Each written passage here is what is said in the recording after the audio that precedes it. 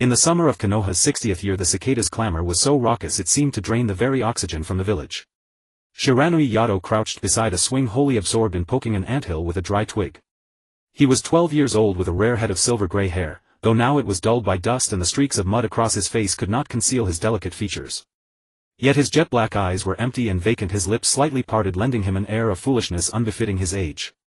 "Hey, look, that idiot is here again. Stay away from him. Mom says being near him makes you stupid too." The two children carrying ninja tool bags hurried past the park, casting disdainful glances at Yato. Yato seemed not to hear, continuing to poke the anthill with concentration. After a while, as if suddenly remembering something, he swayed to his feet and aimlessly shuffled along the street. The hot afternoon left the streets nearly deserted. Yato's bare feet were caked with mud and his loose old clothes hung slack on his thin frame. He walked very slowly, occasionally stopping to stare at a wildflower by the roadside or a crack on the wall. Turning a corner, a commotion reached his ears. "Get him! That monster!" 3 older boys were shoving a blonde child. Yato halted, watching blankly. The victim was Uzumaki Naruto, a child known throughout the village. He was on the ground clutching a bag of bread to his chest, a bruise blooming on his face. "You monster dared to come shopping. The shopkeeper must be crazy to sell to you." The lead boy kicked Naruto's leg. Naruto raised his head, blue eyes defiant. "I paid. So what? Even breathing the same air as you makes me sick." Yato stood still, tilting his head as if unable to comprehend what was happening. His gaze drifted from Naruto's pained expression to the fallen bread bag, then to the smug faces of the bullies. A vague emotion flickered in his lifeless eyes like a pebble dropped into a still pond. He stepped forward slowly and to everyone's astonishment bent down to pick up the bread bag and handed it back to Naruto. "What are you doing, idiot?" The lead boy frowned and shoved Yato. Yato staggered but did not fall. He stood still, his eyes fixed on Naruto. "Two freaks together," another boy mocked, reaching for the bread. At that moment Yato suddenly moved. His movement was not fast but exceptionally precise as he caught the boy's wrist. No one saw how he did it. Like a gentle breeze his hand had already locked around the boy's wrist. The caught boy cried out in pain, feeling gripped as if by iron pliers. "Let go. You idiot." Yato showed no reaction, simply holding on until the boy struggled free and backed away, only then releasing his grip. "Damn it, let's go. Why bother with two morons?" The lead boy spat and left with his companions in disgrace. Naruto scrambled up, dusting himself off, and studied Yato curiously. "Thanks. I know you, you're Yato, right? They all say you."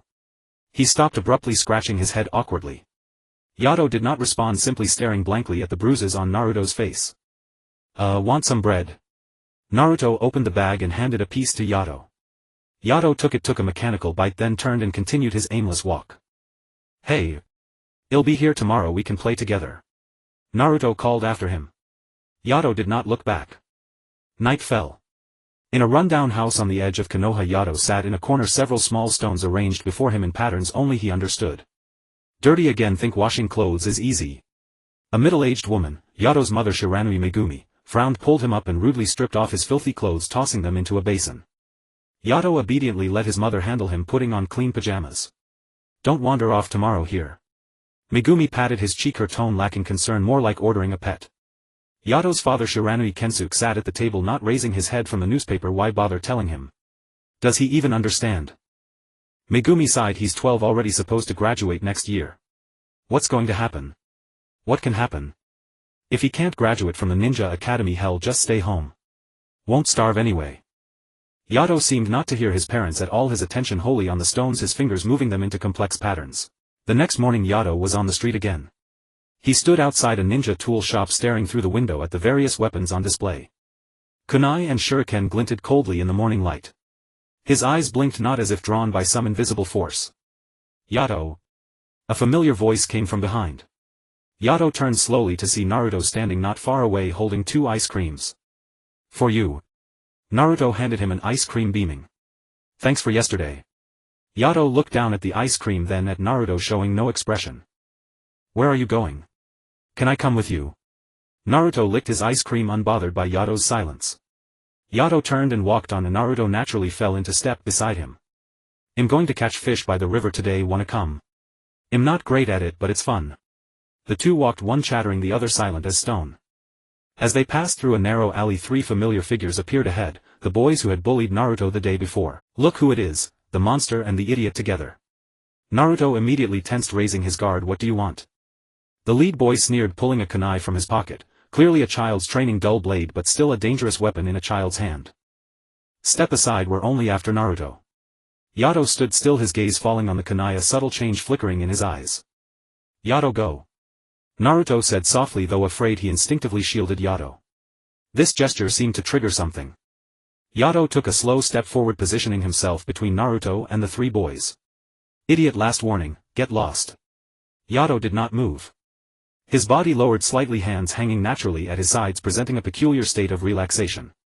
The lead boy, enraged, charged with the kunai. The instant the boy was about to touch him, Yato sidestepped at an impossible angle, his right hand precisely locking the boy's wrist, his left elbow giving a light push. The boy lost balance, the kunai dropping from his hand. Yato caught the falling kunai, flicked it casually, and the weapon grazed another advancing boy's cheek before embedding itself in the wall behind. The entire process took less than 2 seconds, as fluid as if rehearsed 1,000 times. The three boys were stunned, Naruto's mouth hanging open. Yato remained expressionless, as if nothing had happened. He turned and continued his interrupted walk as though the world had nothing to do with him. Wait up. Naruto snapped out of it, quickly catching up, glancing back at the dumbfounded boys. As they emerged from the alley, sunlight bathed them again. Naruto couldn't help staring at Yato. This boy the whole village thought was a fool had just shown skill far beyond an ordinary genin. That was amazing. Naruto exclaimed. How did you do that? Yato did not answer. His attention was caught by a roadside tree. He stopped, looking up at the canopy as if something extremely important was there. Naruto also looked up but saw only leaves. You're not really stupid, are you? He asked softly. Yato slowly lowered his head, and for the first time his usually empty eyes reflected Naruto's image.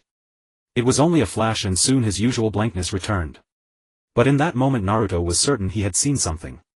From that day on, the streets of Konoha often bore witness to two figures, one with golden hair and blue eyes chattering endlessly, the other with silver hair and jet black eyes silent as a shadow. Since that battle in the alley, Mingren had become Yito's little shadow. He noticed that although Yato always seemed dazed and rarely responded to his words, he never refused to be followed. Thus on the streets of Mai, by the riverside, and in the small forests, one could often see such a strange pair, a lively chattering golden-haired boy and a silent slow-moving gray-haired boy. One day Mingren went through great effort to drag Yato to his favorite ramen shop, Yile. Uncle shouted. 2 extra-large bowls of miso chashu ramen. Mingren shouted familiarly, then pushed Yato into a seat. Yato, let me tell you, Yile ramen is the best thing in all of Mai, no, in the entire world. Yato stared blankly at the steaming pot before him and the busy figure of Uncle Shouta, showing no reaction. He just sat quietly, his fingers unconsciously tracing patterns on the table. The noodles arrived quickly. Mingren immediately began wolfing them down, making satisfied slurping sounds. Eat up, Yato. It's super delicious.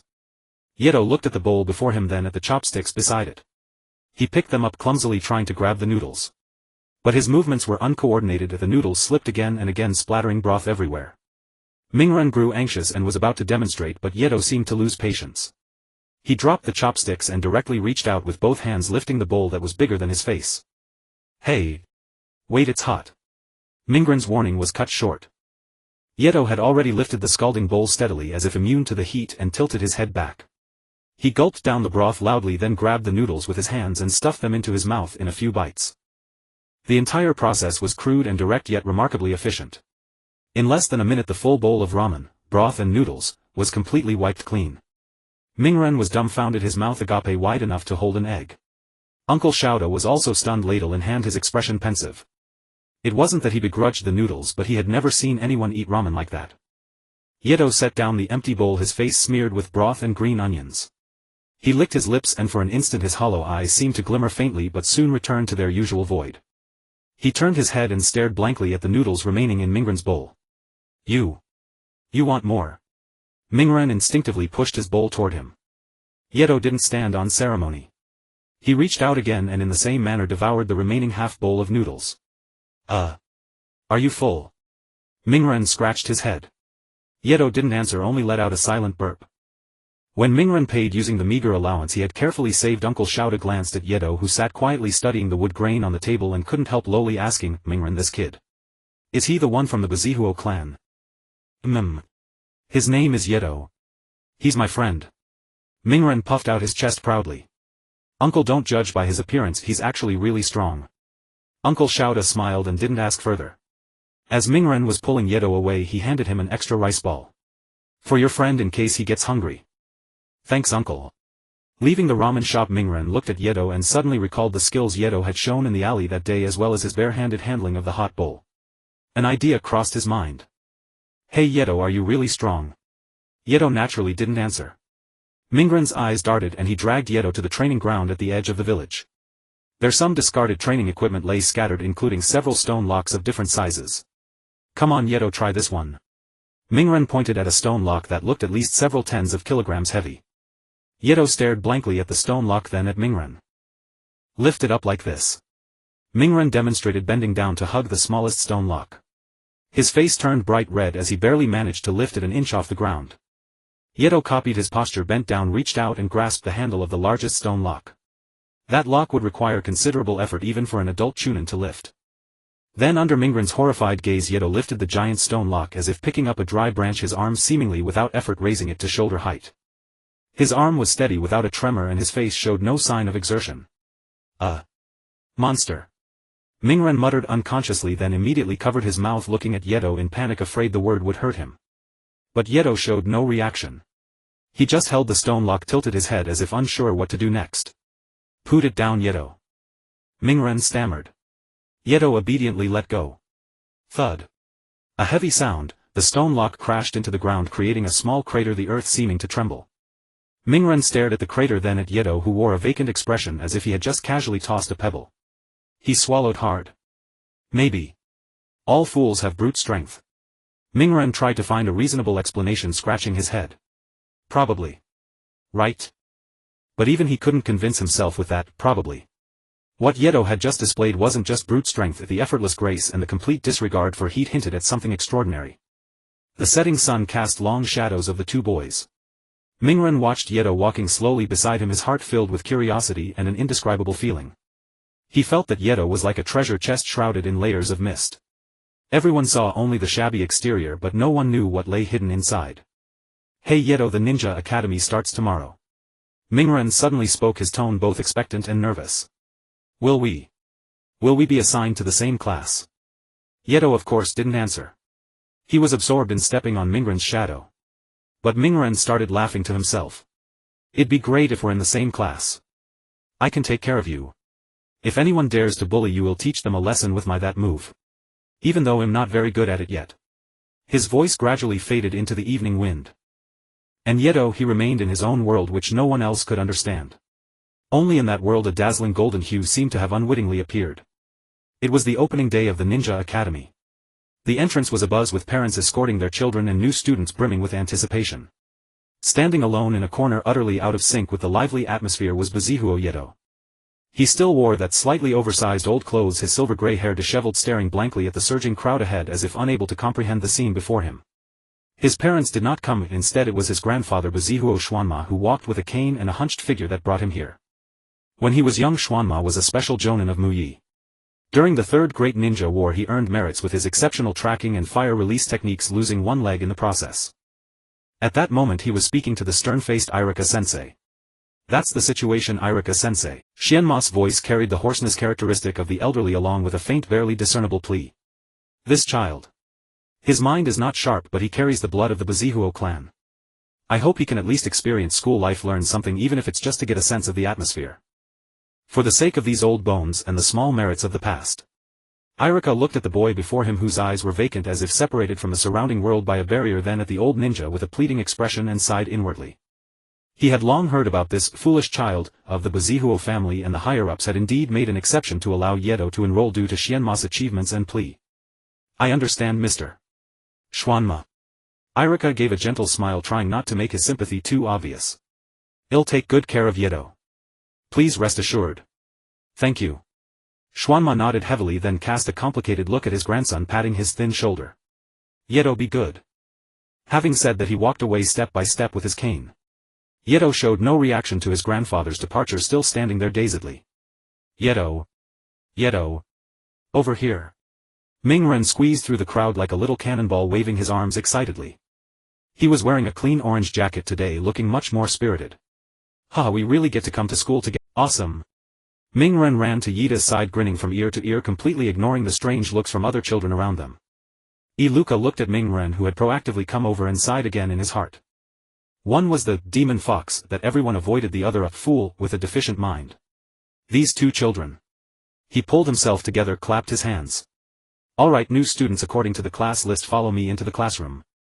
In the classroom the children chattered as they found their seats. Iluka arranged for Yato to sit in the last seat by the window, while Mingren was fortunate to sit in front of him. My name is Iluka, and from today I will be your homeroom teacher. Iluka introduced himself on the podium. Most of the children sat upright, full of anticipation. Only Yato, he neither looked at the teacher nor at the textbook.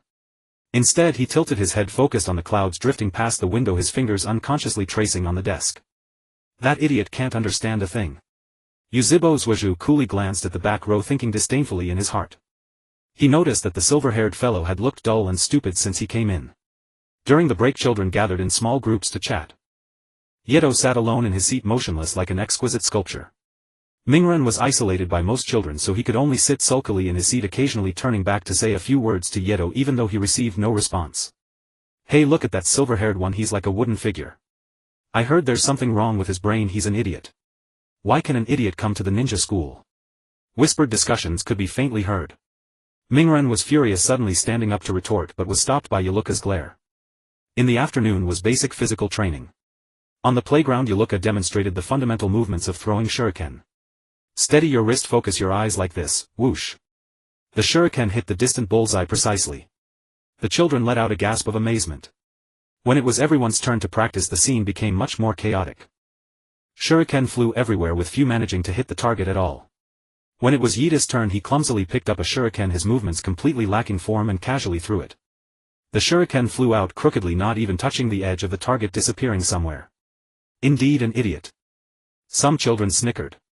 Iluka shook his head helplessly. Next, Xuanhua Mingren. Mingren stepped forward nervously, but the result was even worse than his. The shuriken flew straight backward, nearly hitting the spectating Luan, causing a burst of laughter and exclamations. Mingren's face flushed red and he retreated to the side in frustration. The last item was a simple physical test, push-ups. Most children could do a dozen or so at most. When Yato lay on the ground, he seemed not to understand what to do. Under Iluka's repeated demonstrations and urgings, he finally began to clumsily bend his arms. 1, 2, 3. His movements were slow and his posture completely unstandard, but surprisingly he seemed to do them effortlessly.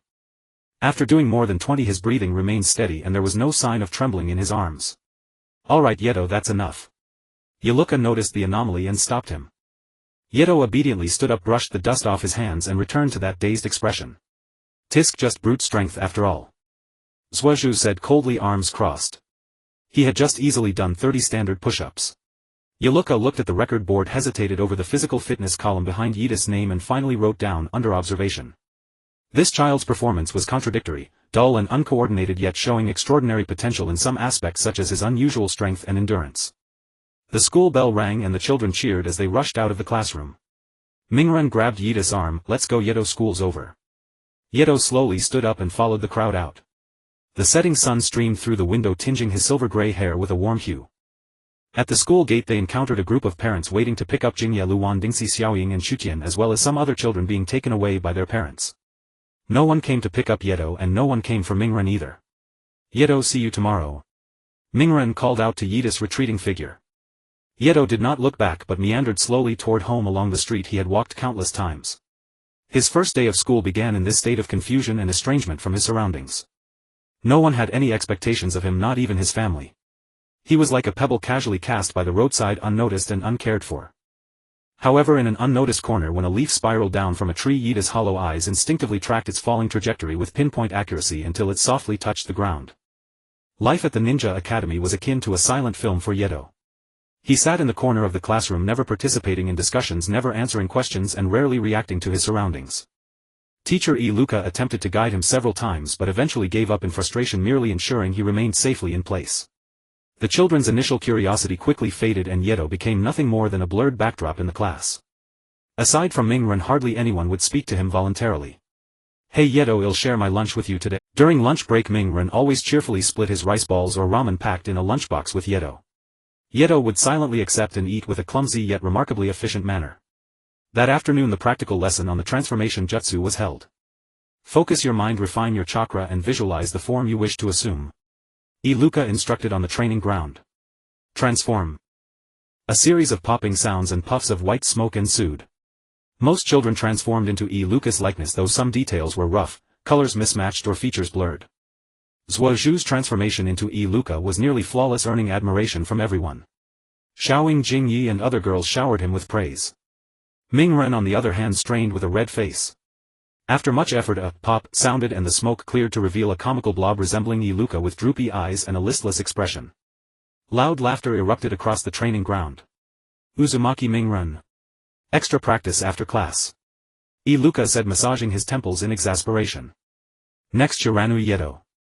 Iluka called out without any hope.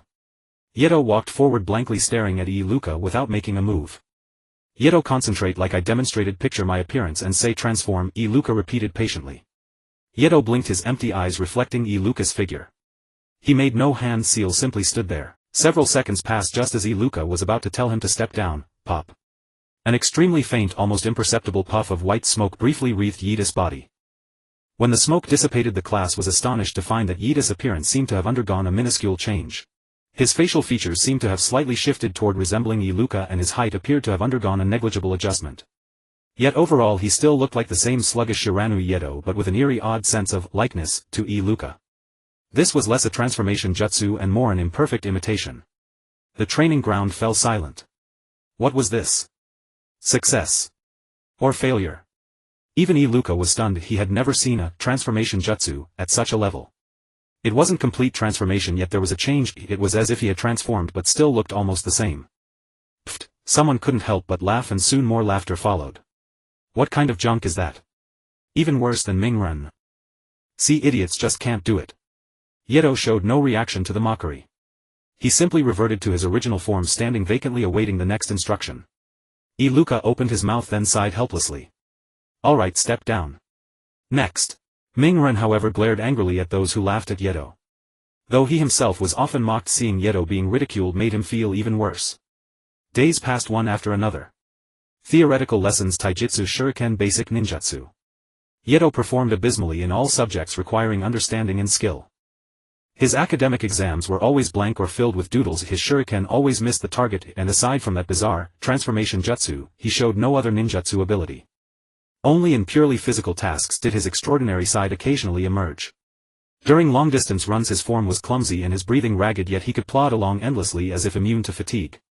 In strength tests he could easily lift heavy objects that other children strained with all their might to move. But in everyone's eyes this was merely an idiot's brute force. Zabuza even remarked privately, bare strength, no skill, useless in real combat. Until an unexpected conflict arose. During a free sparring session, a boy named Xiao Tai, who often bullied the weak, deliberately targeted Yato, who was daydreaming. Hey idiot, let's spar. Xiao Tai grinned maliciously, assuming a fighting stance.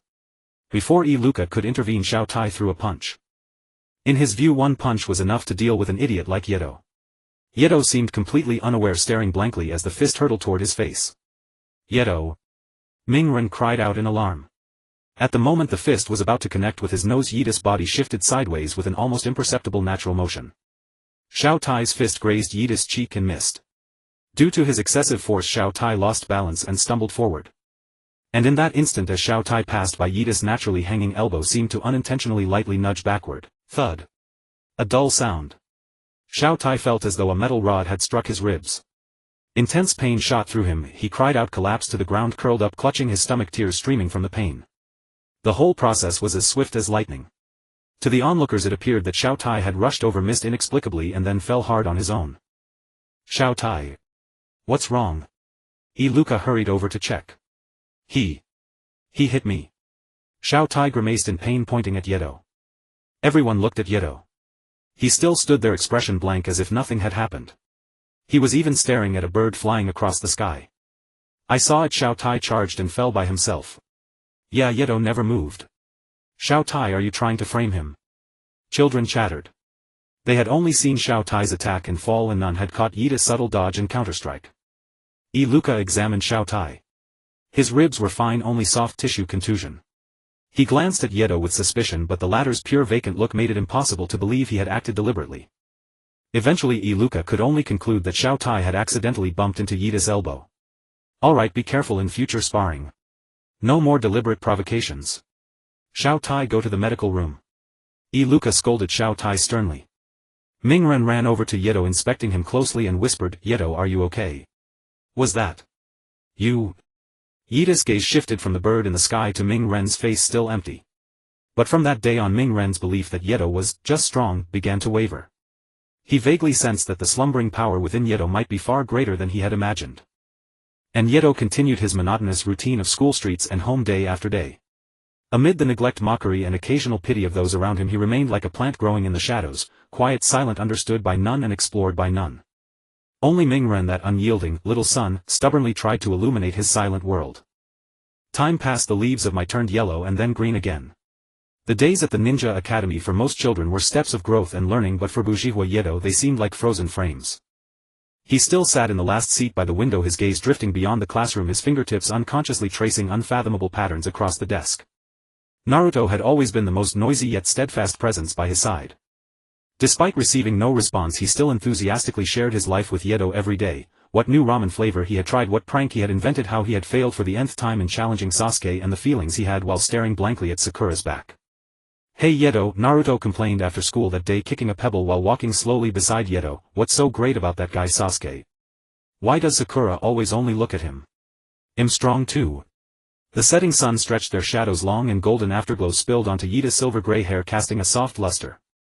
He remained silent, as if Naruto's words were just wind brushing past his ears. Naruto was long accustomed to this and continued on his own, but that's okay. When I become Hokage, everyone will acknowledge me. Then you have to help me too, Yato. We can go on missions together just like partners. He said, stopping and turning around to face Yato, a brilliant yet earnest smile on his face, and he patted his chest vigorously. We're best friends, right? The word friend dropped like a pebble into a deep pool, stirring an almost imperceptible ripple in the dark, still ocean of Yita's consciousness. Yita's steps halted. For the first time his black eyes, which had always stared vacantly at some unfocused point, clearly reflected Naruto's brilliant smile. He tilted his head slightly, as if struggling to process this unfamiliar sound, a term that Naruto had mentioned countless times but had never left a mark in his heart. His lips trembled almost imperceptibly. Naruto was still smiling, about to continue his long-winded speech. Then a voice, extremely dry, hoarse, like a rusty gear forced to turn, sounded softly. Friday. End. The voice was so faint it was nearly carried away by the wind. But Naruto heard it. The smile on his face froze instantly, his eyes bulging wide as if he had witnessed the most incredible sight in the world. His mouth hung open, still holding the pose of patting his chest, rooted to the spot as if struck by lightning. Yato. Naruto's voice, distorted with shock and trembling in disbelief, said, You just spoke. Yato did not speak again. He simply looked quietly at Naruto, and in those pitch-black eyes something seemed to flicker extremely quickly, like a shooting star streaking across the night sky, momentarily dispelling the eternal mist, then swiftly vanishing, returning to its usual blankness. But this time the blankness seemed less absolute. Naruto snapped back to reality, and a tremendous joy erupted like a volcano in his chest. He jumped up, gesticulating wildly with excitement, incoherent. You spoke. You spoke. Yato. You called me friend. You heard me. You understand. Right? He rushed forward, grabbed Yita's thin shoulders, shaking him vigorously, his eyes reddening uncontrollably. I knew it. I knew you weren't what they said. You understand. You recognize me. Yato swayed slightly under the shaking but did not resist, simply letting Naruto vent his excitement. His vacant face still showed no obvious expression, but if one looked closely one would notice that his slightly furrowed brows seemed to relax a little and the tense line of his jaw softened somewhat. Friend. Naruto stopped shaking, repeated the word, looking at Yato with extremely bright light in his blue eyes. Yes. We are friends. Best friends. From that day on everything seemed unchanged. Yato remained silent, vacant, still living in his own world. But everything also seemed different. Naruto became more presumptuous, firmly believing that Yato understood his words but was unwilling or unable to express himself. He began to observe Yato more closely, told him more complex stories, and even tried to teach him more complicated hand seals for ninjutsu self-created. And Yato, though he never spoke again, Naruto always felt that when he looked at him there seemed to be an extremely faint, elusive warmth in those hollow eyes. That awkward friend was like a pebble tossed into stagnant water. Though the ripples had subsided, something at the bottom had been quietly stirred. The dormant seed seemed finally, under the stubborn radiance of the sun, to sense the chance to break through the soil. The days at the Ninja Academy drew to a close, with the graduation exam looming just ahead. The classroom felt noticeably more tense than usual. Irika was explaining the key points of the clone technique, the core of the graduation exam. Listen up. The clone technique requires you to create at least one tangible clone capable of deceiving the enemy. This is the foundation of becoming a ninja. Irika's gaze swept across the class, pausing on Sakura, who was frantically taking notes, the confident Sasuke and the bewildered Naruto. Finally he glanced with a complicated expression at the seat by the window. Shiranui Yato sat there quietly as always. The passing years had left only physical changes upon him. He had grown much taller, his frame had broadened, and his face had shed some of its childishness, becoming more defined and strikingly handsome, almost sharp. Unfortunately this was obscured by his perpetually furrowed brows, vacant eyes, and somewhat slovenly attire. His silver-gray hair remained a tangled mess with strands covering his eyes that he couldn't be bothered to push aside. Over the years he had continued to be the most peculiar presence in the class. His theoretical knowledge was a complete mess, his ninjutsu performance nearly non-existent, and his shuriken throwing was always a matter of luck. Only his seemingly innate monstrous strength and the bizarre luck he occasionally displayed in unexpected conflicts, a luck that even the instructors couldn't comprehend, still reminded people of his uniqueness. Oh, and one more thing remained unchanged: Uzumaki Naruto was still his only and most steadfast friend. Doomed. During the break Naruto slumped over his desk, burying his face in his arms and wailing. The clone technique. It's the one I'm worst at. If I fail again this time I really won't graduate. He suddenly lifted his head, grabbing the arm of his desk mate behind him, Yato, and shaking him. Yato. What are we going to do? Will we be able to graduate together? Yato let himself be shaken, his gaze falling on Naruto's worried, scrunched-up face, showing no reaction. But if one observed closely they would notice that he wasn't completely lost in his own world as he was with others. His focus was on Naruto. A loser is still a loser, can't even master the simplest clone technique. A cold voice came from the Uchiha. Sasuke stood in the aisle with his arms crossed, radiating his usual disdain. He had already perfectly mastered the clone technique, even able to create 2 solid clones. What did you say, Sasuke? Naruto instantly leaped up like a cat whose tail had been stepped on. Who says I can't master it? I just didn't perform well that one time. Oh. Then what was that flabby thing you produced in the last practical class? Sasuke sneered, his gaze casually sweeping over Yato. Birds of a feather flock together. You. Naruto's face flushed red with anger, but he couldn't retort. He slumped back dejectedly, muttering quietly to Yato, damn it. If only I had strength like yours, at least I'd pass the taijutsu exam for sure. Yato's strength had become an open secret over the years. He could easily move the huge logs used for training and leave clear fist imprints on thick wooden boards with a single punch. Yet this power was completely uncontrolled, devoid of any technique, and was considered flashy but impractical in real ninja combat. Yato seemed to understand the word strength. He looked down at his own palm, then slowly clenched it into a fist. The day of the graduation exam finally arrived. On the training ground, students stepped forward one by one to perform the clone technique under the watchful eyes of Irika and Mizuki. Poof! Poof! Successive puffs of white smoke rang out. Sakura produced 2 clear clones, earning high marks. Sasuke even made 3 drawing exclamations of amazement. Next, Uzumaki Naruto. Naruto's palms were sweaty with nervousness. He walked to the center of the field, took a deep breath, and formed hand seals, clone technique. Poof! After a thin cloud of white smoke, a bizarrely colored, twisted and half-dead clone appeared beside him, lying on the ground. A burst of laughter immediately erupted. As expected, no good. A loser is still a loser. Irika sighed helplessly, marking a cross on his list, failed. Naruto, as if drained of all strength, stepped back in dismay, his eyes instantly reddening.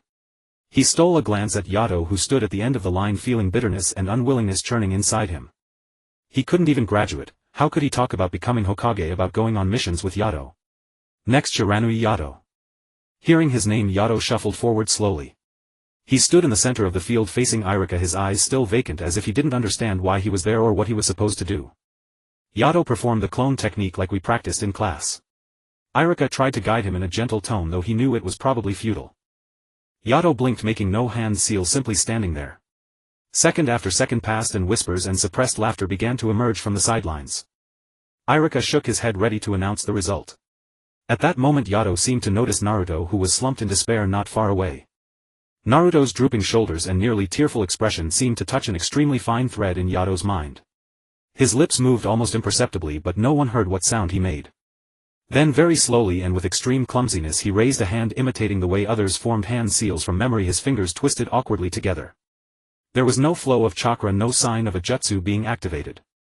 But, beside Yato the air seemed to distort slightly and an extremely faint nearly transparent shadow barely recognizable as a human figure flickered for less than half a second before vanishing with a pop like a bubble. It happened so fast that many thought it was an illusion caused by the sunlight. The entire field fell silent for a moment. What was that? A clone technique. It was even worse than Naruto's slime clone.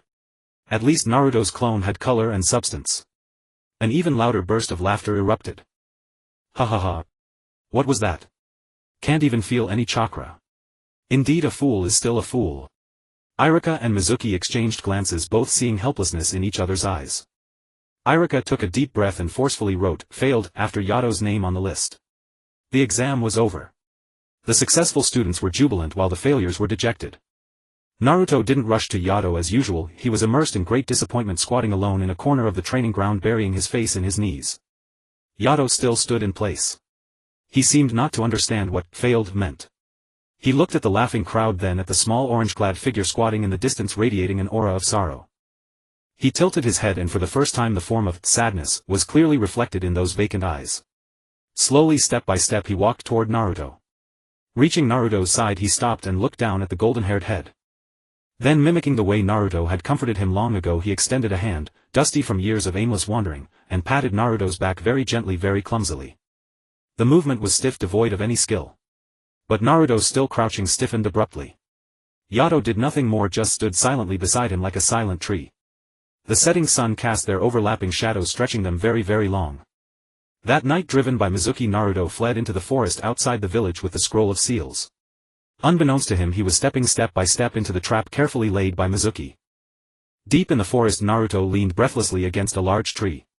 By the faint moonlight, he struggled to decipher the first and only jutsu on the scroll he might ever learn, the multiple shadow clone technique. The vast, long-suppressed chakra within him now seemed to find an outlet. Meanwhile, Iruka was frantically searching the village for Naruto. When he learned the truth from the third Hokage, understanding Mizuki's conspiracy, he grew even more anxious and rushed into the forest without a second thought. Naruto! Where are you? Come out! Iruka's shouts echoed through the silent forest. Finally, in a relatively open clearing, he found Naruto clutching the scroll of seals. Yet almost at the same moment Mizuki appeared, a triumphant sneer on his face, a giant windmill shuriken already in hand. Iruka-sensei! Naruto was first delighted to see Iruka, then froze as he spotted Mizuki behind him and the weapon in his hand. Naruto! Run! Mizuki wants to. Before Iruka could finish, Mizuki launched his attack. Windmill Shuriken. The giant shuriken spun through the air with a piercing screech, aimed not at Naruto but straight at Iruka. Iruka-sensei! Naruto screamed in terror. Iruka dodged with all his might, but he was a moment too slow. The sharp edge of the shuriken carved deeply across his back, blood instantly soaking his ninja vest. He grunted, crashing heavily to the ground, leaving a vicious wound on his back. Why? Why? Naruto stared at Iruka on the ground, then at Mizuki, closing in his mind a blank. Mizuki sneered, raising another kunai as he approached Naruto. Why? Because you are the nine-tailed demon fox that destroyed the village. His parents were killed by you. How could he ever truly care for you? Hand over the scroll of seals. Nine-tailed demon fox. Killed Iruka-sensei's parents. The brutal truth struck Naruto's heart like a sledgehammer. He looked at Iruka lying on the ground, his eyes filled with despair and disbelief. Had Iruka-sensei been lying to him all along? No. Naruto.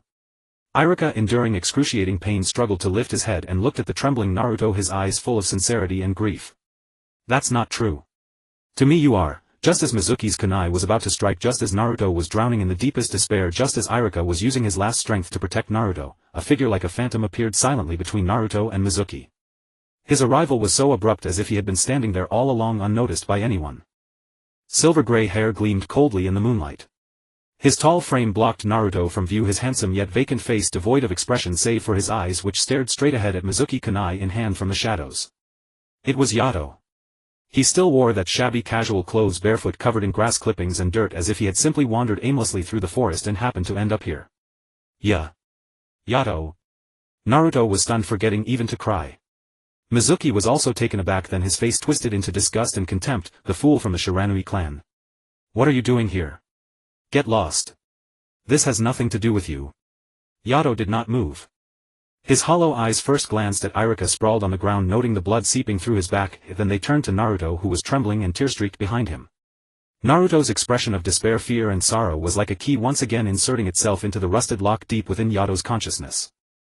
Seeing Yato immobile, Mizuki lost patience, looking for death. He swung the kunai straight at Yato, intending to eliminate this troublesome fool first. The instant the kunai was about to pierce Yato's chest, Yato moved. His movements were no longer sluggish or clumsy as usual, they were so fast they left only a blurred afterimage. He used no jutsu, formed no hand seals, just the simplest, most direct action. He raised his right hand and clenched it into a fist. Then as Mizuki charged toward him he threw a single punch. This punch appeared utterly ordinary, not even stirring a fierce gust of wind. But at the moment his fist connected with Mizuki's abdomen, an indescribable overwhelming power, like a dormant volcano suddenly erupting, unleashed without restraint. Boom! A deep earth-shaking explosion erupted. Mizuki's eyes bulged instantly, bloodshot, filled with extreme terror and disbelief. He felt as if his internal organs had been struck, crushed and torn apart by a 10th Anton hammer. Before he could even let out a full scream his body was hurled backward at a speed defying physics. Crack! Crack! Crack! He smashed through 3 or 4 thick trees in succession, his momentum undiminished, until he finally slammed into a rock face dozens of meters away with a thunderous crash, embedded like a ragdoll as debris rained down, his fate unknown. The forest fell into utter silence. Yato alone remained in his punching stance, breathing heavily as if the blow had drained much of his strength. He slowly lowered his fist and turned his head again to look at Naruto. Moonlight bathed him in his once hollow eyes. Something seemed to churn and flicker violently, like a current beneath ice about to break through its confines. Naruto's mouth hung open, staring blankly at Yato, then at the clear human-shaped crater on the distant rock face. His mind had completely shut down. Iruka struggled to prop himself up, gazing at Yato's back, his eyes filled with unprecedented shock and bewilderment. This boy, long regarded by everyone as a fool with nothing but brute strength, that punch just now. Could it really be explained by brute force? Yato looked at Naruto, his lips twitching a few times, but in the end he could not utter a second word. Yet he extended toward Naruto with extreme slowness the very hand that had just dealt a devastating blow. Not an attack, but a silent offer and a promise of protection. In the forest, moonlight flowed like water.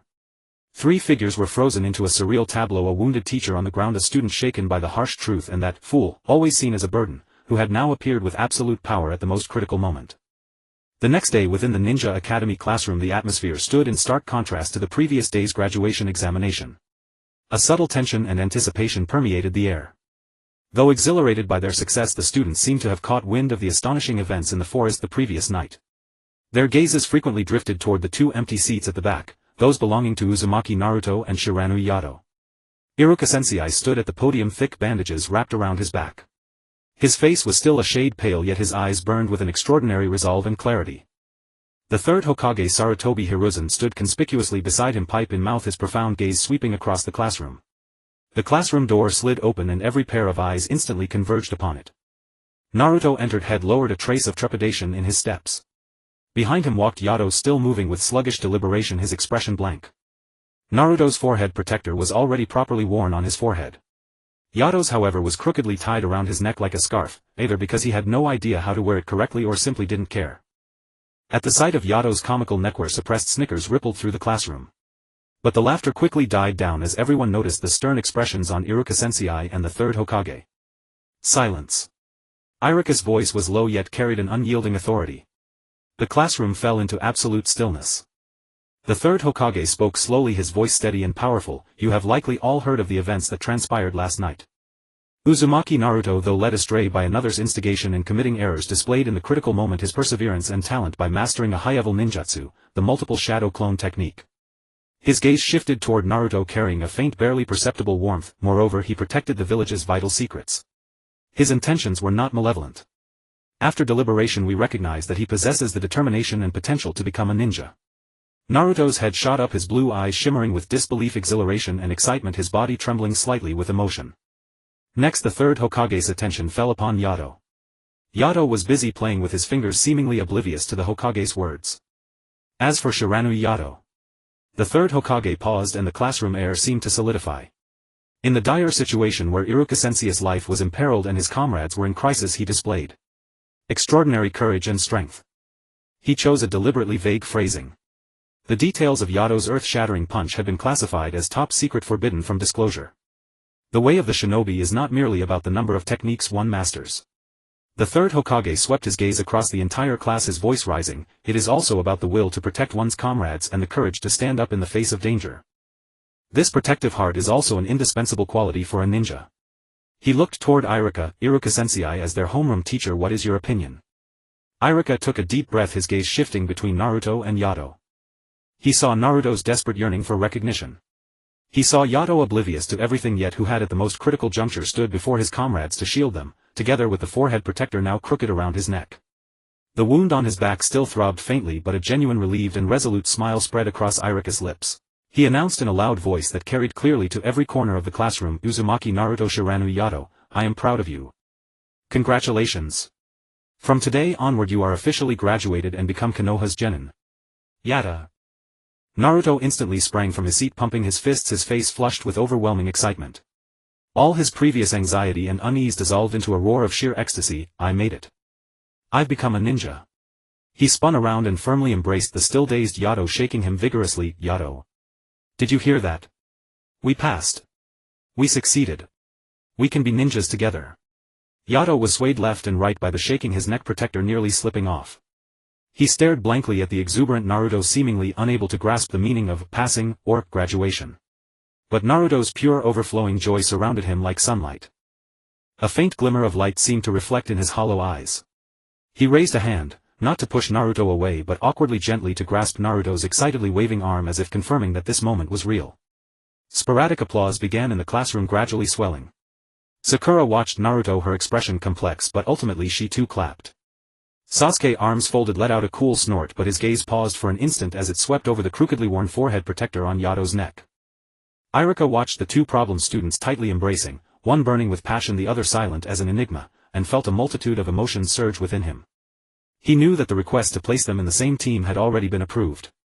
The road ahead would undoubtedly be turbulent. But at this moment he genuinely felt joy for them. All right, silence. Iruka clapped his hands.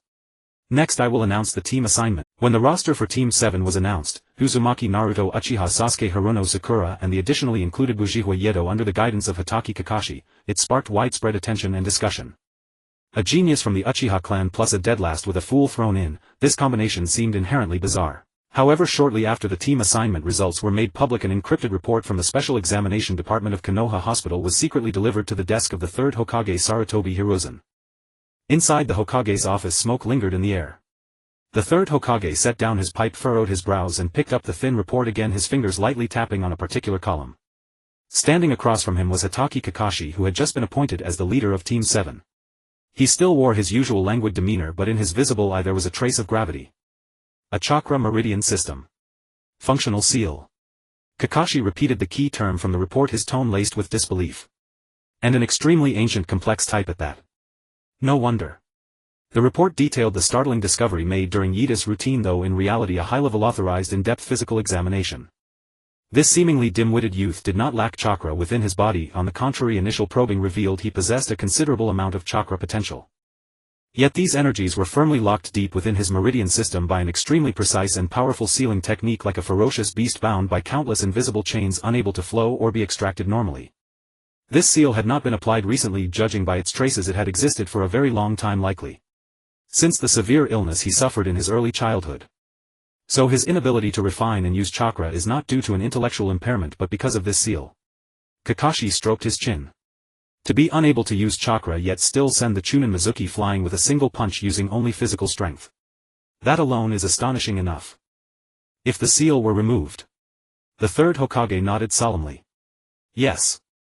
That is one of the reasons I approved his graduation exceptionally and assigned him to your team. Shienma, his grandfather, seems to know something about this matter but remains tight-lipped. As for Yita's parents, they are clearly unaware of the truth, simply believing he had a fever that damaged his mind. The purpose of the one who applied this seal, was it protection? Or confinement? Kakashi raised the critical question. It cannot be determined. The third Hokage sighed. The risk of unsealing it is unknown. As things stand, this seal, while restricting his use of chakra, might also be protecting him, or rather protecting others from the harm of some power within him. He recalled the terrifying scene in the ANBU report where Mizuki was sent flying and the human-shaped crater on the rock wall. Was that merely physical strength? Or was it a faint ripple of the sealed power accidentally leaking out? I understand. Kakashi's gaze turned serious. So this dull-witted student of mine is actually a bomb sealed within with an unknown power capable of detonating at any moment. That's one way to put it. The third Hokage looked straight at Kakashi. Watch over him, Kakashi. Observe him. Guide him. Until we uncover the truth and purpose of this seal, ensuring his stability and safety is one of the primary tasks of Team 7, especially yours. Naruto and he share a deep bond. That might be the key. Kakashi scratched his messy hair, his tone returning to its usual laziness, but his eyes were sharp as blades. Looks like I've taken on quite a mission. A gathering of problem children. Meanwhile, Yato was completely unaware of all this. He was being cheerfully dragged by Naruto, wandering aimlessly through the streets. Naruto kept pointing at the forehead protector on his own forehead and trying to help Yato put the one around his neck onto his forehead, but Yato seemed not to like having something extra on his forehead, constantly pulling it off and tying it crookedly back around his neck. Listen up, Yato. From today we're real ninjas. Naruto declared loudly, hands on his hips, even though he knew he might not get a response. Well, go on missions together, get stronger together. When I become Hokage, you'll be my most important subordinate. No, my most important friend and partner. Yato stared blankly at Naruto, the sunlight shining on his silver-gray hair. He raised his hand, pointed at the forehead protector on Naruto's forehead, then at his own on his neck, and uttered a vague syllable from his throat. Head. Protector. He seemed merely to be repeating the name of the object. Right. Forehead protector. Naruto nodded vigorously, his smile radiant. It's proof of being a ninja. Yato lowered his head, looking at the crooked forehead protector on his chest, his fingers unconsciously rubbing the cold metal plate. In those vacant eyes there was still a chaotic mist. But in the deepest part of that mist, perhaps where even he himself had not noticed, a faint glimmer of suppressed chakra was struggling to pierce through the many shackles of the ancient seal, like a seed buried under thick soil yearning to touch the sunlight. And what he did not know was that beside him, the friend as dazzling as the sun also had sealed within him a monster capable of destroying the world. Two sealed youths, their fates from this moment on were bound together even more tightly. Early morning at the training ground of Konoha. The first gathering of Team 7 carried a subtle tension. Sakura Haruno arrived early, her heart brimming with anticipation and bashfulness at being on the same squad as Sasuke. Uchiha Sasuke, as aloof as ever, leaned against a tree trunk with his eyes closed, seemingly detached from everything around him. Then Naruto Uzumaki burst in noisily. Yo. Sasuke. Sakura. I'm here. Hahaha, we're teammates after all. His voice shattered the woodland tranquility. Trailing behind him was the sluggish Shiranui Yato. He still wore that worn-out civilian outfit, his silver-gray hair disheveled, the Konoha forehead protector tied crookedly around his neck. His vacant gaze stared into an unknown distance, utterly oblivious to the ninja career about to begin. Sakura frowned almost imperceptibly at Yato. Looking at this clearly out-of-touch teammate, she felt a headache coming on. Why did they put an idiot in our squad? Sasuke merely cast a faint glance at Yato and looked away as if unwilling to even offer an evaluation. Hey Yato, over here. Naruto enthusiastically pulled Yato to sit on the open ground and began chattering. I tell you, our instructor is said to be really awesome. His name is Kakashi Hatake. Yato didn't respond. His attention was captured by a beetle crawling on the ground. He reached out a finger and gingerly touched its shell. Just as Naruto was growing impatient, with a soft whoosh, a figure abruptly appeared on a wooden post in the training ground. Yo, good morning everyone.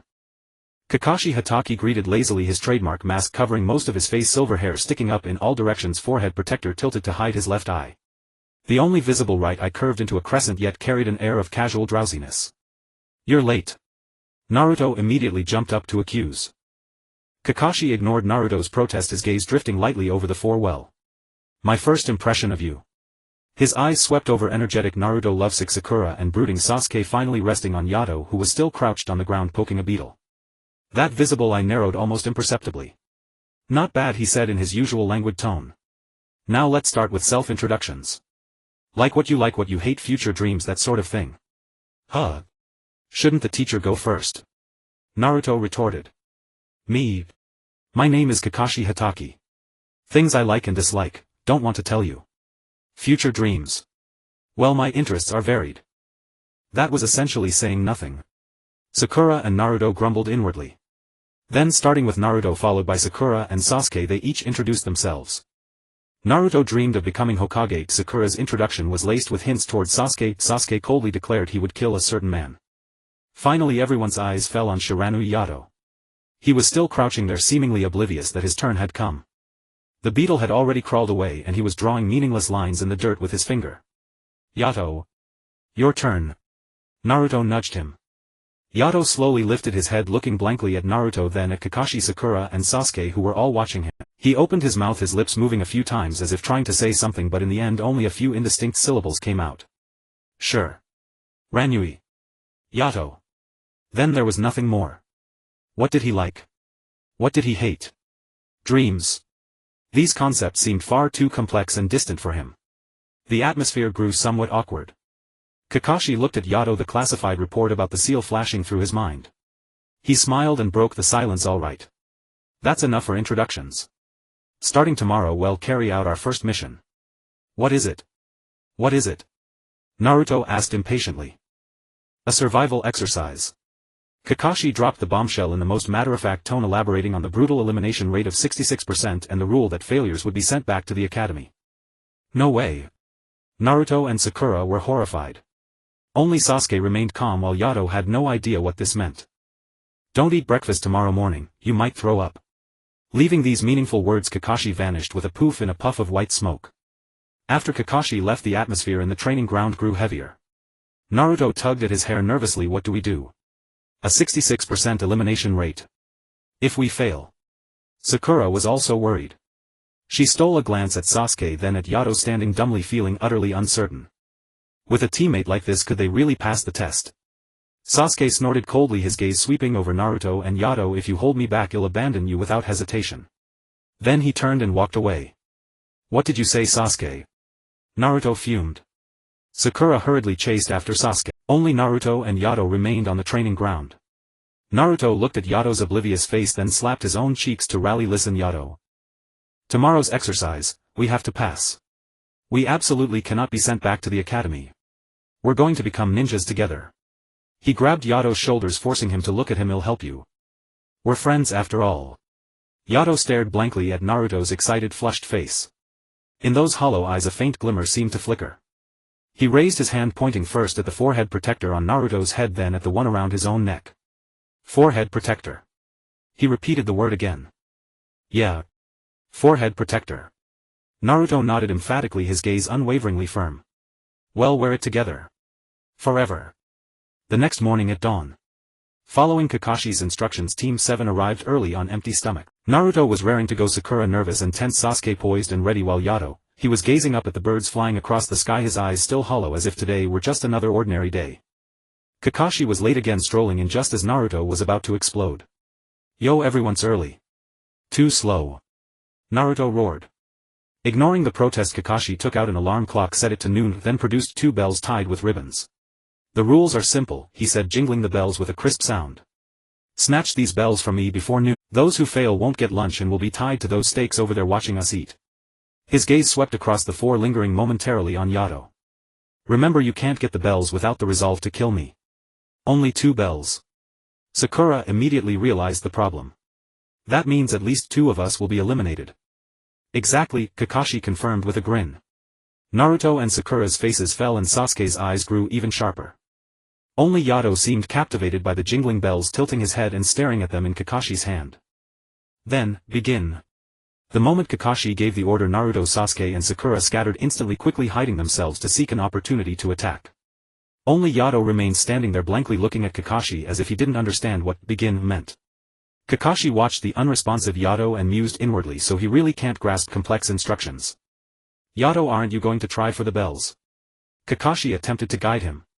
Yato blinked, his gaze shifting from the bells to Kakashi's face. Then to Kakashi's mild astonishment he actually started walking, slowly directly straight toward Kakashi. No tactics, no concealment, no killing intent, just like he was strolling down the street.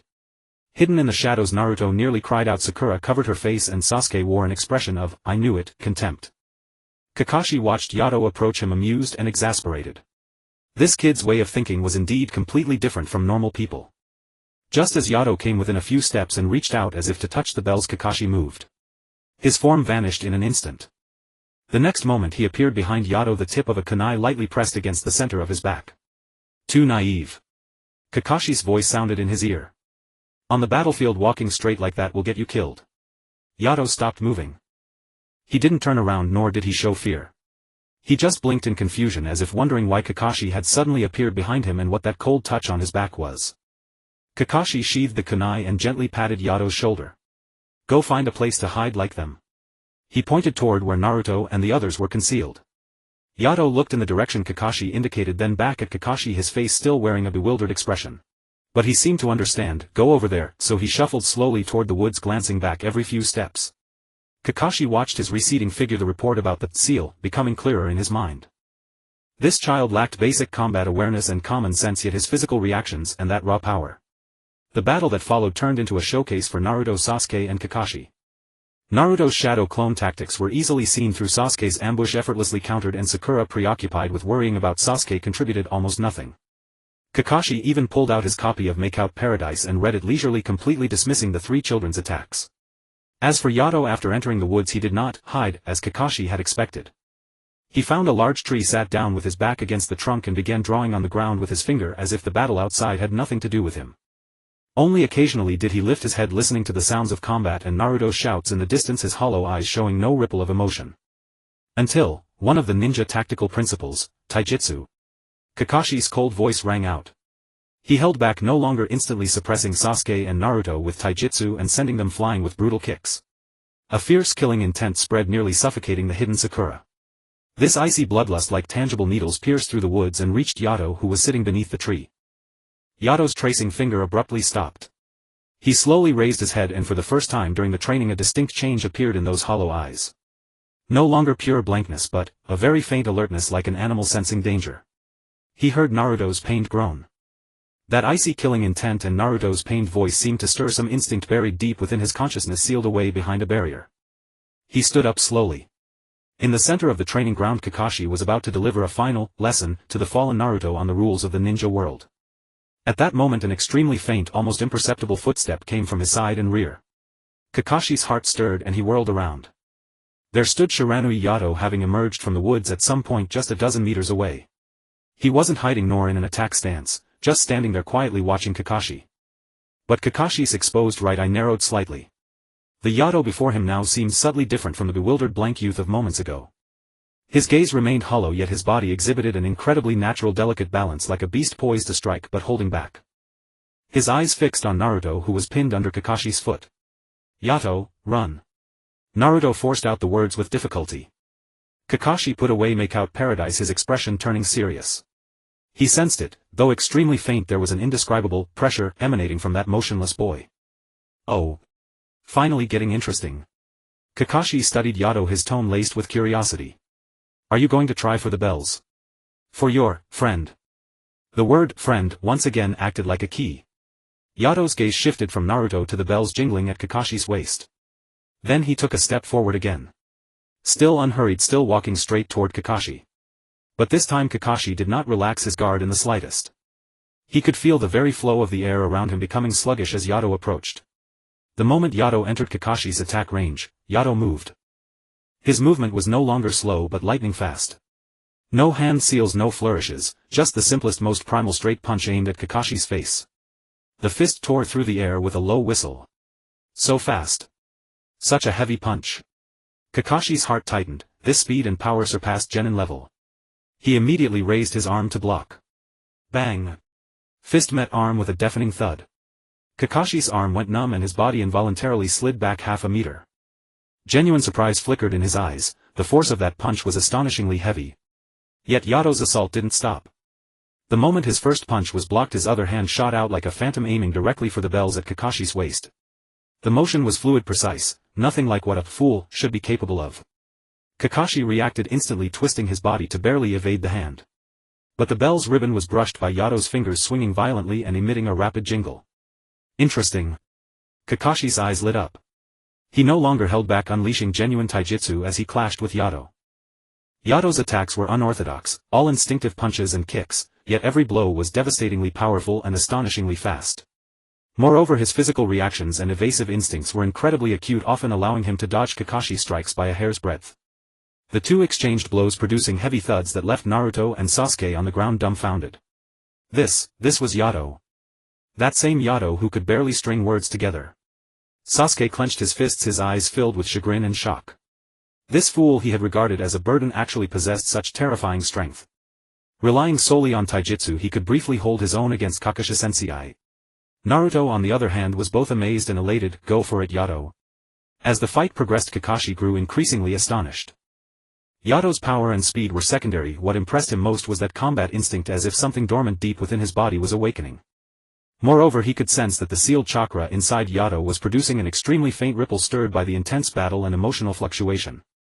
No more probing. Kakashi's eyes hardened. Spotting an opening, he suddenly accelerated.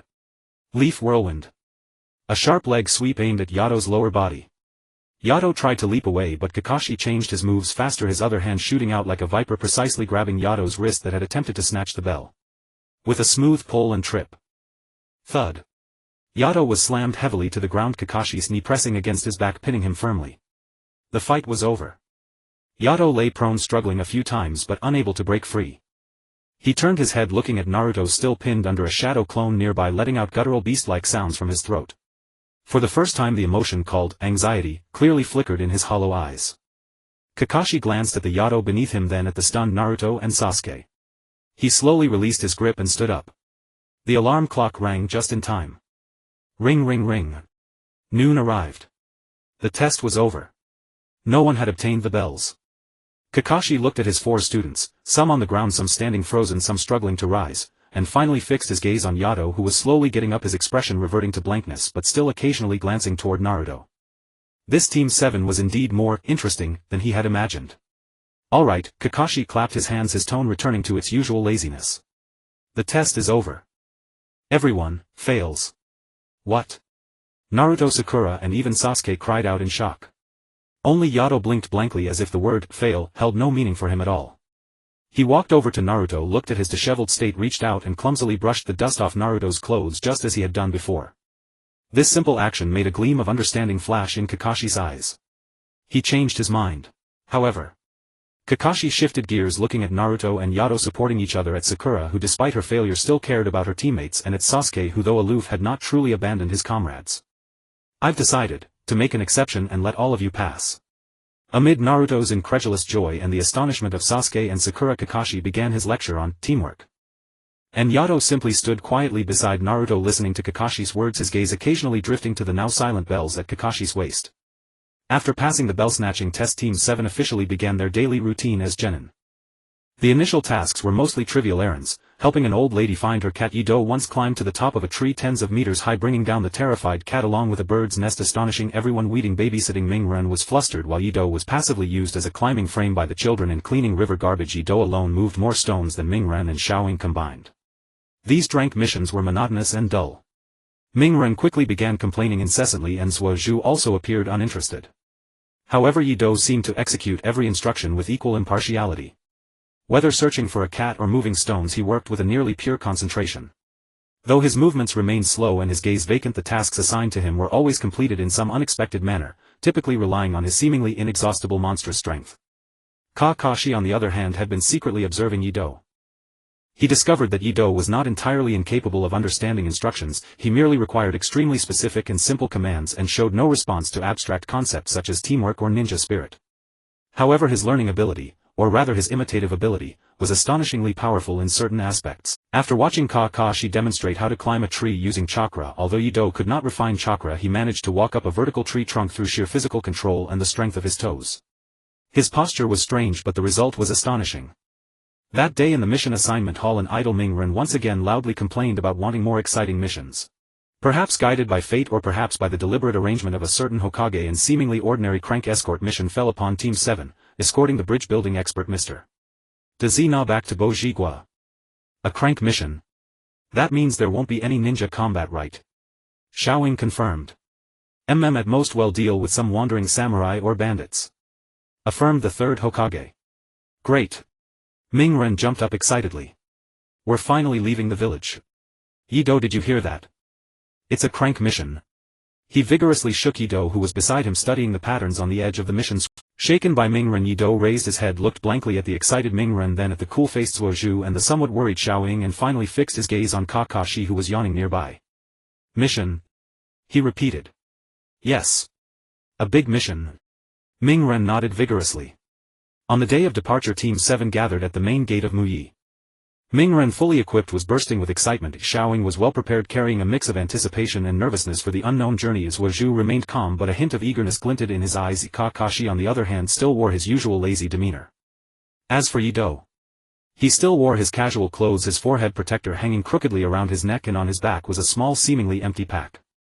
He stood quietly beside Ming-ren, gazing at the unfamiliar road in the distance, his eyes vacant as if he had merely changed locations to daydream. Mr. Dazina was a man reeking of alcohol and speaking bluntly. He clearly lacked confidence in this team composed of a brat, a love-struck girl, a cool guy, and a seemingly foolish youth, especially toward the loudly clamoring Ming-ren and the silent sluggish Yido. The group left Muyi and set off on their journey to Bojigua. The initial road was relatively flat and the surrounding scenery was quite novel for Ming-ren and Xiaoying, who had never traveled far. Ming-ren kept looking around, chattering incessantly, while Yido silently followed at the rear of the group. His gaze was occasionally drawn to wildflowers by the roadside, passing butterflies or strange stones. He would stop to look for a while, then jog a few steps to catch up. Kakashi appeared relaxed but was actually vigilantly observing their surroundings.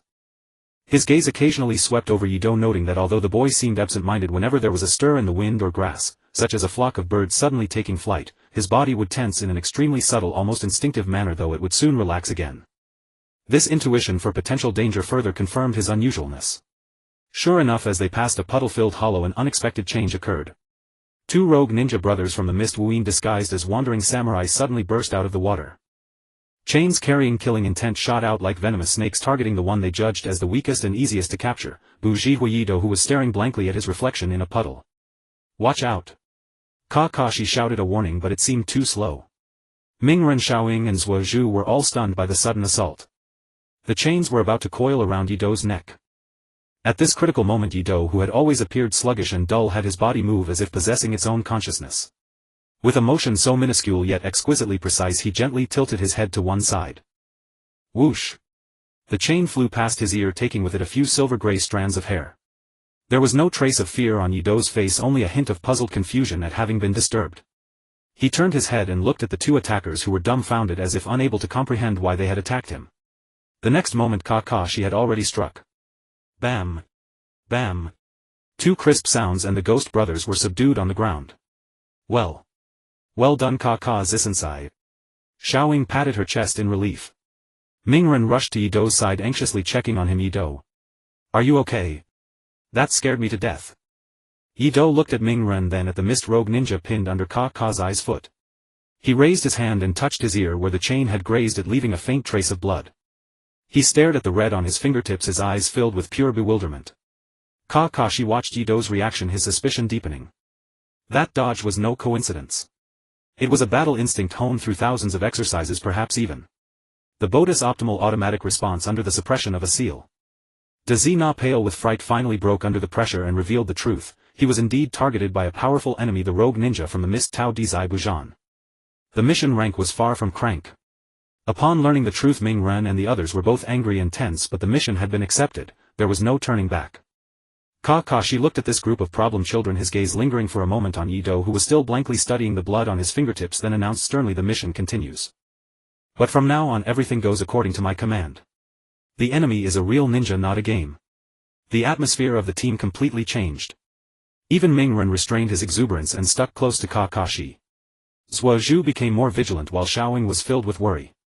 Only Yido seemed still unable to fully comprehend the meanings of powerful enemy and danger. But he could sense the unusual tension in Ming-ren beside him. He no longer looked around but quietly followed at Ming-ren's side. In his vacant eyes there would occasionally flash a barely perceptible focus akin to that of a guardian beast. The dense fog, like a viscous milky white curtain, shrouded the forest path leading to the land of waves. The air was damp and cold, visibility plummeted sharply, and even the chirping of birds had ceased, leaving only an unsettling silence. Tazuna trembled in terror while Naruto, Sakura and Sasuke tensed their nerves, forming a defensive formation back-to-back, vigilantly watching the rolling mist around them. Only Yido seemed to lack the proper sense of crisis regarding the sudden change in environment. He stood quietly beside Naruto, occasionally reaching out as if trying to grasp the drifting fog, his gaze still carrying its habitual blankness. Kakashi raised his forehead protector, revealing a crimson Sharingan, his voice low and grave. "Here they come." An icy, bone-piercing killing intent like solid ice spikes instantly pierced through the thick fog enveloping everyone. Naruto and Sakura felt their breath catch and cold sweat beaded on Sasuke's forehead. This killing intent was far more terrifying than that of the demon brothers earlier. TSK. Looks like those two demon brothers failed. A low oppressive voice came from the fog ahead.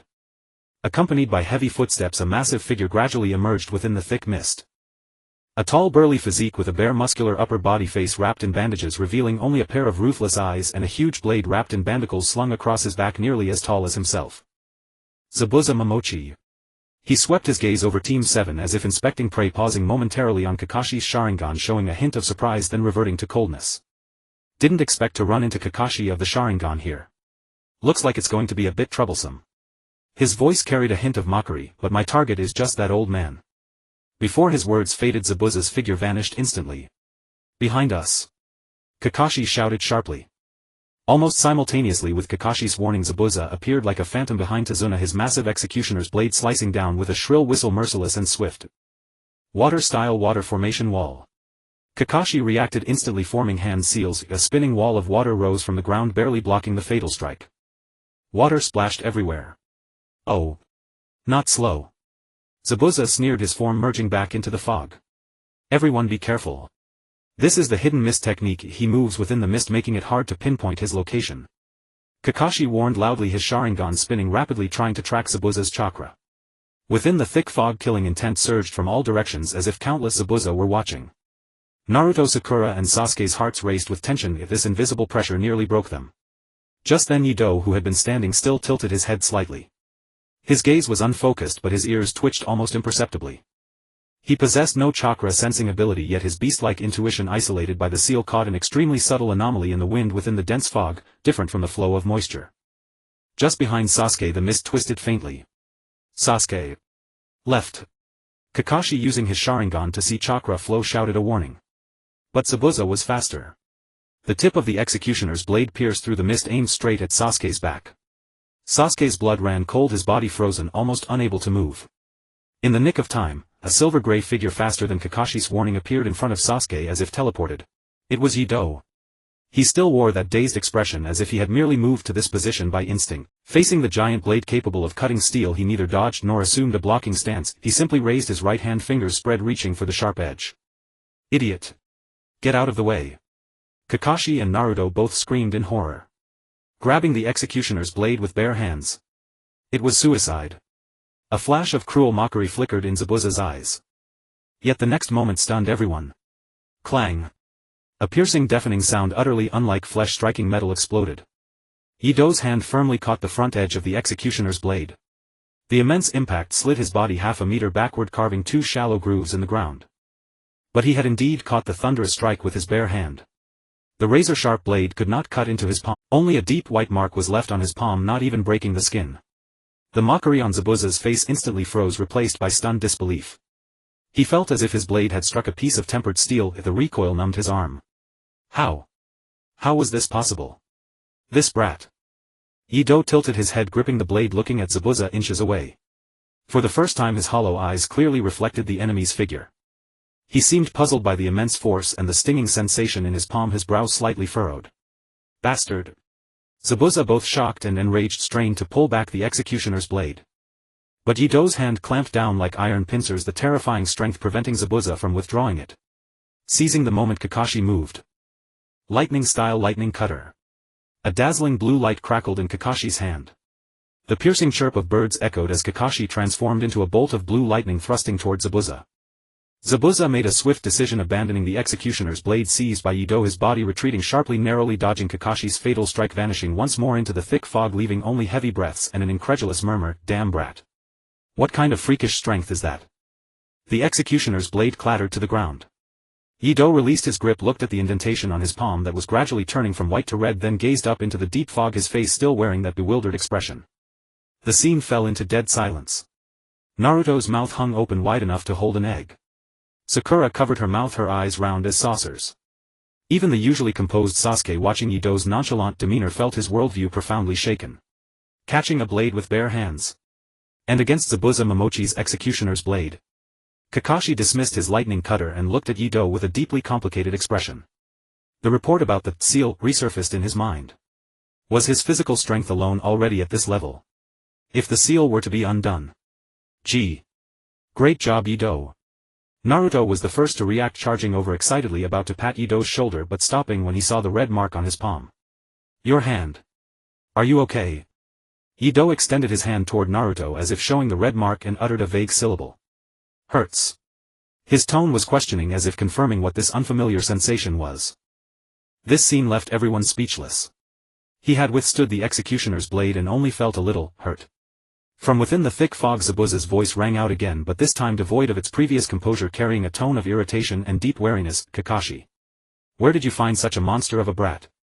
Kakashi did not answer, merely fixing his gaze on the fog, his Sharingan slowly rotating. Seems I'll have to deal with this unexpected factor first. Zabuza's voice was filled with killing intent, and the thick fog began to churn violently once more. The battle had only just begun. The thick fog still lingered, but the atmosphere had shifted. Zabuzan's killing intent grew colder and more focused, tinged with an undisguised wariness and murderous intent directed at Yido. It seems I must first remove this irritating nail. Zabuzan's voice came from all directions within the fog, echoing, making it impossible to pinpoint his exact location. Kakashi tensed in vigilance, his Sharingan scanning rapidly while he ordered in a low voice to Ming Ren and the others, protect Azina and Yido. His target is likely Yido. Ming Ren and Zhuozhu immediately moved nervously to shield Yido, though they knew their defenses might be futile against Zabuza. Xiaoying also stayed close to Azina. Yido, however, seemed unaware of being the center of attention. He looked down at the fading red mark on his palm, then raised his head to glance at the vigilant Ming Ren and Zhuozhu, a hint of confusion on his face. Just then the thick fog churned violently and several water clones rushed at Kakashi and Team 7 from different directions. Watch out! They're water clones. Kakashi warned while countering. Ming Ren and Zhuozhu scrambled to engage the water clones, their kunai and shuriken clashing with water-formed weapons, producing muffled thuds. Xiaoying also gathered her courage, parrying a water clone's attack with her kunai. Meanwhile, one water clone bypassed Kakashi and Ming Ren, its target clear. It silently thrust a water kunai toward Yido's back. Yido! Behind you! Ming Ren shouted in alarm, catching a glimpse from the corner of his eye. As if sensing the attack from behind, Yido twisted his body at an impossibly strange angle, as if unbound by skeletal limits, easily evading the water kunai just as it was about to touch him. Simultaneously he swung a backhand punch, no fluctuation of chakra, only the sheer force of pure strength whipping through the air. Puff! The water clone burst apart from the blow, splashing onto the ground as a puddle of water. After effortlessly dispatching one water clone, Yido's gaze shifted to another direction, a place where the thick fog seemed to conceal a true killing intent. His instinct once again surpassed vision and chakra perception. Definitely some strange tricks. Zabuza, hidden in the shadows, observed Yido's unnatural reaction speed and strength, his heart growing wary. He realized that ordinary taijutsu and clone ambushes had little effect on this fool. In that case, let you sink into an endless nightmare. Zabuza rapidly formed hand seals. Art of Hell Vision. An invisible spiritual wave spread like ripples, precisely enveloping Yido. This was a genjutsu that showed the target their deepest fear. For normal people it was highly effective, yet the moment the spiritual wave touched Yido, it was like a drop of water merging into a boundless desert. No ripples stirred. Yido still stood there, blankly blinking as he stared at the rolling fog ahead, his face showing not a trace of emotion. Not to mention terrifying visions, his mind was simply a void, lacking even the fear material necessary to construct the genjutsu.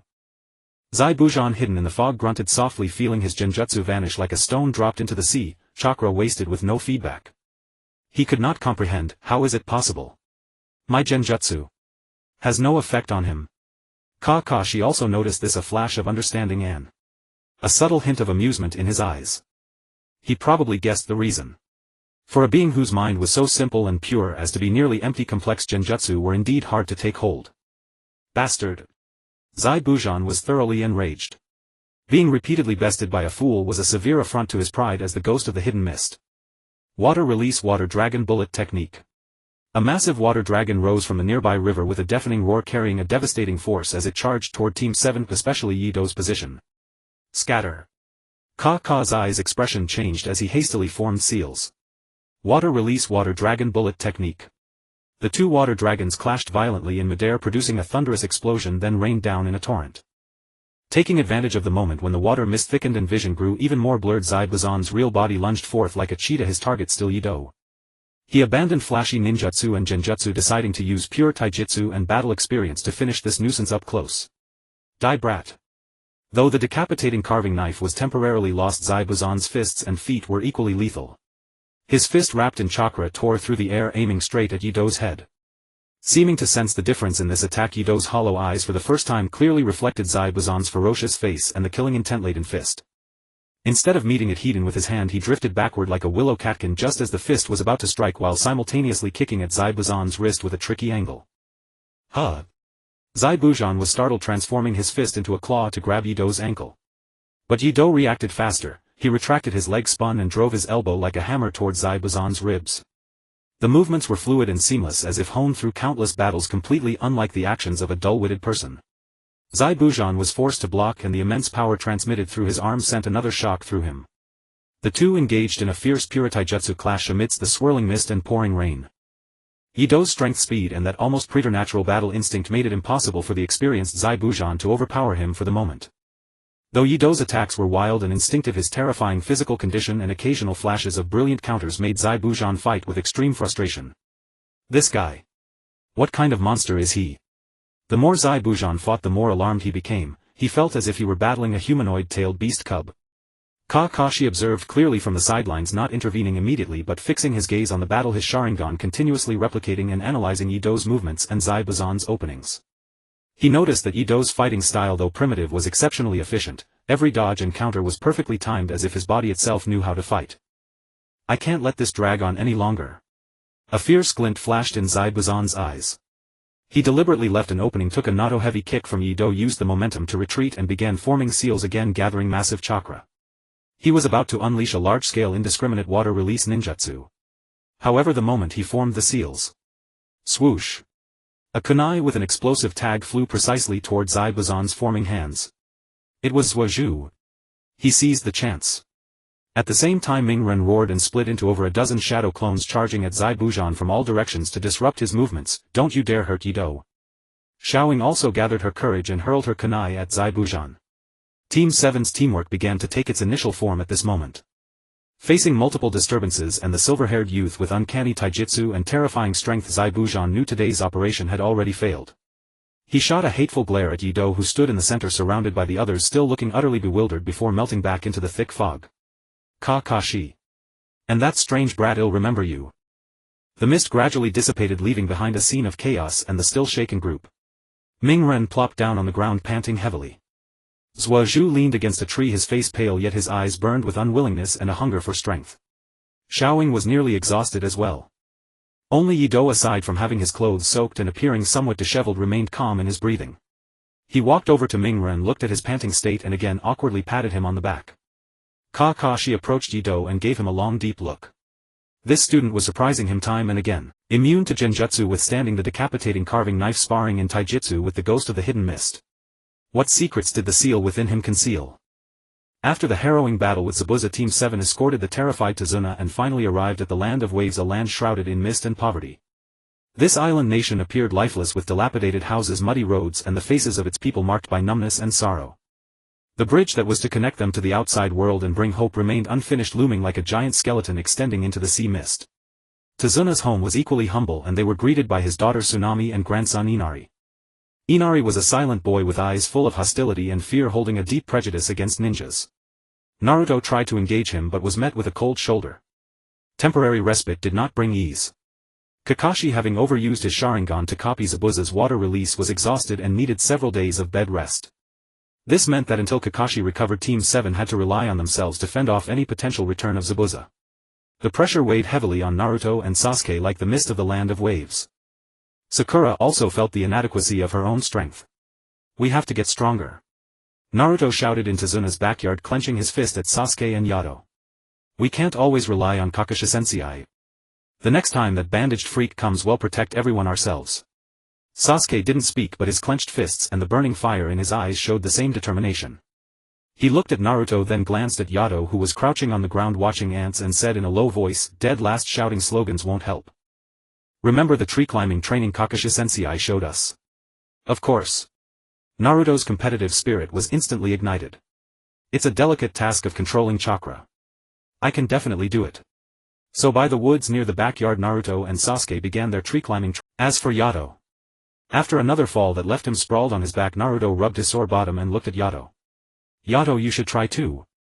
Just focus chakra, concentrate power on your feet.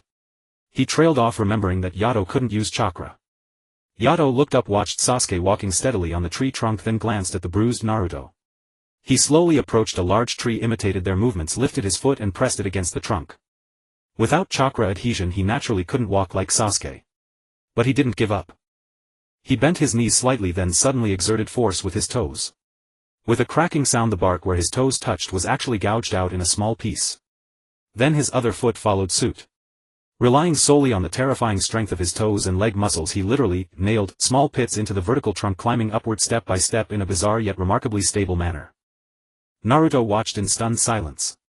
Standing high above, Sasuke looked down at Yato, who was ascending slowly and steadily like a human gecko, and twitched his mouth. Sakura also covered her mouth. This method was unheard of. Yato climbed to about the same height as Sasuke, stopped, looked down at Naruto below as if wondering why they didn't use such a simple method. Then he descended the same way step by step, leaving shallow toe marks on the ground. Well, that's one way. Naruto scratched his head, not knowing whether to laugh or cry. He threw himself back into his chakra control practice, falling more often but gradually beginning to find the feel. Over the next few days, training proceeded in a tense atmosphere.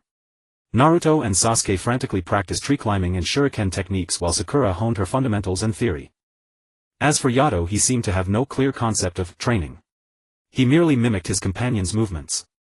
When he watched Sasuke throw shurikens, he picked up stones and tried to throw them, but with no accuracy. The stones flew off who knows where. When he watched Naruto practice shadow clones, he just stared blankly, doing nothing. But occasionally he would go deep into the woods alone and practice straight punches and side kicks repeatedly against giant trees that required several people to wrap their arms around. His movements remained unrefined, but each strike was heavy and powerful, leaving clear fist and footprints on the trunks with wood chips flying everywhere. The sheer strength made Naruto and Sasuke, who had secretly followed, gasp in awe. That evening Naruto finally succeeded in taking a few steps on the tree canopy, jumping and dancing with excitement. He jumped down and hugged Yato excitedly. "I did it. Yato, did you see?" Yato, held by him, looked at Naruto's sparkling blue eyes, which shone with success. Seeming to feel that joy, he raised his hand and gently hugged Naruto back, though his movements were still stiff. Just then the silent Inari suddenly rushed out and shouted at the elated Naruto, "It's useless. No matter how much you train, it's useless. A fool like you can never stand up to Gato and his men. You'll only end up dead like my stepfather." Naruto froze, then a surge of anger welled up inside him. For the first time he lost his temper at Inari punched a wooden stake beside him and loudly declared his ninja way and resolve. Yato stood beside Naruto watching as he passionately argued with Inari, then looked at the little boy filled with sorrow and despair. He didn't fully understand the complicated words, but he could feel the unyielding will in Naruto's voice and the heavy sadness emanating from Inari. He walked up to Inari and under the boy's wary and fearful gaze reached out his hand, not to strike him but to gently place it on his head, just as Naruto sometimes did to him. Then he pointed at the distant unfinished bridge, then at Naruto, and let out a few vague syllables from his throat. "Naruto. Strong. Bridge." His meaning was unclear, but in those hollow eyes there seemed to be an attempt to convey a simple belief: Naruto is strong, the bridge will be built. After Kakashi regained his mobility, the atmosphere in the land of waves did not ease much, instead it grew heavier. The air was thick with a pre-storm tension. The construction of the Tazuna Bridge continued with Kakashi's tacit approval and covert protection, but this was undoubtedly a provocation to Gato and the lurking Zabuza. That day a thick fog once again inopportunely shrouded the unfinished bridge. It was deeper and colder than before, as if even sounds were swallowed up. "They're here." Kakashi pushed up his forehead protector, the crimson light of his Sharingan glaringly bright in the thick fog. His voice was low and grave. "This time. It feels different." Naruto, Sasuke and Sakura immediately entered combat stances, forming a back-to-back circle around Tazuna, their palms sweating from tension. Having experienced previous battles and training, they were no longer as panicked as the first time, but facing an enemy who might be stronger, fear still lingered. Yato stood beside Naruto. He was not as tense as the others, but his hollow eyes slowly swept the surrounding fog and his ears twitched almost imperceptibly, as if picking up signals ordinary people could not perceive. His body exhibited a natural state of relaxation, yet it was like a fully drawn bow ready to unleash a thunderous strike at any moment. In the fog two figures gradually became clearer. Momochi Zabuza still carried his enormous executioner's blade, his eyes colder and crueler than before. Beside him stood a petite figure wearing an umbu mask of the hidden mist. "Long time no see, Kakashi," Zabuza's voice carried a hint of mockery. "This time I've brought a helper along. Haku, say hello." The umbu named Haku gave a slight bow, his voice clear and gentle, "Pleased to meet you." However, beneath this gentle exterior Kakashi's Sharingan detected Haku's formidable chakra and a composure beyond his age. "Enough chit-chat," Zabuza sneered, waving his hand. Haku, take care of that silver-haired brat. Don't let him interfere again. He'll handle the rest. As the words left his mouth, Haku vanished like a phantom, appearing in front of Yato in a flash of astonishing speed. So fast. Sasuke's pupils contracted. Haku said nothing, swinging his hands as several glinting senbon shot toward Yato's vital points like a storm. The angles were treacherous, sealing off all evasive routes. This time Yato did not use his body to tank the attack. In the instant the senbon were about to strike, his body twisted and swayed as if boneless, adopting a posture almost impossible for a human, precisely dodging every needle by a hair's breadth. The movements were fluid and natural, as if he had already anticipated all attack trajectories. A flicker of surprise passed through Haku's eyes, but his movements did not pause. His hands formed seals rapidly, demonic ice crystal mirrors. In an instant, countless mirrors formed of ice materialized out of thin air, creating a massive hemispherical cage that completely enclosed him and Yato. The mirrors reflected countless images of Haku and Yato, dazzling to the eyes. Yato! Naruto cried out in alarm, about to rush over, but Kakashi stopped him. Don't act rashly. That's his Kekii Genkai. Rushing in will only get you killed. Kakashi's face was grave. He recognized the technique. We have to deal with Zabuza first. Inside the cage, Haku's figure sped through and reflected off the countless ice mirrors, seeming to be everywhere at once. Countless senbon shot toward Yato from every angle, dense as a blizzard. Yato stood at the center of the mirror cage, his body executing tiny dodges and blocks at a speed and frequency that left one dumbfounded. His movements were still, without form, relying purely on instinct, yet his terrifying reaction speed and body coordination kept him completely unscathed in this deadly storm of senbon. Occasionally, when a senbon was unavoidable, he would block it with his arm or palm, and the needle struck his body with a metallic clink, unable to penetrate. Haku was inwardly shocked. His demonic ice crystal mirrors were extremely fast, and combined with senbon attacks even a chunin would struggle to withstand. Yet this seemingly dull-witted boy had withstood everything with pure taijutsu. Was his body made of iron? Outside, the battle between Kakashi and Zabuza erupted again. The light of water dragon bullet and Chidori intertwined in the thick fog, with booming sounds ringing incessantly. Naruto and Sasuke tried to support Kakashi but were held back by Zabuza's water clones, while Sakura frantically protected Tazuna. The battle reached a stalemate. Inside the demonic ice crystal mirrors, Haku realized that ordinary senbon attacks were ineffective against Yato. He ceased the indiscriminate assault, his figure coalescing in one mirror, hands forming seals as vast chakra began to gather. The temperature in the air plummeted and snowflakes began to fall inside the ice crystal cage. Secret technique: 1,000 killing water soar. Countless ice-formed senbon, as if endowed with life, converged in the air into a massive swirling torrent of ice, charging toward Yato with bone-chilling cold and annihilation. This strike was far more powerful than before. Facing this unavoidable full-force attack, Yato's hollow eyes reflected gravity for the first time. He could sense the danger within this strike. Instead of retreating, he slightly crouched, clenching his right fist as all his strength converged toward it like rivers merging into the sea. The ground around him, unable to bear the invisible pressure of his power, began to crack. Just as the ice torrent was about to engulf him, Yato thrust his fist forward. No name, no shout, only the purest, most primal eruption of power. Boom! A visible shockwave exploded outward from his fist. The massive ice torrent, the moment it made contact with his fist, shattered and disintegrated as if crashing into an invisible wall of steel.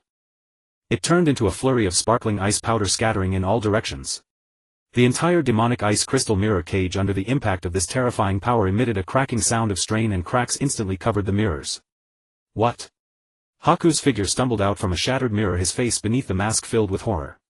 He couldn't believe that one of his strongest secret techniques had been literally punched to pieces. Yato remained in his punching stance, breathing slightly, a thin layer of white frost covering his fist but quickly melting under his body heat. He lifted his head to look at Haku on the ground, his gaze still vacant, yet the invisible pressure made Haku's heart tremble. Meanwhile, the battle outside had entered its climax. Naruto erupted with astonishing power and will, and together with Sasuke they actually defeated Zabuza's water clones. Meanwhile, Kakashi, relying on his Sharingan's prediction and the power of Chidori, pushed Zabuza to the brink and pressed a kunai against his throat. However, just as Kakashi was about to finish Zabuza, another change occurred. Haku, who had been sitting on the ground seemingly devoid of fighting spirit, suddenly rushed toward Kakashi and Zabuza at a speed beyond his limits. Don't! Kakashizen! Haku cried out, shielding Zabuza with his own body. Kakashi's kunai, caught off guard, plunged into Haku's chest. Blood instantly stained Haku's clothes and mask. Everyone was stunned. Zabuza's eyes widened as he watched Haku take the fatal blow for him, his cold gaze trembling with turmoil for the first time. Haku slowly fell, his mask slipping off to reveal a delicate pale face. Looking at Zabuza, a faint smile of relief touched his lips. Zabuza-san. I'm sorry. At that moment the battle seemed to come to an abrupt halt. Only Yato standing amidst the shattered ice crystal cage watched Haku fall in the distance and the glaring blood. In his hollow eyes something seemed to flicker intensely. The ancient seal within his body due to the consecutive high-intensity battles and the violent emotional impact of this moment, though he might not fully comprehend it, once again rippled with an extremely faint but real tremor. The white blood like blooming red plum blossoms was strikingly vivid on the grey-white bridge. He lay in Zabuza's arms, his breath faint. Those once clear eyes gradually lost their focus, gazing at Zabuza's face, which was etched with shock and complex emotions. Haku. Zabuza's voice was hoarse and raspy. He held the youth who had always followed him and ultimately died for him. In those cold eyes something seemed to shatter. He raised a trembling hand trying to wipe the bloodstain from Haku's lips, but to no avail. Naruto, Sasuke and Sakura were all stunned. The scene before them transcended their understanding of enemies. Naruto in particular looked at Haku's serene yet regretful smile, his heart filled with an ineffable complexity of emotion. Kakashi slowly sheathed his kunai, observing the embracing pair. A glint of understanding and faint sorrow flickered in his Sharingan. He had long discerned that the bond between Haku and Zabuza was not merely one of exploitation. Just then Yato, who had been silently standing amidst the shattered ice crystals, walked over slowly. Ignoring the tense situation, he went straight to Haku and Zabuza, looking down at Haku whose life was ebbing away. His hollow eyes reflected Haku's face and the pool of crimson blood. He seemed unable to grasp the concept of death. He only felt that the scene before him made him deeply uneasy, more perplexing than the battle that had just ended. He reached out a finger as if to touch Haku's gradually chilling cheek. Don't touch him. Zabuza jerked his head up, his eyes bloodshot, filled with a beastly ferocity yet more with a profound sorrow. Yato's hand halted in midair. He looked at Zabuza's hostile and grief-stricken eyes, then at Haku, and slowly withdrew his hand. He tilted his head, uttering a few indistinct syllables from his throat as if questioning or murmuring to himself.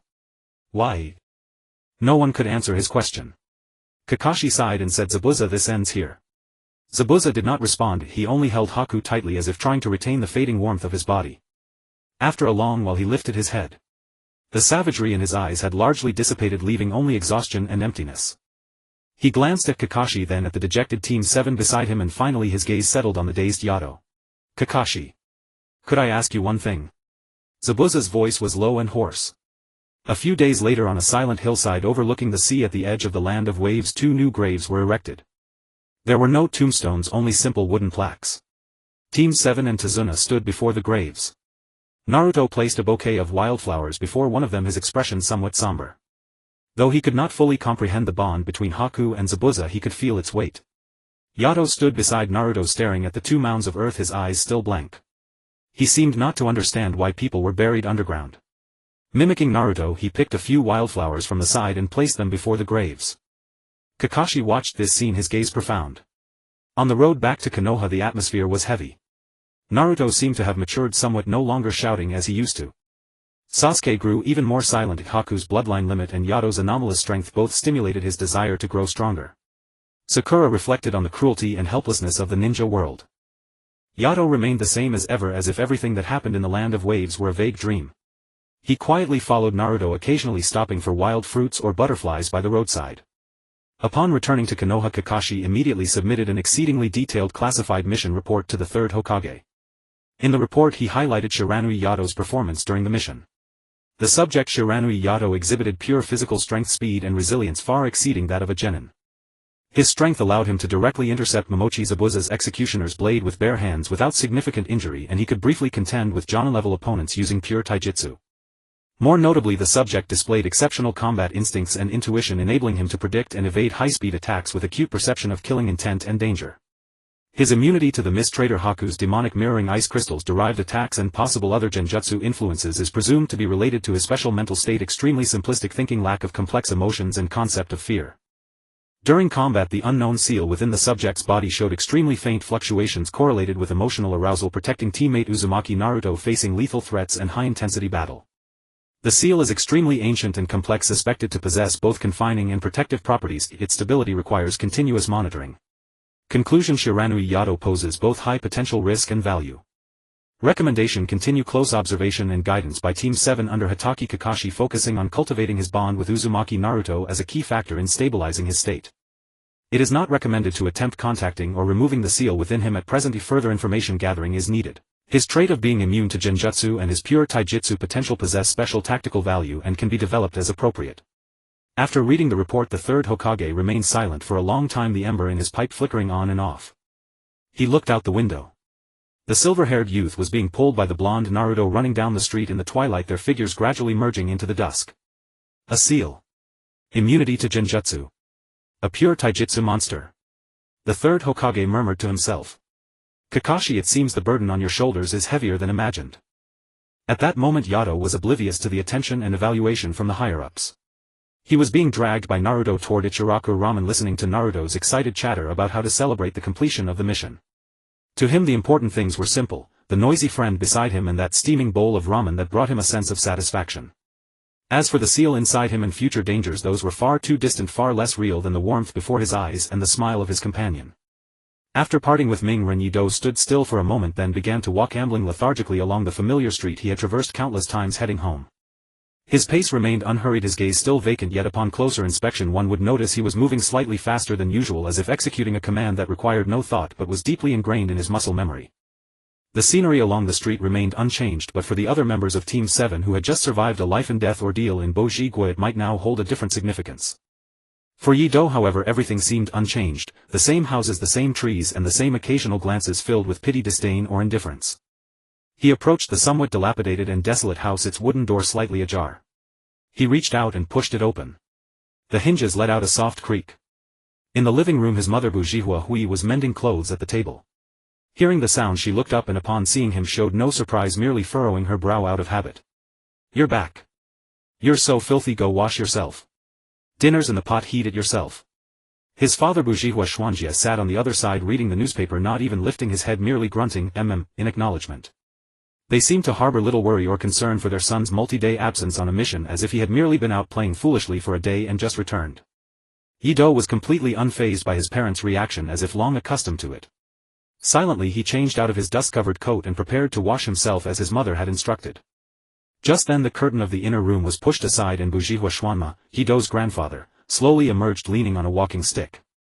The old man was stooped, his face lined with wrinkles, but his slightly clouded eyes suddenly flashed a sharp gleam the moment they fell on Yido, though it vanished in an instant.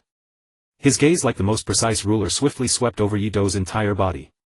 He did not miss the crooked but weather-beaten forehead protector still tied around Yido's neck, he did not miss the almost invisible but clearly discernible faint indentation on Yido's palm left by a blade, nor did he miss that seemingly dull yet subtly more ineffable steadiness in Yido's aura, or rather the lingering afterglow of power briefly awakened, compared to before he left home. Xianma's heart beat a few times, almost imperceptibly faster. The fingers gripping his walking stick turned slightly white from the pressure. "Yido." Xianma's voice carried the characteristic hoarseness of age yet possessed an irrefutable authority. Yido halted, turned his head and looked at his grandfather. To this grandfather, the only one in the family who would speak to him patiently though rarely and without the stare reserved for a monster, Yido's response seemed a tad more engaged than toward his parents. His vacant eyes gazed at Xuanma as if awaiting an instruction. Xuanma slowly walked over to Yido, raised his calloused and wrinkled hand and placed it very gently, very slowly on top of Yido's head. This gesture was one he had not performed in a long time. Yido did not flinch, he stood quietly. Through the warmth beneath his grandson's silver-gray hair, Xianma's palm seemed to sense as if through the skull the power sealed deep within by heavy shackles, like a dormant volcano. In his clouded eyes emotions churned, complex and inscrutable, concern, worry, a trace of imperceptible guilt, but above all a profound solemnity as if burdened by a colossal secret. "It's good that you're back." Xuanma finally uttered only these words in a low voice. He patted Yido's head gently, then withdrew his hand, turned around and shuffled step by step with his walking stick back into his own room, closing the door behind him. Yido stood still, watching the closed door of his grandfather's room blinking. The rough yet warm sensation seemed to linger on his head. He did not fully comprehend what the complex look in his grandfather's eyes meant, but he could sense that it was different from the way his parents looked at him. He lowered his head, glanced at the forehead protector around his neck and reached out his finger to touch the cold metal plate. "I'm back." He repeated his grandfather's words in a mumble, then turned and headed toward the bathroom. In the living room Yido's mother Hui watched her son disappear into the bathroom, pursed her lips and continued mending her clothes, muttering under her breath, "A fool is a fool, going out didn't make him any smarter." Father Xuanjia turned a page of his newspaper without any reaction. Meanwhile behind the closed door Bujihua Xuanma leaned back in an old rattan chair, gazing up at the ceiling, his eyes seeming to pierce through the roof, glimpsing into the distant past. He let out a long heavy sigh which echoed in the silent room, filled with an unshareable worry and a trace of resolve. Yido's return seemed to change nothing for this family. Yet some things, like undercurrents beneath the water's surface, had already begun to stir silently. The long-buried secret in grandfather Xianma's heart seemed also to be on the verge of becoming impossible to conceal. After returning to Konoha, life seemed to fall back into its previous rhythm. Drank missions, training, and occasionally being dragged by Naruto to eat at Ichiraku ramen.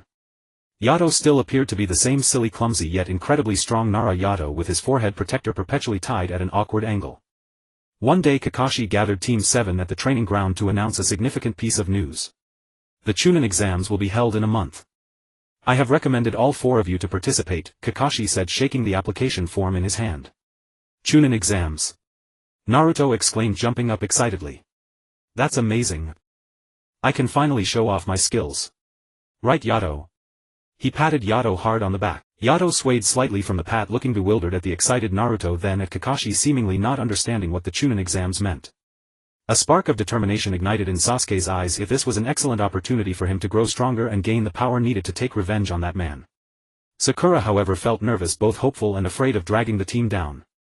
Kakashi's gaze swept over the 4 of them, finally resting on Yato, his tone carrying a hint of seriousness. The Chunin exams are different from before. They are a grand selection where ninjas from all nations gather, with a danger level far exceeding that of drank missions and may even cost lives. You must be mentally prepared. His words were mainly directed at Yato, despite knowing the little impact they would have. In the following month, the lower-ranked ninjas of Konoha entered a tense period of preparation and training for the exams. Yato's training remained uniquely his own. He was unable to learn complex jutsu, and Kakashi did not force him to, instead focusing on guiding him to control and utilize his terrifying physical strength. Kakashi procured some specially made extremely heavy weights for Yato to wear daily, hoping to help him adapt to and control his strength, preventing incidents like in the Land of Waves where he would leave a crater with a single step. Yato seemed unaffected by the weights moving as usual, though the vibrations on the ground became slightly more noticeable when he walked. Kakashi also attempted to teach him some basic taijutsu routines and power techniques. Yato learned very slowly, his movements awkward and imitative, resembling a poor copy. Yet his body seemed to possess its own memory. Occasionally when Kakashi attacked, he would instinctively execute some evasions or counters so exquisite that even Kakashi was secretly astonished. These were not techniques he had taught, but fragments of combat skills sleeping within his instincts. More often than not, Yato trained alone in the training ground, repeatedly practicing straight punches and side kicks against the specially designed steel pillars encased in thick rubber. The dull thuds echoed like war drums, drawing the glances of other lower-ranked ninjas training nearby. Is that Nara Yato? He really does look silly. I heard his strength is frighteningly large, capable of catching a ninja blade with his bare hands. But brute strength alone won't suffice if the Chunin exams aren't just about strength. Such discussions fell on deaf ears for Yato. During this time they also encountered other lower-ranked ninjas from Konoha preparing for the exams, the proud Hyuga Niji, Rock Lee and Tenten, the Inoshikacho trio, as well as Tsunazgar, Temari and Kankuro. Rock Lee ignited a fighting spirit in Sasuke, while Kankuro, passing by, deliberately bumped into the spaced-out Yato with his puppet crow, testing the veracity of the rumors. In response, Yato merely swayed slightly, looking blankly at the puppet that had bumped into him with a dull thud before returning to his stupor. Kankuro felt as if his puppet had collided with a mountain. The recoil left his fingers numb and he was shocked inside. Gaara's emotionless gaze lingered on Yato for a moment, the pure strength seeming to stir a slight restlessness within the Shikaku inside him. A month flew by in an instant. The first round of the Chunin exams, the written test. Mori no Ibiki's oppressive gaze swept across the examination hall, announcing the almost cruel rules. The atmosphere in the examination hall was tense, with many lower-ranked ninjas sweating on their foreheads. Yato was assigned a corner seat. He held a pen, staring at the densely packed words and diagrams on the test paper, his expression vacant as if he were looking at a foreign script. He even wrote his name in a crooked manner. To his left Naruto was fidgeting anxiously, sweating profusely. To his right Sakura was writing rapidly with confidence, and diagonally behind Sasuke was using his Sharingan to copy the answers. Yato merely sat there blankly, occasionally doodling circles and lines on the test paper with his pen, resembling the way he usually scribbled on the ground. He showed no reaction to the tense atmosphere around him, Ibiki's intimidation, or the final question that would determine their fate. Ibiki's gaze passed over Yato several times. He had already reviewed the information on this special candidate. He knew that the written test held no significance for this child. What he focused on was Yato's instinctive reactions under such high pressure. However, throughout the exam, not even Yato's breathing frequency changed. That vacant consciousness seemed to block out all external pressure. When Ibiki announced the rules for the 10th question, creating psychological pressure to force people to give up, many with weak minds chose to withdraw.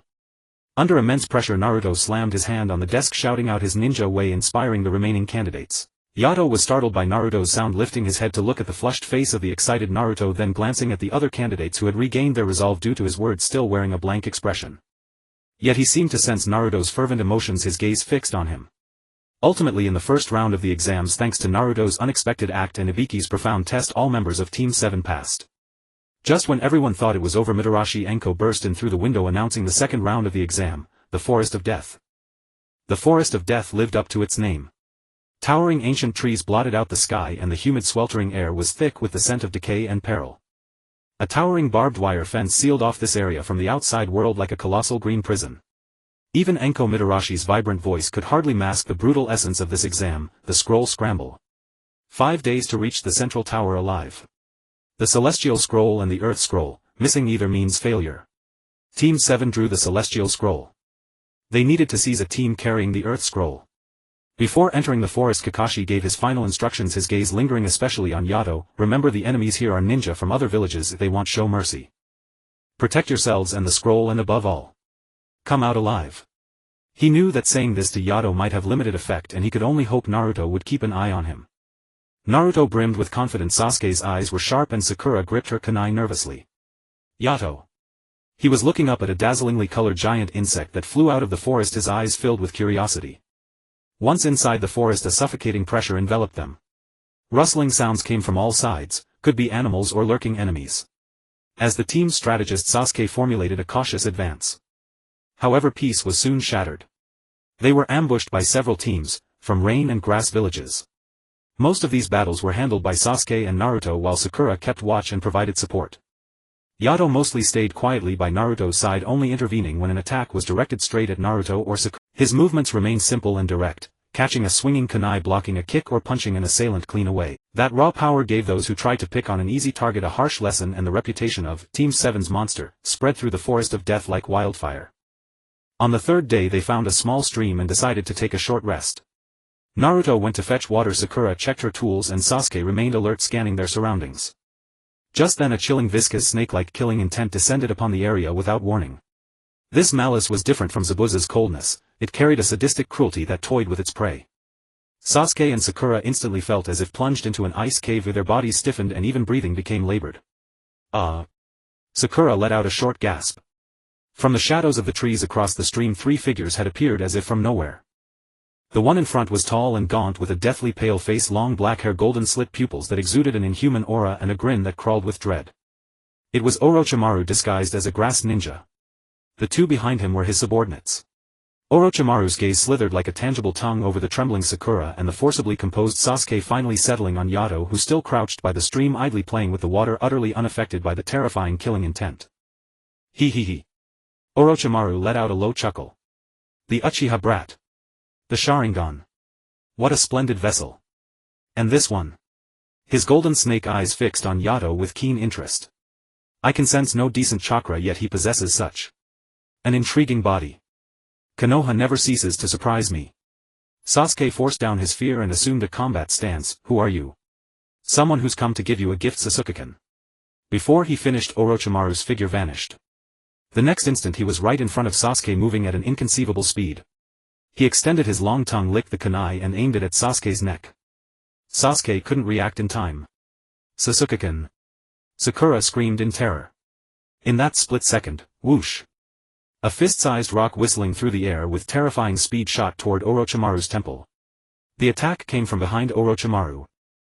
Orochimaru furrowed his brows, slightly forced to abandon his strike on Sasuke. He tilted his head and the rock flew past his cheek, embedding deeply into a tree trunk behind him. The one who threw it was Yato. He had risen to his feet unnoticed, still wearing that blank expression, but now he held another rock, casually testing its weight. He seemed to have merely reacted instinctively. That strange long-haired man was about to harm Sasuke, and Sasuke was an important companion of Naruto, so he picked up a stone and hurled it. No chakra infused, just sheer brute force translating into speed and kinetic energy. Orochimaru touched the thin scratch left by the rock's wind on his face, a flicker of surprise and deeper fascination in his golden eyes. Oh! Such strength! Truly remarkable. This is no ordinary physique. He abandoned Sasuke, flickering like a phantom, to appear before Yato at a speed that even the Sharingan could barely track. Let me have a good look at you, little one. Orochimaru reached out, his fingers forming claws, aiming for Yato's shoulder, each fingertip laced with cold chakra. Yato watched the incoming hand, didn't dodge, but reached out his own hand to grab Orochimaru's wrist.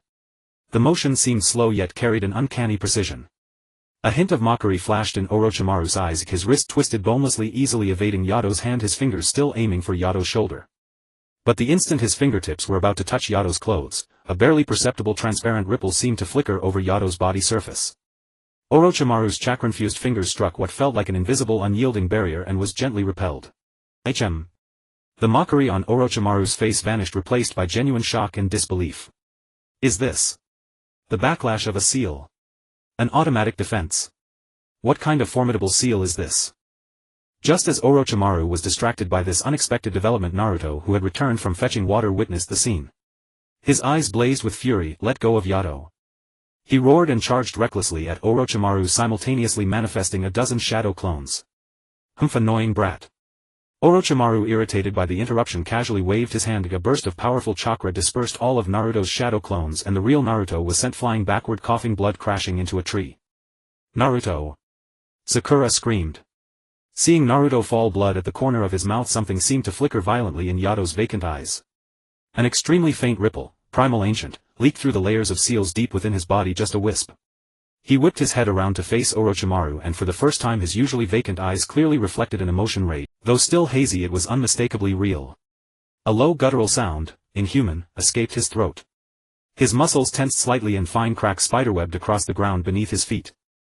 Orochimaru's golden snake pupils blazed with fervor and greed. This feeling. I'm sure of it. This body is perfect.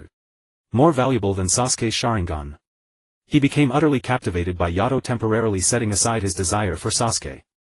But just then sounds of other teams approaching came from deep within the forest. Orochimaru cast a regretful glance at Yato, who was on the verge of awakening, and then at Sasuke and Naruto struggling to get up. He knew he couldn't secure them now. He let out a cold, sinister laugh, leaving a tantalizing remark for Sasuke, then melted into the shadows and disappeared with his subordinates. The dreadful killing intent dissipated as well. Sakura collapsed to the ground, panting heavily. Sasuke leaned against a tree, his face deathly pale. The heavenly curse mark Orochimaru had left on his neck sent searing pain that nearly made him faint. Naruto struggled to his feet and rushed to Yato. Yato. Are you okay? The rage in Yato's eyes ebbed like a retreating tide, quickly returning to emptiness. He looked at Naruto, whose mouth was stained with blood and whose face was filled with concern. Yato reached out, clumsily wiped the blood from Naruto's lips and uttered vague syllables from his throat. Naruto. Hurt. Though the terrifying interlude brought by Dashiwan was brief, it left an indelible mark on the hearts of every member of Team 7. The curse mark on Sasuke's neck was like a bone-eating maggot, bringing excruciating pain and the lure of power. Naruto seethed with frustration at his own weakness, while Sakura still trembled with lingering fear. Only Ido, after confirming that Naruto was unharmed, quickly returned to his usual blank state, as if the momentary anger and the slight ripple of power within him had never occurred. He simply followed closely beside the staggering Naruto and the pain-racked Sasuke, his hollow eyes reflecting the suffering of his companions. Occasionally he would reach out awkwardly to steady Naruto when he was about to fall, or hand Sasuke a water flask. Sasuke resisted Ido's touch somewhat, but the torment of the curse mark left him unable to push him away. Watching Ido's actions, seemingly driven by pure instinct, perhaps imitating Naruto, his heart churned with mixed feelings. This fool, he had always looked down on, possessed the power he yearned for but could not obtain. They trudged through the forest, the pain of the curse mark making it nearly impossible for Sasuke to concentrate. Naruto was also in poor condition due to his earlier injuries. Misfortune never comes singly. Just as they found a relatively concealed hollow in a tree to rest, a squad of sound ninja tracked them down by the fluctuations of the curse mark. They had been sent by Dashiwan to test Sasuke, or rather to force him to use the power of the curse mark. Found you, Uchiha Sasuke. Tuasi pointed his bandage-wrapped arm at Sasuke, his voice muffled. The battle erupted instantly. The three sound ninja worked in perfect coordination. Tuasi's sound wave attacks were hard to defend against Jin Senbon, and Kin's bodybinding techniques were equally troublesome. Interfered by the curse mark, Sasuke's movements were sluggish and even his Sharingan could not exert its full power. Naruto fought desperately, but his shadow clones kept being dispersed by the sound waves. Sakura risked her life to protect them both, but she was clearly outmatched. Sasuke can use that power. The power Lord Dashiwan bestowed upon you. Tuasi taunted Sasuke while attacking. Clutching his head, Sasuke roared in agony as the black patterns of the curse mark began to spread across his skin. Power surged, but his rationality was slipping away. Just as Sasuke was about to be consumed by the curse mark and Naruto and Sakura were trapped in dire straits, Ido, who had been silently staying at the edge of the tree hollow, moved. Instead of charging directly at the enemy, he suddenly stomped his foot onto the ground. A dull thunder echoed, and with his point of impact as the center, the earth heaved and cracked like waves. The violent tremor threw both sides off balance and the sound ninja's attack momentarily faltered. Seizing this opening, Yato shot forward like a panther, his target directly set on Tuosi, who was unleashing his sound wave attack. His speed was so blinding that only an afterimage remained, and his fist tore through the air with a sharp howl straight toward Tuosi's face. Startled, Tuosi hastily crossed his arms in front of him, activating the device under his bandages at full power, attempting to repel Yato with sound waves.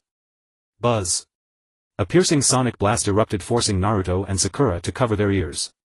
However, Yato's fist did not slow, it pierced through the barrier of sound waves with sheer force. Bang! The fist slammed into Tuosi's crossed arms. Crack! A sickening sound of bone breaking rang out. Letting out a shrill scream, Tuosi flew backward like a broken kite, crashing heavily into a large tree before sliding down. His arms were twisted grotesquely, clearly broken, rendering him combat ineffective. One punch. With a single blow he had crippled the leader of the sound ninja squad. At the sight, Chin and Kin were terrified out of their wits and dared not continue fighting. They hastily helped the unconscious Tuosi up and fled in panic. The battle abruptly ended. Before the tree hollow, everything was in disarray. Thanks to the ground tremor caused by Yato and the enemy's retreat, the erosion of the curse mark temporarily ceased. Sasuke slumped to the ground, gasping, staring at Yato with eyes full of shock and a trace of indescribable envy. Why could this fool possess such power so effortlessly? Naruto, however, cheered as he rushed to Yato's side. That was incredible. Yato! You sent that bandage freak flying with one punch. Yato looked at his own fist, then at the fleeing sound ninja. There was no pride on his face. He simply turned to confirm Naruto was unharmed, then his gaze fell on the fading black patterns on Sasuke's neck. He walked over and reached out a finger as if wanting to touch the curse mark. Don't touch me. Sasuke knocked his hand away fiercely, his eyes both fierce and fearful. He was afraid of this power and even more afraid of others, especially this fool, touching this shameful mark. Yato's hand froze in midair, staring blankly at the suddenly enraged Sasuke. Naruto quickly stepped in to mediate. Sasuke. Yato meant well. Sakura also looked at Sasuke with concern. Sasuke-kun, are you alright? After the sound ninja attack, Team 7 was temporarily safe, but the internal atmosphere grew even more delicate. Sasuke was tormented by the curse mark and the issue of power. Naruto worried about his comrades, and Sakura felt at a loss. And Yato still could not comprehend these complex emotions and entanglements. Carrying their heaven and earth scrolls, they continued moving toward the central tower. After the brief interlude of the sound ninja attack, the 7th team, bearing a blend of weariness and unutterable gravitas, finally reached the central tower at the heart of the Forest of Death, the symbol marking the end of the first stage. The interior of the tower was spacious and solemn. On the walls was inscribed the adage, without heaven one must know wisdom to seize the opportunity, without earth one must pursue the plains to seek advantage. Only with both the heaven and earth scrolls can one traverse the world freely. They successfully submitted the heaven and earth scrolls, fulfilling the requirements of the second exam. Yet the atmosphere within the tower was hardly relaxed. The genin who had passed the second exam gathered here, most bearing wounds, their eyes filled with vigilance and scrutiny. Gaara's team from Sunagakure exuded fierce malice. Yakushi Kabuto still played the role of a peacemaker, but his gaze behind his lenses frequently swept over Yato and Sasuke. Other Konoha genin who had passed, such as Niji Lee and Shikamaru, also clustered together. Yato's presence still seemed distinctly out of place. He stood quietly in the corner of the 7th team, entirely unresponsive to the curious, wary or contemptuous gazes directed at him, occasionally glancing at the food pills Naruto carried due to his hunger. After a brief respite, the preliminary round of the third exam began ruthlessly in the circular arena within the tower, presided over by Moonlight Blast. Names rolled rapidly on the electronic screen, determining each unknown contest and deciding who would advance to the final turn. In the first match, Uchiha Sasuke faced Kabuto's ally Yoroi. Although hindered by the cursed seal and hampered chakra flow, Sasuke managed a hard-fought victory through his Sharingan's insight and solid fundamentals, further depleting his stamina. The ensuing battles were fierce and spectacular. Kenkuro's puppet crippled Zaku's arms. Shino Aburame effortlessly defeated Zaku's comrade. Tenten was no match for Temari's massive fan. Lee launched a tragic challenge against Gaara, opening the 8 inner gates. Though he momentarily gained the upper hand, he ultimately fell short, his left leg and ribs crushed by Gaara's sand coffin in a gruesome scene. Yato watched the battle quietly, the light of ninjutsu and splattered blood occasionally reflected in his vacant eyes. He seemed unable to grasp the meaning of the fight, yet when he saw Lee collapse severely injured and carried away by the medical team, his brow knitted almost imperceptibly, as if instinctively averse to such violence and harm. Match after match passed. Finally, the names flickering on the electronic screen came to a halt. Shiranui Yato vs. Kiba Mimura. A subtle stir rippled through the audience. Nearly everyone's gaze converged on the silver-haired youth who had been standing blankly in the corner. Rumors about him had already circulated among the examinees, but few had witnessed his abilities firsthand. Kiba Mimura, a ninja from the Hidden Rain village whose body could stretch and contort like rubber, stepped into the arena with a contemptuous smile. He cracked his wrists as he watched Yato shuffle slowly into the ring. "Humph, so you're the idiot. A brute with nothing but raw strength, watch me twist you into a pretzel." Yato stood opposite him, still wearing a look of utter confusion, as if he hadn't heard the taunt and didn't understand why he was standing. Moonlight Blast coughed and announced, "Begin." Kiba Mimura attacked immediately, his arm extending like rubber with a piercing whoosh aiming for Yato's throat. He intended to exploit his Bodhi's unique properties to subdue this seemingly witless opponent directly. Facing the bizarre attack, Yato made no evasive move. Just as the extended hand was about to seize his neck, he raised his right hand, fingers spread, and precisely clamped Kiba Mimura's wrist. A triumphant smirk spread across Kiba Mimura's face, his arms could twist at will. He instantly channeled chakra, trying to slip his wrist out like a loach while his other hand stretched toward Yato's waist. Yet the next moment his smile froze. Yato's grip on his wrist was like the most unyielding iron vice, no matter how his wrist twisted or distorted it couldn't break free. The strength was astonishing, as if he wasn't gripping flesh and bone but a fragile twig. "What?" Kiba Mimura's face contorted in shock, feeling his wrist bones about to be crushed. His other hand, reaching for Yato's waist, was casually swatted away by Yato's free left hand as if brushing off a fly. A tremendous force numbed his entire arm. Yato tilted his head, seemingly amused by this strange man, whose arms could elongate and shorten. He slowly tightened his grip on Kiba Mimura's wrist, pulling him closer inch by inch. Kiba Mimura struggled desperately, his feet digging into the ground, yet he couldn't resist the terrifying force. His body was dragged uncontrollably forward. It felt like he was in a tug-of-war with 10 bulls. "Let go of me, you bastard." Furious and terrified, Kiba Mimura extended his other arm again, fingers together like a drill, aiming for Yato's eyes. This was an attack that demanded a defense. Yet Yato merely tilted his head slightly. The hand drill flew past his temple, carrying away a few strands of hair. His gaze remained vacant, as though that lethal strike was nothing more than a gentle breeze. Then, under Kiba Mimura's despairing gaze, Yato seized his wrist and swung him like a doll. Whoosh, whoosh, whoosh. Kiba Mimura's body traced a harrowing arc through the air, accompanied by a scalp-tingling whistle. After a few rotations, Yato seemed to deem it enough. He slammed his arm downward. Boom! A resounding crash followed by the distinct crack of breaking bones. Kiba Mimura was brutally smashed into the hard stone floor. Dust billowed and fragments flew. When the dust cleared, Kiba Mimura lay sprawled in a man-shaped crater, his body twisted in an unnatural angle, his eyes rolled back, completely unconscious. His rubber-like physique in the face of absolute power proved utterly fragile. A dead silence fell over the entire arena. From start to finish, barely a dozen seconds had passed. Yato hadn't moved a single step, only simply grabbing, pulling, swinging and slamming. No ninjutsu, no technique, just the most primal brute force domination. Moonlight Blast paused for a few seconds before announcing, "Winner Shiranui Yato." Yato released his grip, not sparing a glance at the unconscious opponent in the pit. He shuffled slowly back toward the seventh team, that perennial look of bewilderment still on his face, as if he had just casually discarded a piece of trash. Whispers rose from the audience like a tide. A monster. Is that even human strength? Kiba Mimura's extendability was useless against him. Naruto waved excitedly at Yato while Sasuke's gaze grew even more complex. Gaara's emotionless eyes fixed on Yato, the one tail within him seemed to stir a little more. Kankuro and Tamari's expressions turned grim. Yakushi Kabuto adjusted his glasses, the lenses glinting, obscuring his eyes. The preliminary round concluded, and after the brutal selection adjusted due to Sasuke's injuries and Lee's severe wounds, the list of 10 genin was finalized, including Uzumaki, Naruto, Uchiha Sasuke, Shiranui Yato, Hyuga, Neji, Nara, Shikamaru, Gaara, Tamari, Kankuro and others. The third formal examination would be held 1 month later, inviting feudal lords and dignitaries from various countries to observe, a crucial event that determined the village's honor and future commissions. Thus this month was a precious period for training and preparation. Team 7 temporarily disbanded for individual special training. Sasuke was taken away by Kakashi alone, presumably to deal with his curse mark and undergo intensive training. Sakura decided to learn medical ninjutsu and refine her chakra control. Naruto, on the other hand, was approached by a strange white-haired man who called himself the Toad Sage Jiraiya. "Hey kid, want to get stronger in a month? Come with me," Jiraiya said, patting his chest, though his gaze occasionally wandered toward passing beauties. Naruto felt the man was unreliable, but sensing his unfathomable chakra and driven by a desire to grow stronger, he followed him with a mix of skepticism and hope. Of course he didn't forget to bring Yato along. "Yato, come with me. This pervy sage might have a way to make you stronger too." Naruto, as always, believed in sharing good things with his comrades.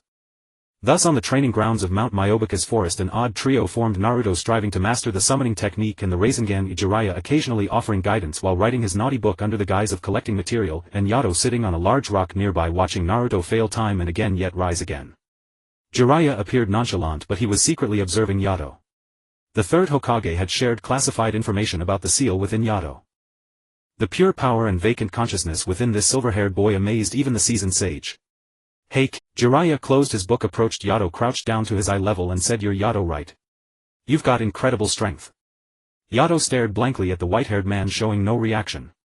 Jiraiya extended his hand, a faint wisp of chakra gathering on his fingertip, intending to lightly touch Yato's forehead to sense the seal more closely. But before his finger could reach a few centimeters from Yato's forehead, it was gently deflected by an invisible resilient barrier, just as it had been with Orochimaru earlier. "Oh." Jiraiya raised an eyebrow, withdrawing his hand, his interest piqued. "A formidable seal with an innate defense mechanism. Whoever placed it possesses a remarkably high level of skill." He rubbed his chin, gazing at Yato's vacant eyes, then suddenly grinned, "Since I can't unravel it from within, it'll work from the outside. Kid, do you have any affinity for natural energy?" Naturally, Yato could not answer. Unfazed, Jiraiya formed a special hand seal, took a deep breath, and the natural energy in the surrounding air began to converge toward him slowly. Without fully entering sage mode, he only drew a trace of natural energy, letting it drift past Yato like a gentle breeze. At that instant, Yato's body trembled almost imperceptibly. Within those hollow eyes something ancient and profound, like a well that had slumbered for eons, seemed to stir, as if a tiny pebble had been cast in, creating ripples that no one else could perceive. Under the stimulation of that pure faint natural energy, the seal inside his body showed the faintest sign of activation. Though still unbreakable, it was no longer a stagnant pool. Jiraiya keenly caught this subtle shift. A flicker of astonishment crossed his eyes. It reacts to natural energy. Though minuscule. Could this kid have the potential to cultivate sage arts? No, it's more like the seal, or whatever is sealed within him, has some affinity for natural energy. This discovery greatly surprised Jiraiya. Unable to use chakra, yet possibly responsive to natural energy. It was unheard of. Interesting. Most interesting. Jiraiya murmured, stroking his chin regarding Yato as if he were a rare treasure. "Looks like this month, besides teaching that dull-witted Naruto, he'll have to study you thoroughly." In the days that followed, Naruto struggled to learn the summoning technique and the principles of the Rasengan under Jiraiya's guidance, mostly through his own desperate efforts. Meanwhile, in between, Jiraiya experimented with various methods to guide natural energy toward Yato, observing his reactions. Most of the time Yato remained blank, showing no interest in the massive toad or the spinning chakra sphere Naruto conjured. But when natural energy gathered, Yato seemed slightly more still than usual. The emptiness appeared less absolute, occasionally revealing an extremely faint sense akin to comfort. He could not actively absorb or utilize natural energy, the seal blocked everything. Yet his pure body, like a natural vessel, possessed an instinctive subtle resonance with the natural energy of the outside world. One day Naruto, through a fortuitous crisis, accidentally summoned part of Gamabunta, though only a tadpole. It brought Jiraiya immense relief. Yato sat nearby watching the excited Naruto, then looked at the flowing clouds in the sky and reached out his hand as if trying to grasp the shapeless wind.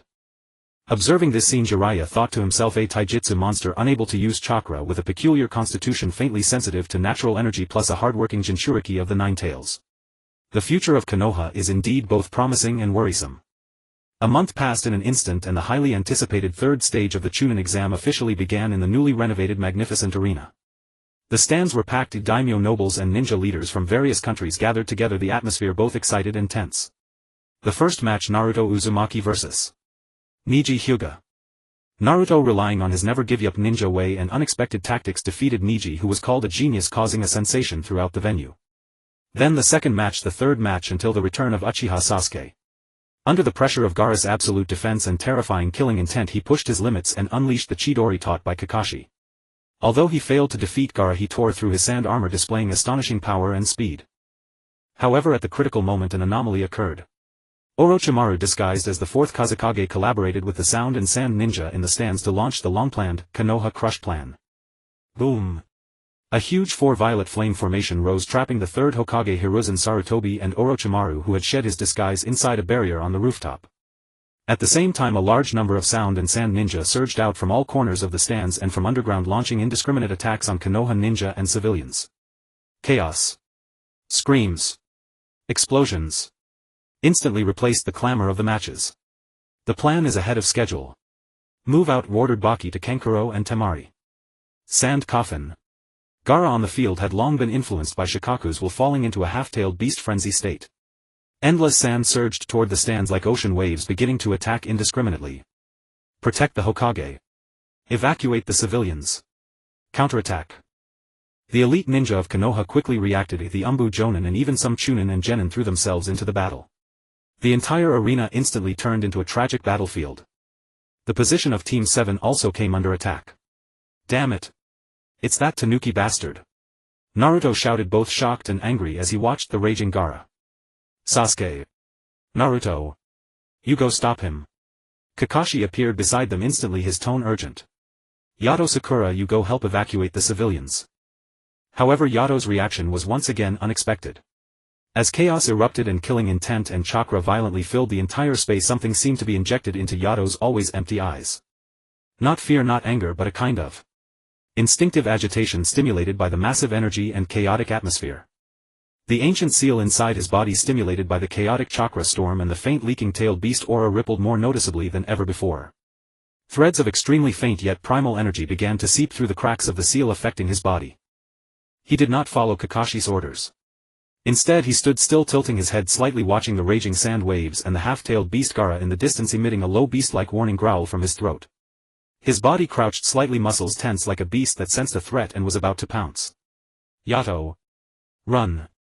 Sakura shouted anxiously, trying to pull him. But at that moment several sand and sound ninja spotted the isolated Sakura and Yato and rushed over with vicious grins. Konoha brats die. Kunai and shuriken rained down. Watch out! Sakura cried out. And Yato, in the instant the attacks were about to hit him, moved. His movements were no longer the sluggish pace of usual, but lightning fast. He didn't even look at the incoming weapons, his body weaved and twisted like a phantom through the gaps in the attacks, every one of them missing. Then, like a tiger among sheep, he charged into the group of enemy ninja.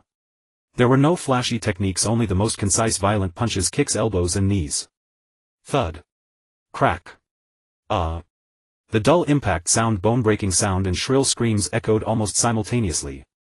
Those sand and sound ninja of Chunin level were like paper in front of Yato. They couldn't even take a single blow, instantly knocked flying, knocked down, lying on the ground, their fate unknown. The whole process took less than 3 seconds. Sakura was stunned. They knew Yato was strong, but the speed, reaction and almost instinctive killing efficiency he displayed now far surpassed his performance in the Forest of Death and the preliminaries. After taking care of the enemies before him, Yato slowly turned his head. His empty eyes now faintly shimmered with a trace of barely visible golden light. He looked toward the direction of the even more violent chakra fluctuations from Gaara in the distance, his body leaning forward slightly as if about to charge. Yato! Don't go! It's too dangerous over there. Believe that Naruto and Sasuke can handle it. Sakura shouted urgently, sensing the unusual dangerous aura emanating from Yato. Yato was stopped by Sakura, his body paused. He looked at Sakura's anxious face, the strange glimmer in his eyes flickered a few times, then gradually faded, returning to its usual blankness. He lowered his head, then calmed down, no longer trying to rush toward the main battlefield. Thus on the chaotic battlefield, Sakura, with Yato, who had once again become docile, began assisting Konoha ninja in evacuating civilians and clearing out stray enemies that had entered the residential districts. Yato continued to play his terrifying role as a human weapon. Any enemy that tried to approach them would be instantly dealt with in the most direct and violent manner, clearing a large number of obstacles for the ninjas' rescue operations. Meanwhile, on the main battlefield, Jonin like Kakashi and Guy fought valiantly against the enemy's main force.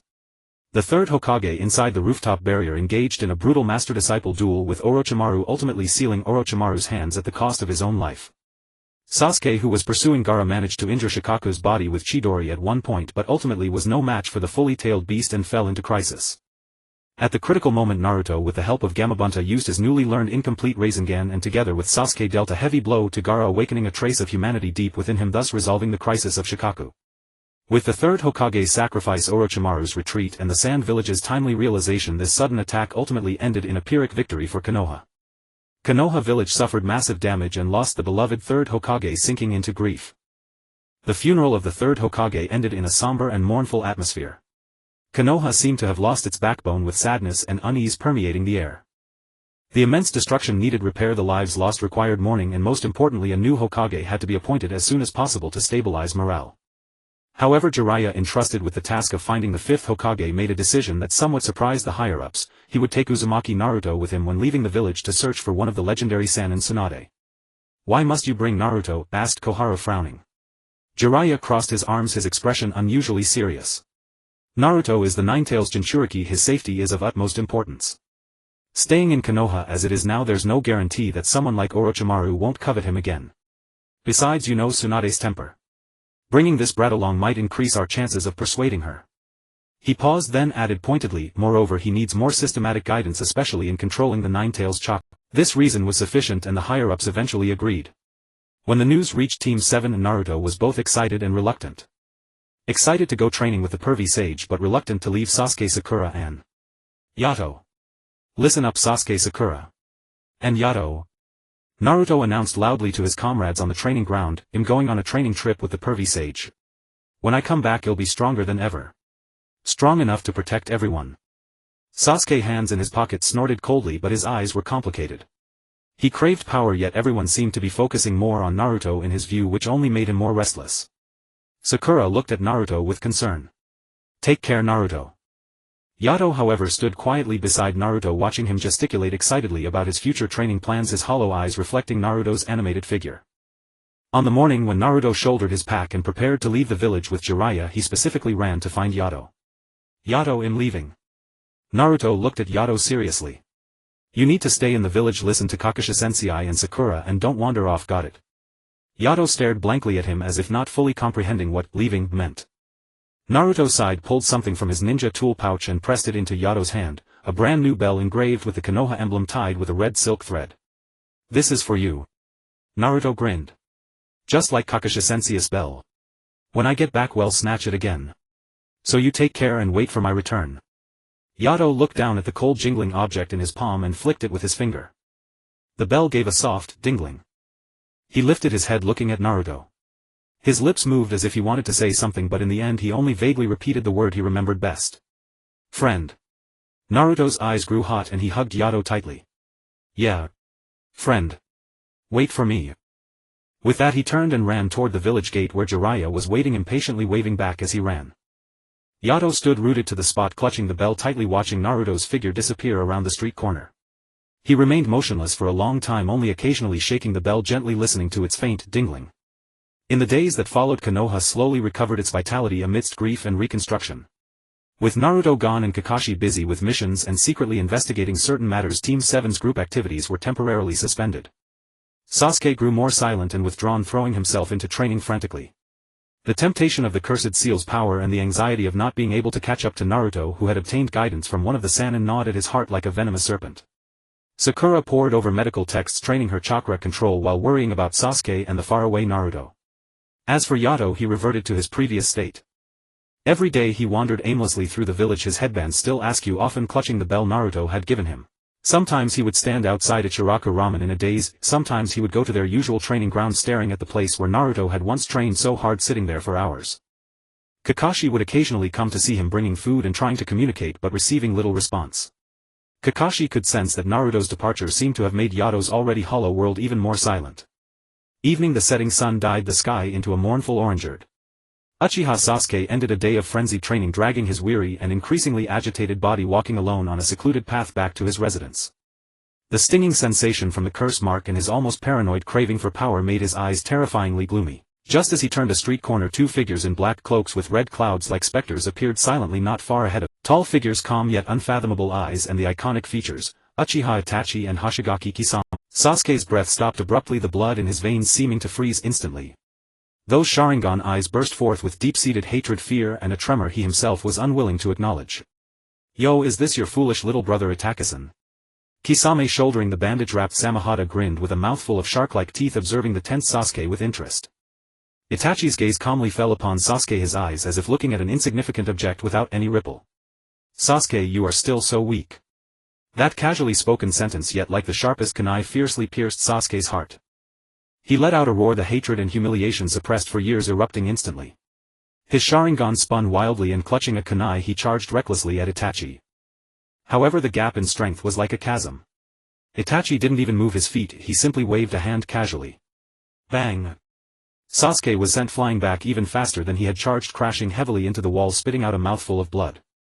The kunai in his hand was already nowhere to be seen. Before Itachi he couldn't even last a single move. Foolish. Itachi's voice remained utterly devoid of emotion. Just as Kisame grinned wickedly and stepped forward intending to casually dispose of this little nuisance, or take him for fun, a silver-gray figure as if teleporting abruptly inserted itself between Sasuke and the two Akatsuki members. It was Yato. He had appeared here at some unknown moment still in that old clothes with the tilted headband, and in his hand he clutched the bell Naruto had given him. He looked at Sasuke lying on the ground pale-faced with blood seeping from the corner of his mouth, then at the two strangers exuding an extremely dangerous aura ahead. In his hollow eyes there was no fear, only a trace of bewilderment at being disturbed. Huh. Another brat from Konoha. Kisame raised an eyebrow, finding Yato's dazed appearance amusing. Doesn't look too bright. Itachi's gaze also fell upon Yato, and his Mangekyo Sharingan rotated slightly. He could not perceive any decent chakra fluctuation from the silver-haired youth, yet his very presence exuded an indescribable sense of strangeness. Get lost. Kisame waved his hand impatiently, and a powerful wave of chakra pressure surged like a tide towards Yato, attempting to force him back. Such pressure would be enough to shatter the spirit of an average chunin. Yet Yato stood his ground completely unmoving. The immense pressure fell upon him as if a clay ox sinking into the sea, eliciting no reaction. He just tilted his head, looking at Kisame as if not understanding why the other was blowing air at him. Kisame's contempt faded a little, revealing a hint of surprise. Oh. Interesting. At that moment Sasuke, having caught his breath, looked at Yato standing in front of him, a flicker of extremely complex emotion passing through his eyes. This fool he had always looked down upon and considered a burden. At a time like this. Yato ignored Kisame and slowly turned around to face Sasuke lying on the ground. He extended the hand not holding the bell towards Sasuke as if to pull him up.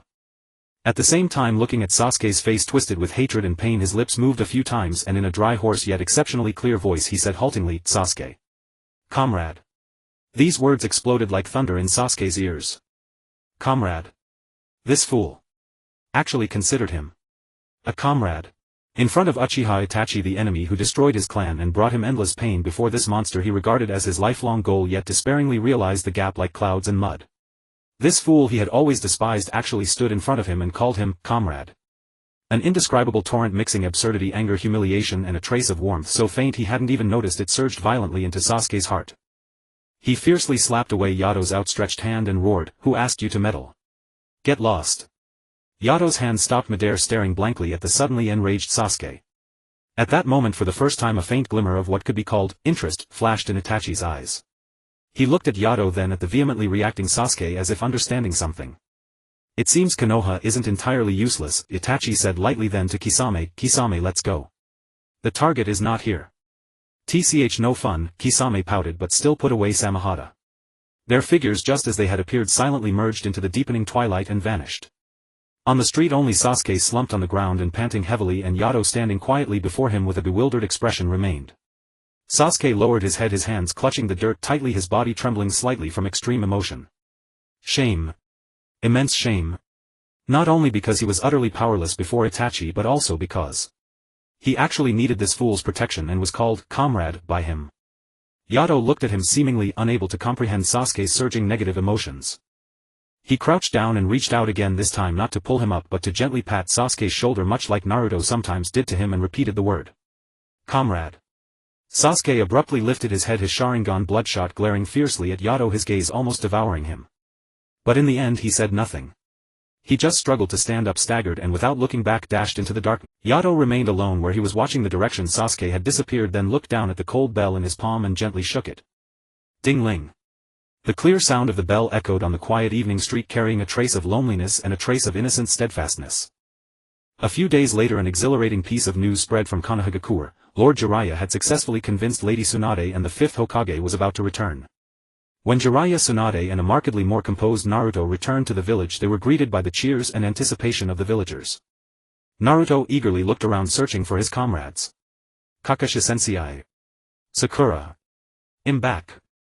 Naruto spotted Kakashi and Sakura, who had come to welcome him, rushed over excitedly, then glanced around. Hey! Where are Sasuke and Yido? Sakura's smile dimmed a little. Sasuke-kun. He's been training fiercely lately, hardly ever seen. As for Yido, he's probably off somewhere staring into space again. Naruto frowned but didn't dwell on it. He cheerfully recounted the adventures and results of his training on the road, especially his newly mastered Rasengan. However, the joyful atmosphere did not last long. Late at night a shadowy figure silently scaled the walls of Konoha and raced northward. It was Uchiha Sasuke. The Sound Four had found him, and the power promised by Orochimaru like a poisoned apple had completely shattered whatever bonds remained with Konoha. The news quickly reached the high-ranking officials and Kakashi. What? Sasuke defected? Naruto, just back in the village, was struck by the news like a bolt from the blue. He couldn't believe that a comrade who once fought by his side would do such a thing. I'm going to bring him back. Naruto shouted without hesitation. A pursuit team was quickly assembled consisting of Naruto, Nara, Shikamaru, Hyuga, Niji, Akimichi, Choji, and Inazuka Kiba. Meanwhile, realizing the gravity of the situation, Kakashi made a decision before departing. He found Yido sitting under his usual large tree staring blankly, a bell clutched in his hand. Yido. Kakashi crouched down looking into his vacant eyes and spoke as simply and directly as possible. Sasuke has left the village. Naruto is going after him. You go help Naruto bring Sasuke back. Kakashi knew the instruction might be too complex for Yido, but he mentioned Naruto and bring back, hoping it would stir something within him. Yido stared blankly at Kakashi as if processing the information. His gaze slowly shifted to the bell in his hand. The radiant smile Naruto had given him along with the words "wait for me to come back" seemed to flash through his empty consciousness. Then he recalled the evening a few days ago when Sasuke had fallen pale-faced to the ground and his own words "comrade." He stood up slowly. Though he said nothing, the action indicated he understood the directive to go and that it was connected to Naruto and Sasuke. Follow me. Kakashi said succinctly, vanishing in a flicker toward the village outskirts. Yido stepped forward following in silence with a speed that contrasted sharply with his usual sluggishness. The Valley of the End. Torrential rain poured down, lightning flashed and thunder roared. The massive statues of the first Hokage and Uchiha Madara stood facing each other across the river as if foreshadowing the fated battle taking place at the valley floor. Uzumaki Naruto and Uchiha Sasuke, once comrades, now clashed fiercely for their own beliefs and obsessions. The collision of Rasengan and Chidori unleashed earth-shattering energy. In the end their figures crossed and both fell to the ground. Leveraging the power of the cursed seal and a stronger resolve, Sasuke struggled to his feet. He looked at the unconscious Naruto, his gaze complex yet cold. He ultimately chose not to deliver the killing blow. Instead he turned, preparing to leave to walk the path of power and vengeance he had chosen. Just then a figure trudged through the mud, broke through the curtain of rain, stumbled to where Naruto lay fallen, and then stopped, blocking the path Sasuke had taken. It was Yido. He was covered in mud, his silver-gray hair plastered wetly against his forehead, looking more disheveled than ever. But he stood firm, his hollow eyes fixed straight ahead on Sasuke through the downpour. Sasuke stopped, frowning deeply, looking at Yido with eyes full of impatience and disgust. You again? Get lost, you fool. Yido did not move. He looked down at the unconscious Naruto, whose forehead protector bore a clear scratch, then raised his head to look at Sasuke. Rain slid down his stiff cheeks. He extended his clenched right hand and opened it. In his palm lay the bell Naruto had given him, soaked through, reflecting a faint glimmer in the dim light. He held up the bell toward Sasuke, and from his throat came hoarse words nearly drowned out by the storm. Naruto. Comrade. Sasuke. Also. Comrade. Come back.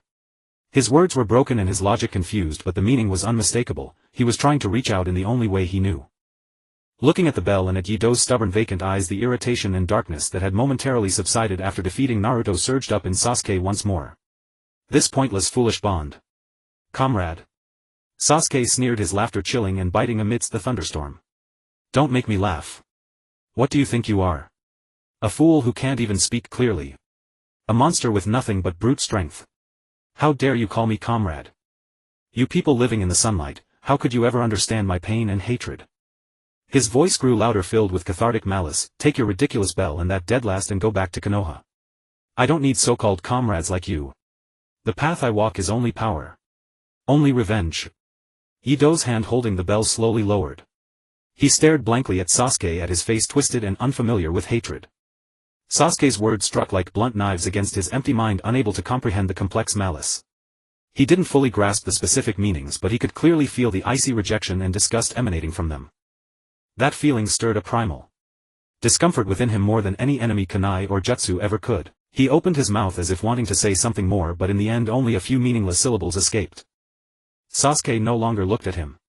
He walked past him coldly, resolutely crossing the river toward the direction where the Sound Four waited, toward the dark path he had chosen. Yido did not stop him. He simply turned silently, crouched down, looked at the unconscious Naruto, reached out and clumsily wiped the rain and blood from his face. Then he picked up Naruto's forehead protector engraved with the leaf symbol, looked at the deep scratch on it, and then at the wet bell in his own hand. The storm continued to rage, washing over the tragedy and sorrow of the Valley of the End. Yato stayed by the unconscious Naruto until Konoha's reinforcements arrived. He never once looked back in the direction Sasuke had left. This time the simple world he had built around Naruto and comrade had been torn with a brutal direct wound. Kindness was trampled without mercy, a plea for return was met with cold rejection. The seed named Bond, just sprouting in poor soil, was struck by harsh frost. He remained silent, still hollow. But something, it seemed, had changed. The torrential rain at the Valley of the End had ceased, leaving behind a trail of devastation and wounds slow to heal. Mingren was urgently sent back to Mai for treatment, while the news of Uchiha Zuozu's defection loomed like a dark cloud over the entire village. Yato returned to Mai with the rescue team. He remained silent, still wandering aimlessly around the village, clutching tightly a faded bell in his hand. However, the time he spent standing in a daze outside Yao Ramen or at the training ground seemed to grow longer. Occasionally he would walk to the outskirts of the Uchiha clan compound, staring at the silent ruins with hollow eyes devoid of any emotion. He would stand there quietly for a while, then leave. After waking up in the hospital, Mingren experienced a brief period of depression. Zuozu's departure and those words, "You've never beaten me," pierced deep into his heart. But he was Uzumaki Mingren, the never-give-up underdog. He transformed that pain and self-blame into even stronger motivation, training with greater ferocity, vowing to grow strong enough to bring Zuozu back. Gangzhou officially assumed the role of the fifth Hokage, beginning to reorganize Mai, heal the scars of war, and simultaneously increasing her focus on the Jinchuriki Mingren and the special individual Yato. Kakashi devoted more energy to teaching Mingren, striving to help him master greater power. As for Yato, he continued his strategy of observation and guidance. He noticed that since the incident at the Valley of the End, Yato seemed to have undergone some extremely subtle changes. He still couldn't comprehend complex instructions, but when he engaged in that monotonous training of punching and kicking at custom steel pillars alone, the hollowness in his gaze occasionally seemed replaced by a pure, almost stubborn concentration. It was as if within his simple consciousness a vague imprint of needing power had been etched. One day Kakashi found Yato staring blankly at the river and approached him with a mission. "Yato, a mission?" Kakashi tried to simplify his words. "With me. And Mingren. Together." Upon hearing the name, Mingren, Yato slowly turned his head, a faint glimmer of focus appearing in his empty eyes. The mission was to clear out a bandit hideout that had taken root outside the village due to previous turmoil. It was low difficulty, a crank mission aimed primarily at helping Mingren regain his footing after his recent blow and allowing Kakashi to observe Iida's performance in a team setting up close. Mingren was excited to go on a mission again with Kakashi Sensei and Yato, though the absence of Zuozu and Xiaoying in the team left a hollow feeling in his heart. The mission went smoothly. The bandits were merely a motley crew. Mingren easily defeated the leader with his newly mastered, more stable Rasengan, regaining much of his confidence. As for Yato, he handled the scattered underlings fleeing in all directions. His methods remained simple and brutal: catch up a punch or a kick and done. Efficient, cold, devoid of any emotion. On their way back to the village they passed a wide grassland. The setting sun cast long shadows of the three figures. Mingren looked at the silent Yato walking beside him, then suddenly stopped. He stepped in front of Yato, staring seriously into his eyes. "Yato." Mingren's voice carried unprecedented firmness. "I know you might not understand. But Zuozu. He left. He chose the wrong path." Yato looked at him blankly. Mingren clenched his fists, blazing fire in his blue eyes. "But I will never give up. I will definitely bring him back. Because he's my comrade. He was in the past and he still is."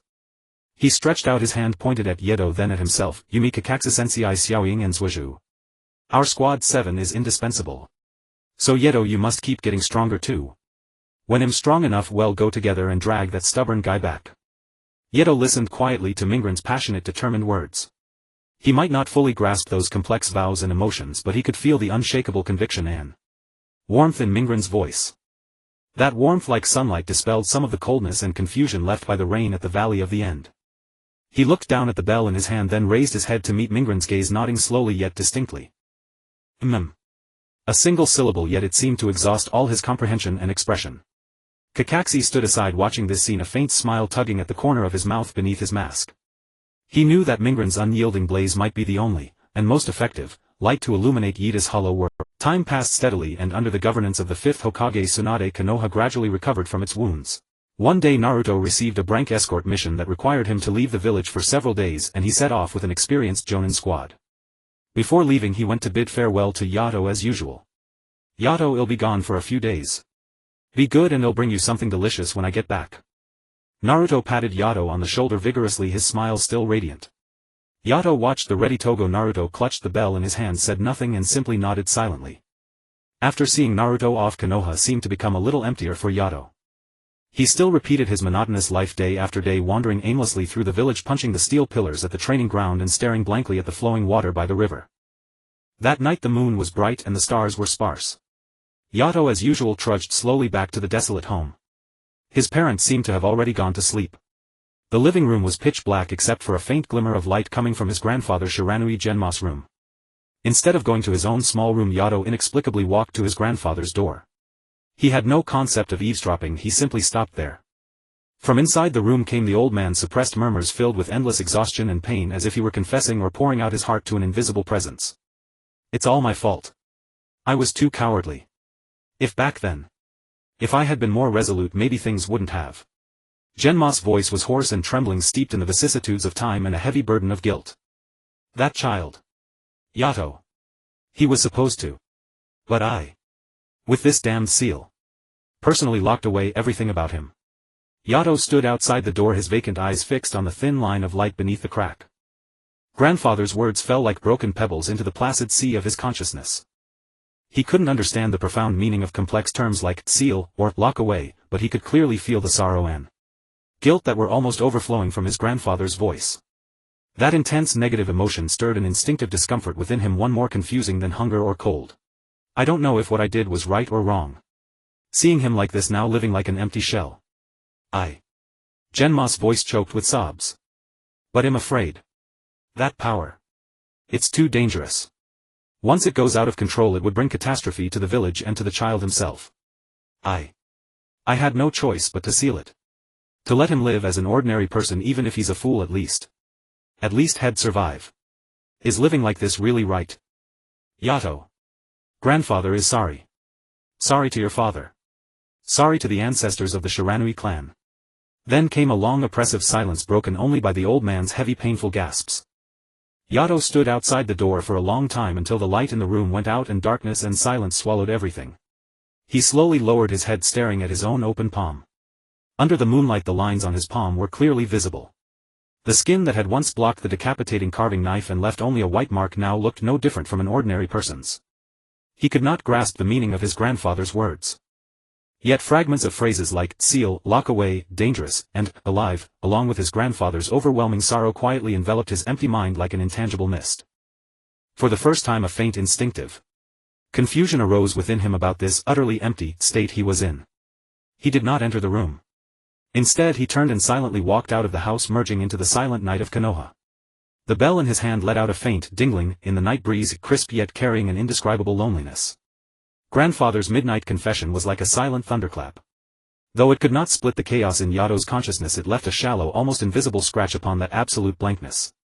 One night the moonlight was devoured by thick dense clouds and the air was thick with the oppressive sense of an impending storm. The young Shiranui Yato was not suffering from a fever due to illness, if the fierce bloodline within him, innate and belonging to an ancient clan long extinct, was awakening uncontrollably. He was not ill, he was being activated. In the room, Yato, who was less than 5 years old, curled up on the bed, his body convulsing violently, his silver-gray hair soaked with sweat. In his eyes, which should have been clear and innocent, there now flickered alternately a bestial ferocious golden light and the anguished struggle of a child. Fine bizarre patterns resembling both flames and lightning flickered faintly beneath his pale skin, and the air in the room was slightly distorted by the uncontrollably overflowing energy. The child let out a painful whimper, but the sound was already tinged with a low guttural roar that did not belong to him. His mother Shiranui Megumi was terrified, her face pale as she cowered in a corner, trembling, not daring to approach. His father Shiranui Kensuke tried to hold his son down but was violently thrown back by an invisible force, hitting the wall with a muffled grunt. "Father. What should we do? If this continues, Yato. And the village will." Kensuke looked anxiously at Shiranui Ginma, who had been standing silently in the center of the room, his face ashen. Ginma clenched his fists so hard that his knuckles turned white. He watched his grandson struggling under the assault of pain and another terrifying consciousness, his clouded old eyes filled with conflict, anguish, and a trace of grim resolve. He knew better than anyone the origin of his grandson and what truly slumbered within him. It was no blessing but a walking yet an awakened calamity. That ancient clan buried beneath the dust of history had left its final bloodline, which due to its purity contained devastating power. Once fully awakened, the consciousness would be consumed by the bloodline's inherited killing instinct, becoming a heartless machine existing only for destruction. A few days ago the power that Yato had unconsciously unleashed had nearly destroyed half a street and injured innocent neighbors. If this continued, the consequences would be unimaginable. We cannot hesitate any longer. Genma's voice was as hoarse as a broken bellows. We must seal this power and his potential before he is completely possessed. At least, we must preserve his consciousness as a human being. Even if he becomes an idiot, it is better than becoming a killing machine. He recalled the torn scroll he had accidentally discovered during an extremely dangerous mission in his youth, which recorded that ancient clan and a forbidden sealing technique. It was an extremely domineering sealing art almost akin to mutual destruction named Soul Lock of the Eight Extremities. It could forcibly lock away the subject's power source and most of their spiritual intelligence. The price was that the subject would forever lose the potential for growth, their mind eternally frozen at the moment of sealing like a living empty shell. This was an act of helplessness, an act of cowardice, but also the only method a grandfather could conceive in desperate straits to possibly save his grandson's life and a shred of his humanity. Hold him down. Genma's eyes snapped open with no more hesitation, only a death-defying determination. Kensuke gritted his teeth and stepped forward again, using all his strength to restrain his frantically struggling son. Megumi also came forward, crying to help. Genma took a deep breath and began forming hand seals in an extremely ancient, complex and even sinister manner. His chakra burned at an unprecedented speed and his life force poured into the technique like a flood through an open sluice. With each seal his face grew paler and his hunched figure swayed more. With my soul as a guide, burning my blood as a medium. Seal its spirit, lock its soul, sever its root, cut off its source. Soul Lock of the Eight Extremities. Seal. With the final seal, Genma violently spat out a mouthful of blood. The blood transformed into countless ghostly glowing living like runic chains that emitted a grating clanking sound as they shot instantly toward the child on the bed. Roar. The awakened killing consciousness inside the child seemed to sense a deadly threat, letting out a defiant roar and struggling even more violently with terrifying energy fluctuations nearly tearing off the roof.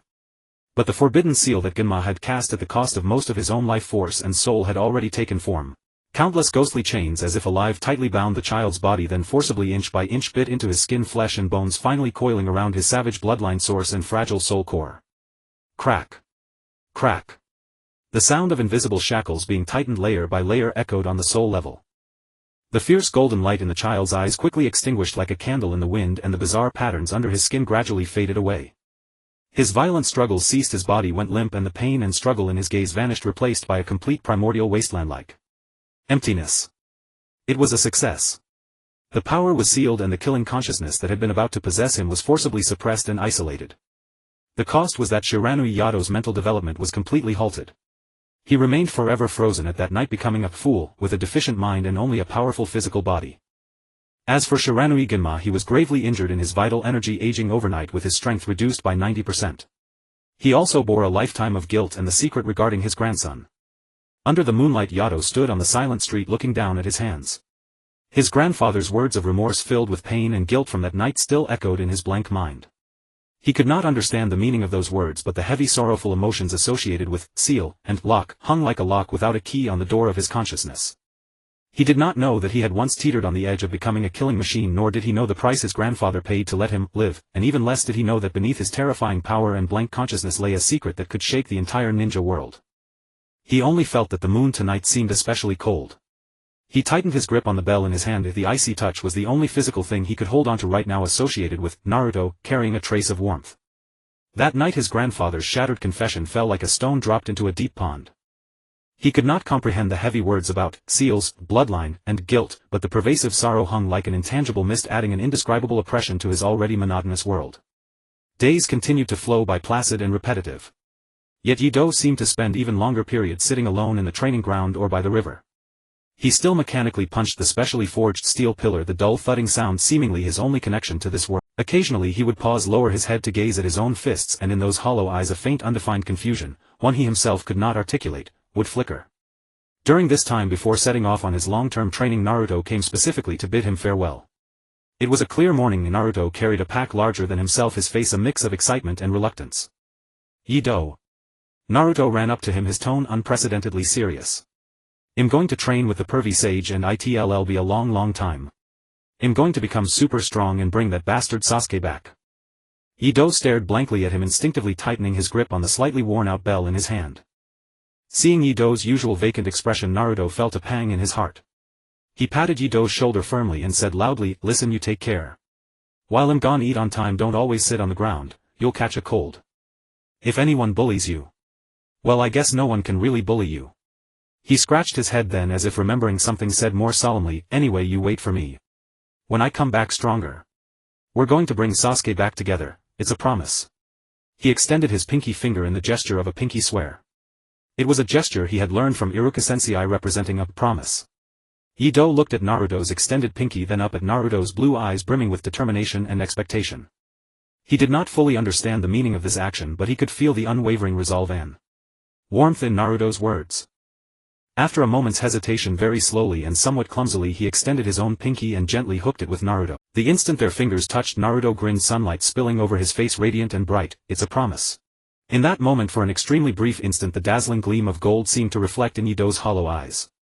News of Naruto training abroad with Jiraiya occasionally arrived via toad letters or fragments brought back by Jiraiya himself when he returned to the village. Each time Kakashi would convey these tidings to Yido in the simplest way. "Naruto is working hard," Kakashi would say. Yido was usually bewildered, but upon hearing the name, Naruto, an extremely faint flicker would sometimes pass through his vacant eyes and his hand gripping the bell would tighten slightly. This was nearly the most significant reaction he could muster to external information. Haruno Sakura, having become Tsunade's apprentice, devoted herself to medical ninjutsu and monstrous strength, gradually maturing into an outstanding kunoichi. She often came to visit Yido, bringing him snacks or trying to talk to him, though she received no response. Looking at Yido's tranquil figure, she always thought of the defected Sasuke and the faraway Naruto, her heart filled with longing for her comrades and hope for the future, which further steeled her resolve to grow stronger. The name Uchiha Sasuke gradually became a taboo and a wound in Konoha. His defection was like a thorn embedded in many hearts, especially those of Team 7. This pain became one of the invisible forces driving Naruto and Sakura forward relentlessly. Seasons turned, several years slipped by in silence. Until that day outside Konoha's main gate, the familiar yet slightly alien figure with golden hair returned, breaking the prolonged stillness. On that day the gates of Konoha welcomed a returning team. Leading the group was a tall golden-haired youth clad in a black robe with orange trim. His face had lost its childhood roundness, now sharp and defined. His azure eyes brimmed with confidence and determination, and the Konoha forehead protector on his brow gleamed brightly. This was Naruto Uzumaki, returning after 3 years of training. Beside him walked the equally transformed pervy sage Jiraiya. Finally back. Naruto took a deep breath of Konoha's air, his face beaming with a radiant smile, eager to see his old comrades. News spread like wildfire. Sakura Haruno was the first to rush over. She had blossomed into a graceful young woman, her previously broad forehead now softened by bangs, her demeanor much more composed. "Naruto. Welcome back." Sakura greeted with a smile, yet her gaze involuntarily searched for another figure behind him. "Sakura. You've become beautiful." Naruto laughed heartily, then asked eagerly, "What about everyone? Kakashi-sensei? And Yato?"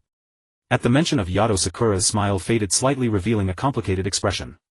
"Kakashi-sensei should be here soon." "Yato? He's still the same." Just then a familiar leisurely voice sounded, "Yo Naruto, you've grown quite a bit." Wearing a mask and silver hair, Kakashi appeared beside them like a phantom, still holding his copy of Make Out Paradise. "Kakashi-sensei!" Naruto exclaimed excitedly. Kakashi closed the book, his visible eye curving into a smile as a greeting. "Let's go, don't just stand here," Kakashi said. The group headed into the village. Naruto excitedly recounted his experiences and training results over the past 3 years. As they passed a familiar training ground, his steps involuntarily slowed.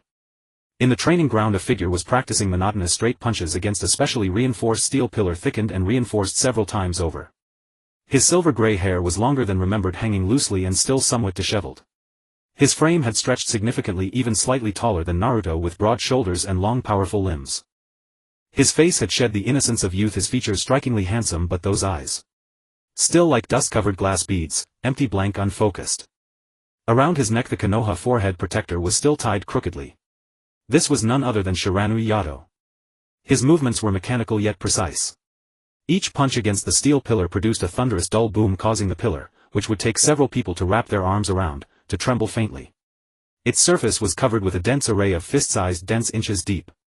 He seemed completely absorbed in his own world, unaware of Naruto and the others' arrival. "Yato!" Naruto murmured, a complex surge of emotions welling in his heart. There was joy at their reunion, but more than that, an indescribable ache and pity. 3 years had passed, yet Yato seemed forgotten by time, still trapped in his silent blank world. Naruto took a deep breath, his face breaking into a bright smile again. He strode over just like years ago and slapped Yato's back forcefully. "Hey! Yato! I'm back!" Just as Naruto's hand was about to touch Yato's back, Yato's fist which had been striking the pillar abruptly halted in midair. His body shifted slightly with a movement so minute yet incredibly precise, perfectly evading Naruto's slap. At the same time his halted fist redirected at a speed imperceptible to the naked eye, fingers spreading like iron pincers to precisely grab Naruto's reaching wrist. The movement was lightning fast, accompanied by a sharp gust of wind. This sudden change caught everyone off guard. Even Kakashi's eyes sharpened instantly. Startled, but Naruto's 3 years of training were not wasted. He reacted swiftly, flicking his wrist as chakra instantly coalesced, barely escaping the fingers about to seize him. He leaped back half a step, staring at Yato in astonishment. Yato slowly turned around, his vacant eyes settling on Naruto. There was no hostility, no joy, only a profound silent blankness. It seemed his body had merely reacted instinctively to the contact from behind. He looked at his empty hand, then at the golden-haired blue-eyed youth before him, a familiar yet strange aura. He tilted his head as if trying to recognize him. After several seconds his rigid face showed no change in expression, but from his throat came a hoarse, raspy syllable that instantly made Naruto's eyes sting. Nar. Yuto. He remembered. Even after 3 years, even though his world was blank, he still remembered the name of his most important friend. Naruto forgot the earlier danger and rushed forward excitedly. This time Yato made no defensive move, allowing Naruto to embrace him tightly. It's me. Yato. I'm back. Naruto patted Yato's back forcefully, his voice choked. Held in the embrace, Yato's body stiffened slightly, seemingly unaccustomed to such warm contact, but he didn't push away. His vacant eyes blinked. Slowly he raised his hand and very lightly and clumsily hugged Naruto back. Then, as if fulfilling a task, he quickly released him. Kakashi watched from the side, his visible eye narrowing slightly. Yato's instantaneous reaction speed and danger instinct just now were even sharper and more acute than 3 years ago. This body seemed to have never stopped evolving over the past 3 years, even though his consciousness remained asleep. Jiraiya also stroked his chin, studying Yato with a flicker of curiosity in his eyes. He could sense that the unfathomable seal within this silver-haired youth seemed more solid than 3 years ago, yet also more turbulent beneath the surface. Alright, save the reminiscing for later. Kakashi clapped his hands. Naruto, your timing is perfect. The village needs power now, especially yours. Get ready for a new mission. Naruto released Yato and nodded firmly, his eyes resolute. I'm ready. Just as Naruto had returned to the village, still reeling from the joy of reunion, an urgent plea for aid arrived from the sand-hidden village. Though he had once fought Gaara to the death during the Chunin exam, Naruto deeply understood the pain and solitude of being a Jinchuriki. That shared resonance made it impossible for him to turn a blind eye. I'm going to save him. Naruto declared resolutely, a flame of unwavering determination burning in his eyes. An emergency support squad led by Kakashi was quickly assembled, consisting of Naruto, Sakura and Shiranui Yato. Yato was chosen partly because his terrifying combat prowess, which required no chakra, could prove invaluable in an urgent rescue, and partly because Kakashi and Tsunade harbored a desire to take this opportunity to further observe the state of the seal within him. Using Pakun's tracking and the ninja hound's incredible speed, the group raced in the direction where the Akatsuki members were retreating. Naruto's heart was filled with anxiety and he pushed himself to full speed. Sakura followed closely behind. As they traveled, Kakashi kept an eye on Yato at the rear of the group. To his astonishment, Yato was actually keeping pace with them. Without using chakra to adhere to the ground, he relied purely on the explosive power of his leg muscles and a unique breathing rhythm. With each step he left a shallow crater in the earth, his body shooting forward like an arrow from a bow. Though his movements appeared clumsy, they were extraordinarily efficient, matching the speed of a jonin running at full tilt. His expression remained vacant, as if this incredible physical prowess were merely an instinctive function of his body unrelated to his will. After a bout of tracking and setbacks, they finally caught up with Deidara and Sasori, who had taken Gaara hostage, outside a cave in the land of rivers. Sasori was already being dealt with by Granny Chio and Sakura. Give Gaara back. Naruto roared, charging alongside Kakashi toward Deidara, who was manipulating a giant clay bird and attempting to lift Gaara into the air. Battle erupted instantly. Kakashi's lightning blade and Deidara's clay explosions clashed violently in the sky, while Naruto's shadow clones surged forward wave after wave. Yato stood still, looking up at the fierce battle in the air, then at Gaara, who was being held by Deidara's clay giant bird, utterly lifeless. He seemed unable to grasp the complexity of aerial combat. His gaze eventually fell to the ground. Deidara, in an effort to block them, had hurled down a swarm of tiny clay spiders surging like a tide toward Kakashi and Naruto. Watch out. They're bombs. Kakashi warned sharply. Naruto kept clearing them with kunai and Rasengan, but the clay spiders were too numerous, densely packed and closing in. Just then Yato moved. He did not charge into the sky, instead he plunged into the ground swarm of clay spiders like a tiger descending a mountain. His feet stomped the ground at a frequency too rapid for the naked eye to follow. Thump. Thump. Thump. Thump. Thump. Like heavy war drums beating. With each stomp an invisible shockwave radiated outward. The clay spiders that had not yet exploded under this dense and terrifying vibration were crushed by an unseen force, some detonated prematurely, others were shattered into dust. Boom boom boom boom. A continuous series of small explosions erupted around Yato, engulfing him in flames and smoke. Yet it was as if he existed in a different dimension. When the shockwaves and debris from those explosions approached his body, they were always deflected or weakened by a faint, nearly invisible barrier that prevented any real damage. Like a human minesweeping vehicle, he used the most brutal method to clear a safe zone in the sea of clay spiders. Seeing this from above, Deidara was so enraged he nearly fell off his bird. Damn it. What kind of monster is that silver-haired guy? My art? My explosions are useless against him. Seizing the moment of Deidara's distraction, Kakashi struck. His Sharingan predicted the movement and his lightning blade extended abruptly. Lightning blade, sharp spear. A spear of blue lightning instantly pierced the wing of the clay giant bird. Deidara cried out. The bird lost balance and Gaara's body plummeted from the sky. Naruto! Kakashi shouted. On it. Naruto was ready. Countless shadow clones piled up into a tall tower, just barely catching the falling Gaara. But Gaara had already stopped breathing. The process of extracting the tailed beast had drained his life force. Gaara. Naruto held Gaara's cold body and let out a heart-wrenching wail. Yato silently walked over to Naruto, looked at the lifeless Gaara in his arms, then at Naruto, whose face was streaked with tears as he roared in agony. He did not fully understand death, but he could vividly feel the overwhelming grief that threatened to consume Naruto. This intense negative emotion seemed to stir a faint, almost imperceptible ripple in the dormant seal within Yato's body. He reached out, not to touch Gaara, but as he had done countless times before, very gently, very clumsily, he patted Naruto's violently trembling back. Naruto. He called out his friend's name in a dry voice, as if trying to share the pain he could not comprehend. The afterglow of the setting sun like diluted blood painted the desolate Gobi of the land of rivers, carrying a desolate yet magnificent beauty. The survivors gathered around Granny Chio and Gaara. The air was thick with despair and the faintest glimmer of hope. Granny Chio's wrinkled face bore a serene calm that had seen through life and death. She slowly formed hand seals, performing the forbidden technique that fuels another's life with her own soul, the Kisei Tensei, the art of life transfer. Live on, boy. For both of us. Granny Chio's voice was faint yet resolute. A surging vitality mixed with pure chakra like a warm torrent poured out from her aged body and flowed endlessly into Gaara's cold, stiff frame. Naruto knelt to the side, his fists clenched tightly, nails digging deep into his palms until blood seeps out. His azure eyes were wide, filled with tears, unwillingness, and attention akin to prayer. He had personally witnessed Gaara's loneliness and struggle as a Jinchuriki, had just forged a deep bond with him and could not accept his departure. Sakura covered her mouth, tears silently streaming down. As a medical ninja, she could feel the rapidly fading life force of Granny Chio, a sacrifice made without hesitation. Kakashi stood at a slight distance, his visible eye reflecting a complex expression, both reverence for Granny Chio's spirit of sacrifice and a lament for the impermanence of life. And Yato stood still behind Naruto, not moving an inch. His usually empty eyes now clearly reflected the scene before him, Granny Chio's gradually ashen, lifeless face and Gaara's originally deathly pale complexion slowly regaining the slightest trace of color. He could not comprehend the complex concepts of sacrifice and resurrection. But he could see something transferring from one person to another. Accompanying this transfer was the rapid decline of Granny Chio's presence, and the almost explosive emotional turmoil in Naruto, a mix of hope and fear. The intensity of this emotion far surpassed anything before. It was no longer simple happiness or hunger, but something deeper, more tearing. It was like an invisible chisel attempting to pry open Yato's emotion wall, sealed and imprisoned tightly. Yato's brow furrowed almost imperceptibly. This was not his usual vacant blankness, but an instinctive discomfort at the intense emotional shift and the passing of life before him. Slowly, extremely slowly, he moved his eyes, shifting his gaze from Granny Chio to Naruto's back, who was clenching his teeth and trembling slightly. He could feel Naruto's pain.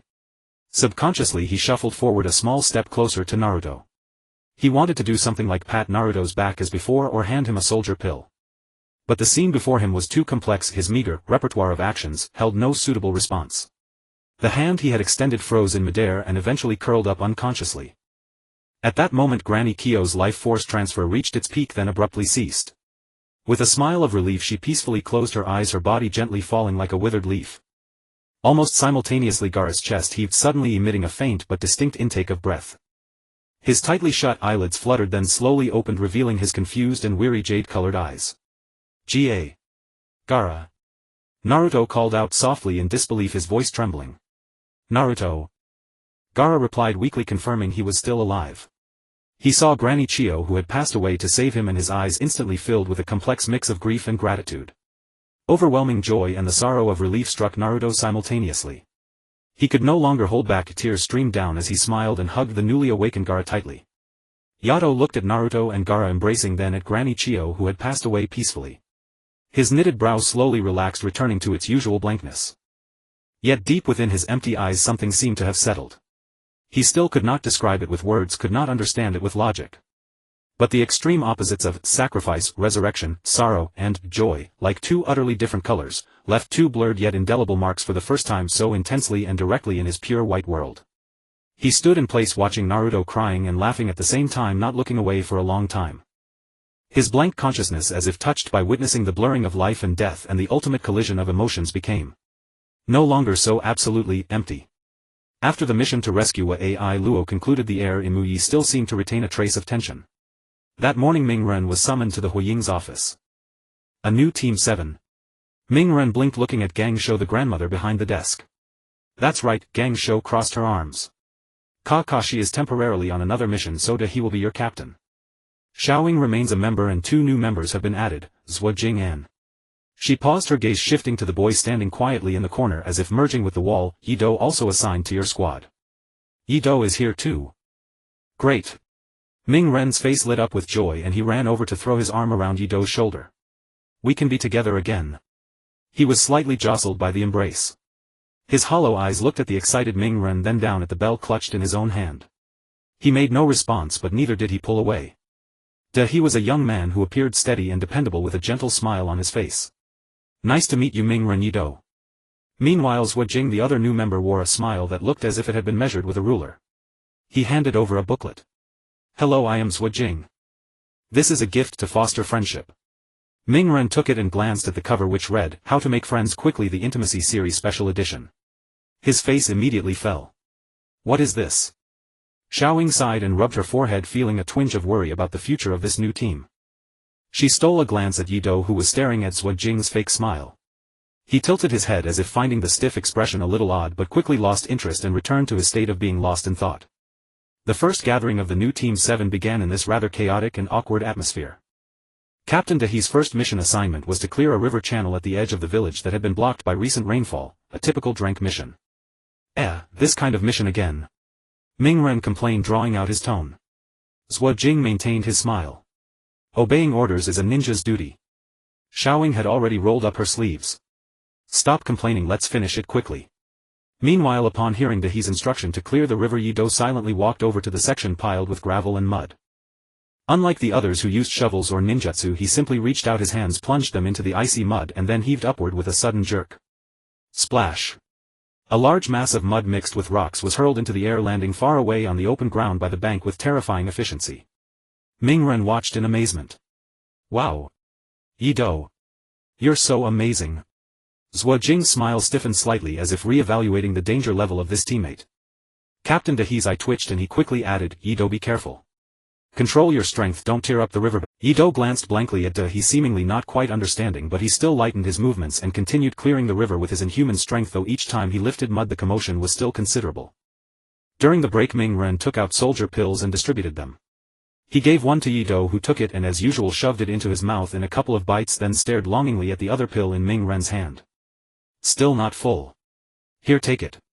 Ming Ren helplessly gave his to Yido as well. Zhuo Jing watched this scene, jotting something down in his notebook while muttering, sharing food is an effective way to build friendship. Xiaoying couldn't help but remark, Zhuo Jing making friends isn't like writing a mission report. Yido was oblivious to the surrounding conversation, focused solely on eating the soldier pills. After finishing, he sat quietly on a stone next to Ming Ren, watching the slowly flowing river, his fingers unconsciously playing with the bell hanging at his waist. A few days later, a more important mission was issued, tracking down and investigating Da Shiwan's hideout. Using Zhuo Jing's super beast imitation drawing, they rode ink birds over the mountains and forests. This was Yido's first time riding such a means of transportation and he seemed rather perplexed. He sat on the ink bird's back motionless, his fingers gripping the edge so tightly nearly causing the ink to smudge that his hollow eyes stared straight at the scenery rapidly flashing by below. Only when they landed did he let out an almost imperceptible sigh of relief. With the aid of Seiya's super beast imitation drawing flying ability, the group quickly located a suspected abandoned Orochimaru base deep in the mountains. The interior of the base was dark and damp, reeking of medicinal chemicals and the musky odor of snakes. Yamato cautiously scouted with wood release while Sakura followed closely behind and Sai was responsible for mapping and keeping watch. Naruto rushed ahead anxiously searching for any clue related to Sasuke. Yato silently trailed at the back of the group, appearing utterly indifferent to the eerie surroundings, neither tense nor curious, instinctively staying by Naruto's side like a silent guardian shadow. In a vast laboratory-like hall deep within the base they encountered their anticipated foes, Orochimaru and Uchiha Sasuke. After years apart, Sasuke had transformed dramatically. He now towered over Naruto clad in a loose kimono, his skin pale, his gaze icy and sharp as a drawn blade emanating a chilling chakra and profound malevolence. He stood there as if merged with the surrounding darkness. Naruto. He spoke, his voice low and cold, laced with a faint touch of mockery, still so noisy and boisterous with no improvement at all. Sasuke. Naruto's emotions surged at the sight of his long-missed comrade, but seeing him like this only deepened the sting. Come back to Konoha with me. Sasuke. Orochimaru licked his lips, his golden serpentine eyes sweeping with keen interest over the new Team 7 before finally fixing on Yato, who stood quietly behind Naruto.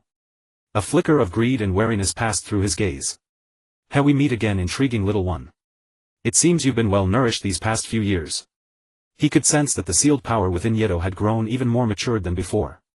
Sasuke's gaze also swept over Yato, as indifferent as looking at a pebble on the roadside, utterly unimpressed, even tinged with contempt. The fool who had stood before him at the final valley speaking of bonds had long been dismissed from his mind.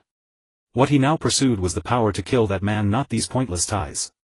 Enough of the reminiscing, Sasuke said coldly, drawing his Kusanagi sword in an instant, pointing it at Naruto. Let me see if these years have earned you the right to bring me back. Combat erupted instantly. Naruto roared as he charged forward, clashing with Sasuke. Their taijutsu and ninjutsu collided violently, their speed and power far beyond before. Yamato and Sakura tried to intervene but were intercepted by Orochimaru and the suddenly appearing Kabuto. Sai provided support from the side using his super beast imitation drawing. As for Yato, the moment the battle began his body naturally slipped into that instinctive state of vigilance. He did not actively attack anyone, merely stood silently at the edge of the fray, his vacant eyes tightly tracking Naruto and Sasuke as they moved at high speed and clashed fiercely. His body was slightly hunched, muscles taut like a drawn bow, ready at any moment to counter any danger that might strike Naruto. When stray arcs from Sasuke's Chidori stream or Naruto's uncontrolled chakra occasionally splashed toward him, he would shift his body by the smallest margin or casually flick a hand, effortlessly dispersing the residual energy. His presence was like an unstable time bomb on the battlefield, making Orochimaru and Kabuto hesitant to strike a fatal blow at Naruto and forcing Sasuke to divert a sliver of his focus to this seemingly vacant but highly threatening observer. After a fierce exchange, Naruto and Sasuke momentarily separated, both breathing heavily. Sasuke looked at the panting yet still resolute Naruto, then glanced at Yato, who stood like a rock guarding Naruto's flank. A flicker of impatience and disgust passed through his eyes. Still the same Naruto, Sasuke sneered, his tone dripping with sarcasm. Relying on blind impulse and the protection of this monster. He deliberately emphasized the word monster, his gaze sweeping over Yato. Yato showed no reaction to the word monster, still wearing that blank expression. But Naruto was utterly enraged. Don't call Yato that. Sasuke. You don't understand anything. I don't need to understand, Sasuke said, raising the Kusanagi sword. Vast chakra began to gather and purple-black curse mark patterns spread across his skin. Let's end this tedious farce. Just as a fiercer clash seemed imminent, Yamato swiftly used wood release to create massive trees separating the two sides. Naruto, calm down. Our goal isn't a decisive battle here. Yamato said in a low voice. The fight was forcibly halted by Yamato's wood release. Sasuke. Naruto fell to his knees, slamming his fist against the ground in anguish, his frustration and pain nearly overflowing. Sasuke let out a cold snort, sheathed his sword, cast one final cold glance at Naruto, then swept his gaze over Yato without any emotion and turned to disappear with Orochimaru and Kabuto into the darkness deep within the base. Sakura turned away sadly. Yamato's expression was grave. Sai looked thoughtfully at Naruto, then at Yato standing quietly nearby. Yato slowly walked to Naruto's side and crouched down. He looked at Naruto's trembling shoulders and reddened eyes, seemingly unable to comprehend such complex emotions. He extended his hand, not to console but to hold up the slightly worn bell that Naruto had given him, placing it before Naruto's lowered gaze, and gently shook it. Dingling. The crisp faint chime stubbornly echoed through the hall thick with the scent of battle and disappointment. Naruto lifted his head looking at the bell then at Yita's eyes, always vacant yet now strangely focused. The pain in his heart seemed touched by a fragile warm current. He sniffed and wiped his face hard. Thank you Yato. The atmosphere on the return trip was heavy. Naruto had grown much quieter. Sakura watched him with concern. Sai continued scribbling in his notebook recording observation of intense emotional fluctuations caused by bonds. Team leader Yamato walked at the front, his mind a whirl of complex thoughts. The new Team 7, a Ninetales Jinchuriki, a former root member, a medical nin with monstrous strength and a mysterious enigmatic shell of a boy. The future of this team was destined to be anything but calm. And Yato still quietly following Naruto's side, the bell in his hand chiming softly with each step. Sunlight filtered through the trees dancing on his silver-gray hair. His blank consciousness could not grasp the sadness of his companions or the complexities of the world, but he remembered the painful expression on Naruto's face and the faint fleeting light that had flickered in Naruto's eyes when the bell rang. After the mission to track Orochimaru and Sasuke in a forbidden training valley outside Konoha village, a deafening roar echoed like thunder without cease. Naruto Uzumaki roared as he hurled an extremely unstable sphere crackling with countless tiny wind blades toward a boulder the size of a small hill. Yet the chakra sphere twisted and expanded violently mid-flight, bursting prematurely with a loud bang, transforming into a chaotic gale. The recoil threw Naruto head over heels, leaving him sprawled on the ground covered in fine cuts. Cough, failed again. Naruto scrambled to his feet, grimy and disheveled, pounding the ground in frustration. Nearby Captain Yamato stood with arms crossed on a watchtower crafted from wood, release his face expressionless save for a faint twitch at his temple. His task was to supervise Naruto's training of this rank forbidden technique and ensure safety, mainly by using wood release to suppress any potential rampage of the Ninetales chakra and to prevent Naruto from blowing himself up first. Naruto focus on the stability of the chakra's shape transformation. Nature transformation and shape transformation must merge perfectly, not just be crammed together crudely. Yamato's voice came through laced with exasperation. Teaching Naruto was the ultimate test of patience and fortitude. I know. But it's so hard. Naruto clawed at his blonde hair in frustration. At the edge of the training ground, Sakura Haruno sat cross-legged on a flat rock, engrossed in a thick medical ninjutsu scroll. She occasionally lifted her head, casting worried glances at Naruto as he failed and hurt himself repeatedly, green medical chakra gathering in her hand ready to heal him at a moment's notice. Further away beneath a large tree, Shiranui Yato sat quietly leaning against the trunk. He mechanically took small bites of a soldier pill, his hollow eyes fixed on Naruto's endless attempts and failures in the training ground, as if watching a silent film unrelated to him. His presence was like a static anchor in the midst of the bustling training field. Hey Yato. Did you see that? Was that a little better than last time? Naruto occasionally shouted toward Yato, even though he knew he probably wouldn't get a response. Yato only blinked, his gaze still vacant. At that moment a figure silently landed beside Sakura. It was Sai, wearing his trademark faintly artificial smile. Naruto sure is energetic, though it doesn't look like he's making much progress, Sai said, pulling out a small paper packet and handing it to Sakura. Here, soldier pills, new flavor supposedly with honey. Sakura took it with a sigh. Thanks. But watching him I don't feel like trying new flavors. She gestured toward Naruto, who had just been blown back by his own technique again. Sai turned to Yato and offered a packet as well. Yato-kun, one for you too. Yato looked at the paper packet in Seiya's hand, then at the half-eaten one in his own. He slowly reached out and took it, but instead of eating it immediately he simply held it. Come to think of it, Sai said, looking at Yato as if speaking to Sakura or to himself, Yato-kun always stays quietly by Naruto's side. That's a rather unique way of expressing bonds, I suppose. Even without words, just being there carries meaning probably.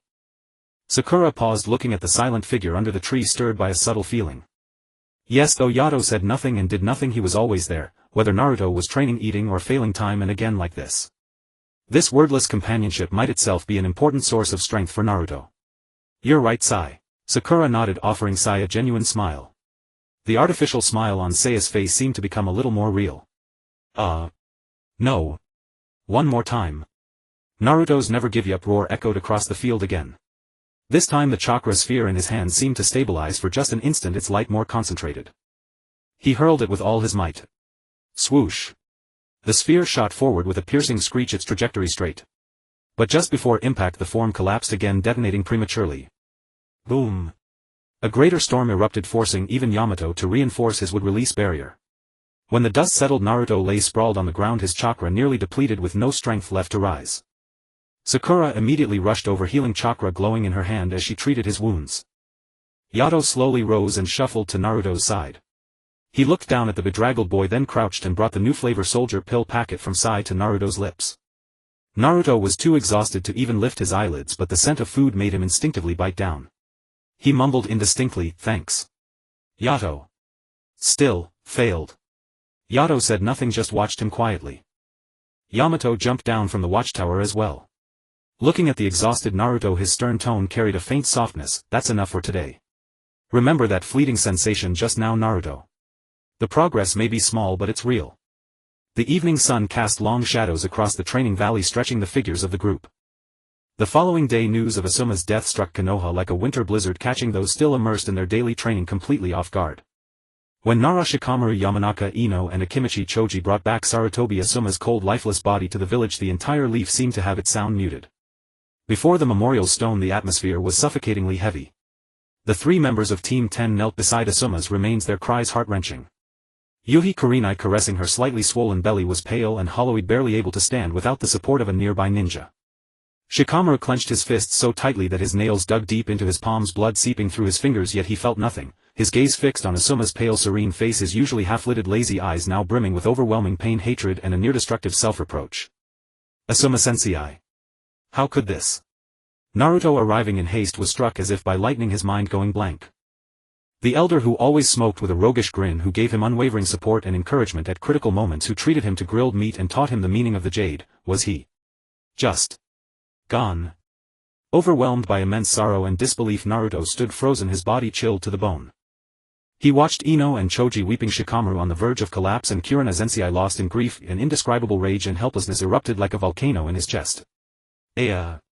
Naruto fell to his knees, slamming his fists into the ground with a beast-like wail, tears blending with dirt blurring his vision. The Akatsuki again. The same bastards who stole his precious ones. Just as Naruto was being swallowed by immense grief, he sensed a familiar presence approaching. Through tear-filled eyes he looked up and saw Yato standing beside him, as if he had been there for a while. Yato wore his perpetual vacant expression, as though the crushing sorrow around them belonged to a different world. Yet his hollow eyes now clearly reflected Naruto's distorted, anguished face and the devastating farewell before the memorial stone. The extreme negative emotions in the air, despair, hatred, sorrow, surged like an invisible torrent, violently assaulting Yato's blank consciousness and the sturdy soul lock 8 directions within him. These energies, especially the resentment spawned by death and vengeance, seemed both the deadliest poison and a kind of awakening agent. A faint hum audible only to Yato resonated deep within his soul. The long-dormant instinct for slaughter, nourished by this despair born of a loved one's death, began to stir and churn with unprecedented intensity. A thread of icy, viscous and utterly pure killing intent, like a viper breaking its chains, burst from the seal's crevice and surged through every limb and bone of Yato's body. His body trembled almost imperceptibly. In his vacant eyes, which had only reflected external scenes like glass beads, a living thing now seemed to have been injected. A faint yet blood-chilling crimson gleam like an eye opening in the abyss flickered through. The aura around him, once merely blank, suddenly gained an indescribable inhuman coldness and danger. Naruto, closest to him, shivered violently and instinctively stopped crying, staring at Yato in astonishment. In that instant he felt an unprecedented spine-tingling presence from Yato, though fleeting it sent a chill down his back. Yato seemed unaware of the change within himself. Drawn by Naruto's overwhelming sorrow, he slowly crouched down, extended his slightly stiff hand, just as he had done countless times before, and patted Naruto's violently trembling back clumsily and gently, trying to offer comfort in the only way he knew. Yet this time there was an almost imperceptible hesitation in his movement, as if even this simple act of solace was battling the itching opposite instinct of destruction stirring inside him.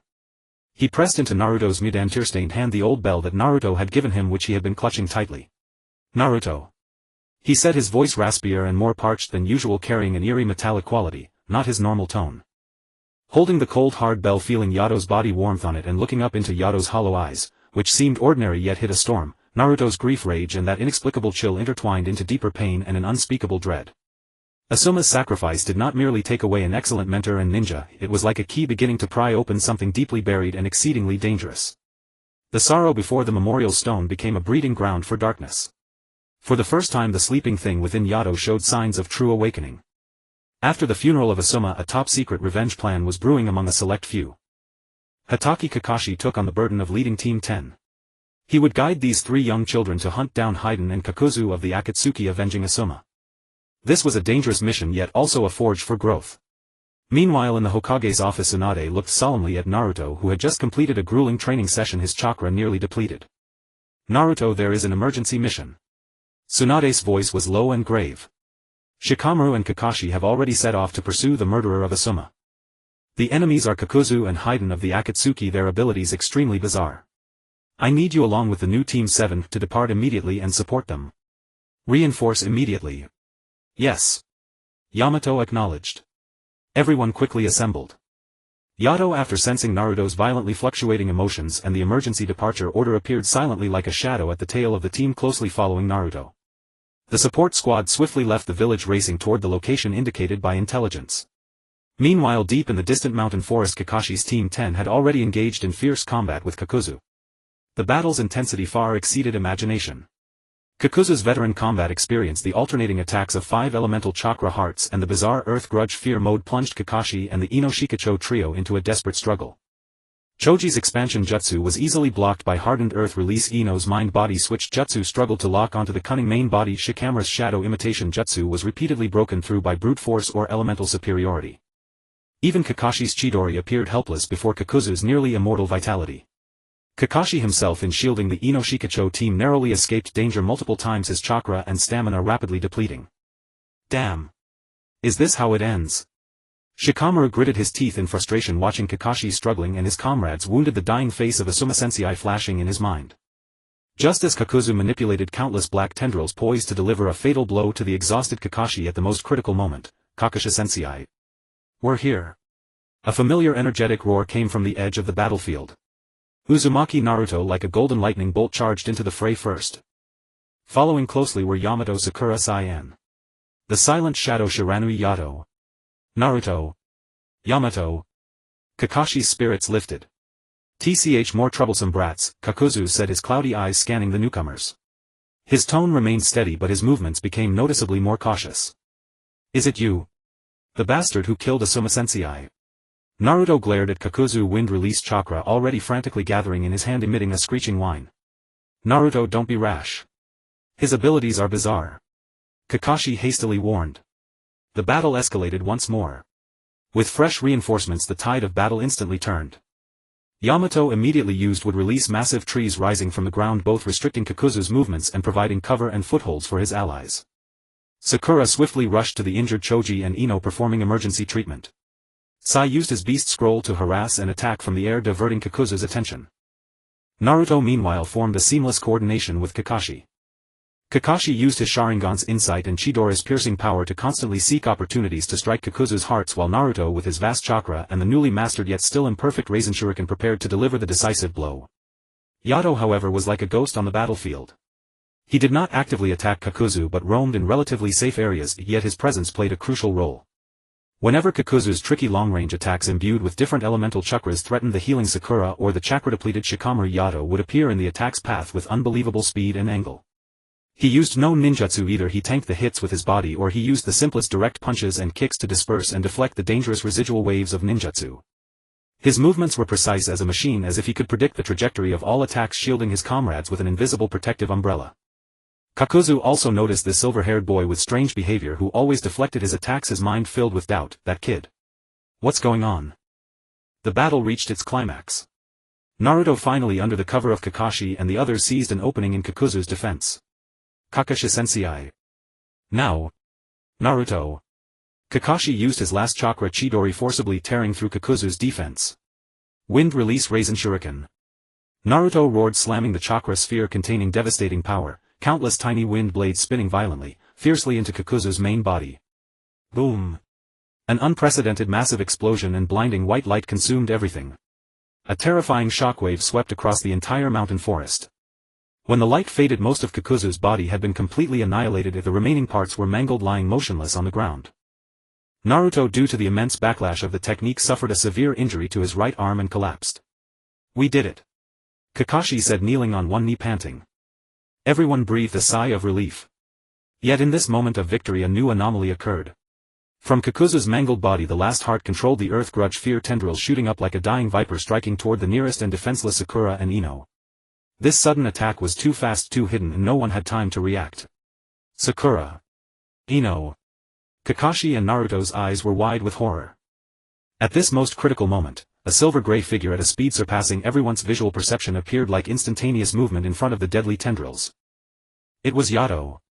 Still expressionless facing the desperate blow containing Kakuzu's last chakra, he did not dodge but raised his right hand fingers like claws and caught the pitch-black tendril with pinpoint accuracy. Schluck. The tip of the tendril like the sharpest spear pierced Yato's palm. Blood gushed out instantly. But Yato's hand like the firmest clamp held the tendril tight, preventing it from advancing a single inch. The cold sinister chakra on the tendril tried to erode his arm but was firmly blocked by the invisible barrier naturally generated by the ancient seal within his body. Kakuzu's last power struggled futilely a few times in Yato's hand before completely dissipating. Yato slowly released his grip, letting the lifeless tendril fall to the ground. He looked down at his bleeding palm, then raised his head, gazing blankly at the still shaken Sakura and Ino as if he had done something trivial. "Yato. Your hand." Sakura snapped out of it and hurried forward to treat him. The battle had finally completely ended. The afterglow of the setting sun illuminated the devastated battlefield. Revenge was achieved, but at a heavy cost. The group set off on the return journey to Konoha carrying the wounded and Kakuzu's body. Naruto, due to the backlash from the Raisin Shuriken and chakra depletion, was carried on Yamato's back. He looked back at Yato, who silently followed the team with bandaged palms, his heart filled with complex emotions. There was the joy of victory, the remembrance of Asuma Sensei, and gratitude for Yato's silent yet utterly reliable presence. And Yato still lived in his simple blank world. However, having experienced this brutal battle with an immortal monster and personally touching death and revenge, the sealed killing instinct within him seemed to have absorbed more nourishment, growing even more restless. Beneath the calm surface the undercurrent grew increasingly turbulent. The next day at the Shiranui residence. The aged Shiranui Ginma, after all, could not withstand the erosion of time and the heavy burden accumulated over the years. Since that midnight confession his health had been in steady decline. The once formidable special jonin who had dominated the battlefield now lay frail on his sickbed, his breath faint.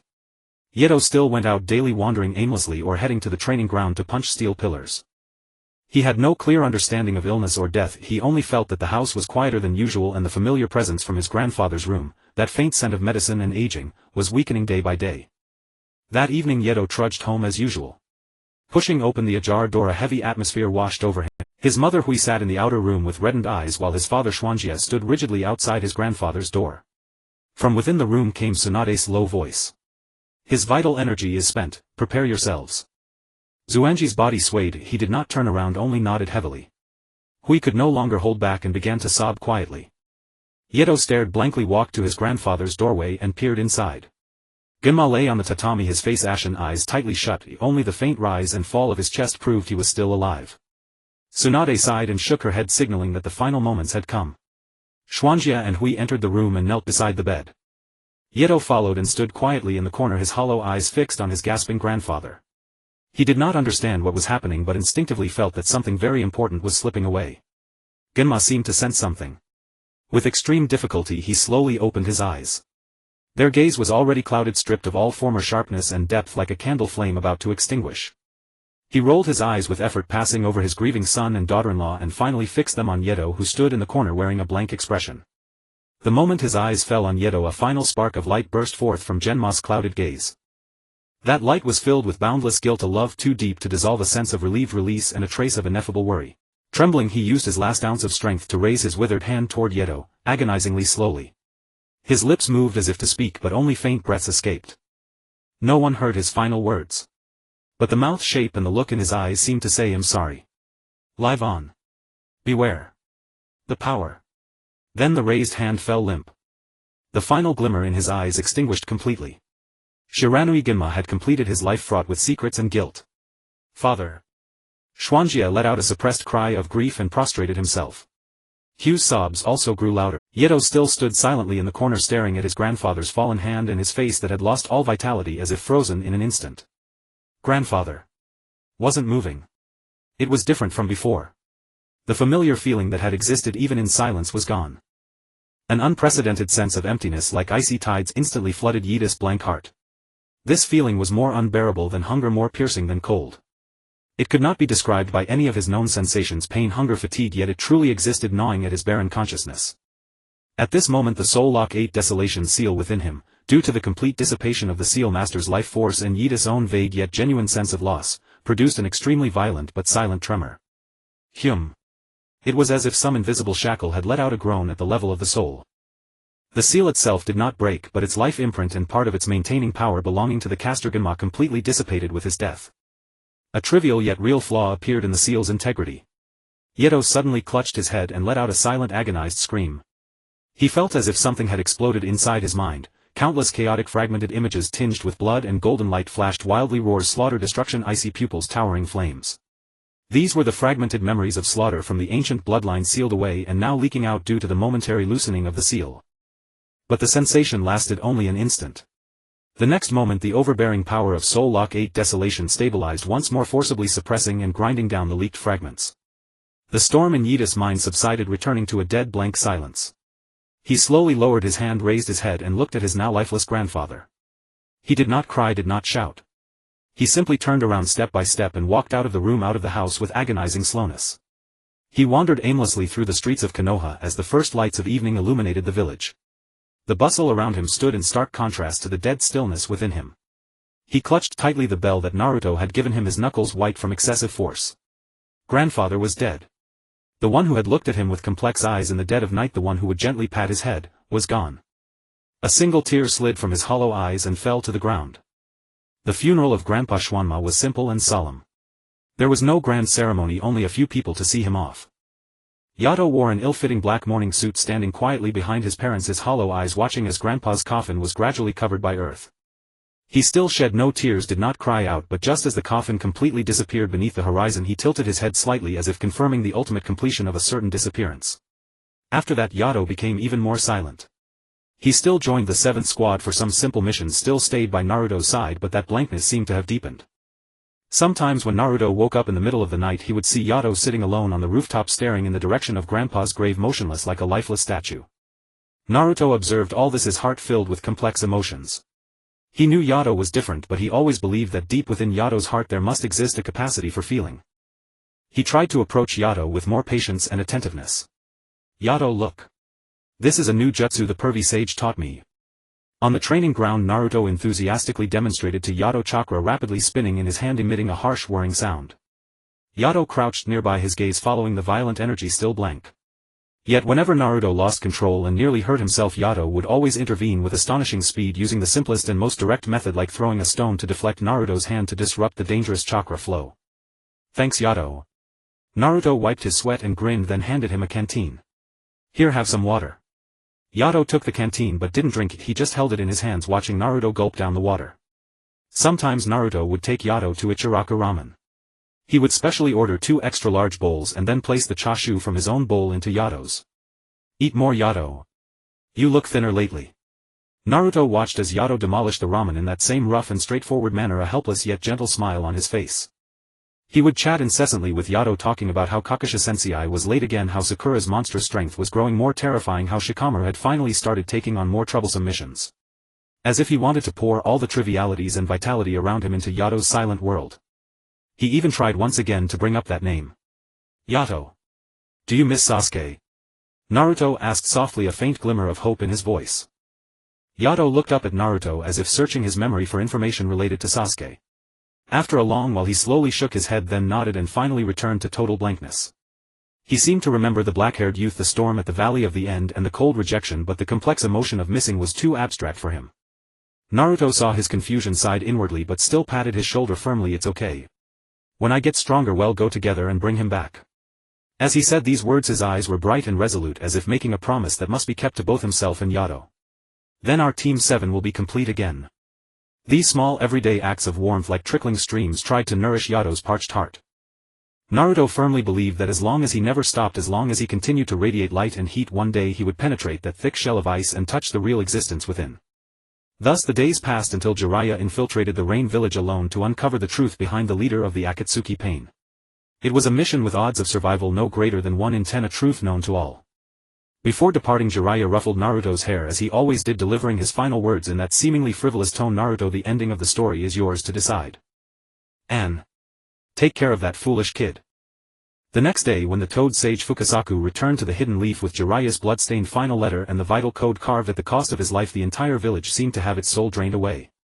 Naruto left the Hokage's office like a marionette whose strings had been cut, staggering and disappearing into the dim end of the. Yato stared blankly at Naruto's receding figure, then glanced at the grieving people in the office before slowly walking away. He sensed with a dull awareness that the feeling radiating from Naruto was darker and more despairing than when Master Asuma had died. In the days that followed, the Hidden Leaf was immersed in immense grief and dread over the loss of a legend. Naruto meanwhile completely sealed himself off. He did not train, did not take on missions, and barely left his home. He spent his days in his apartment or sitting alone on a swing motionless from sunrise to sunset. He no longer spoke loudly or caused a commotion if those once vibrant blue eyes turned lifeless, losing all their luster. He simply fell silent as if all sound and emotion had been drained away along with the pervy sage's departure. That profound crushing solitude enveloped him like a tangible shadow. Kakashi Irika Sakura Yamato. Everyone tried to console him, but their words fell into a bottomless sea, unable to pierce Naruto's thick wall of sorrow. He would listen in silence, then remain silent. Yato still roamed the village every day. He could sense Naruto's location if the intense unyielding sorrow was as unmistakable as a lighthouse in the darkness.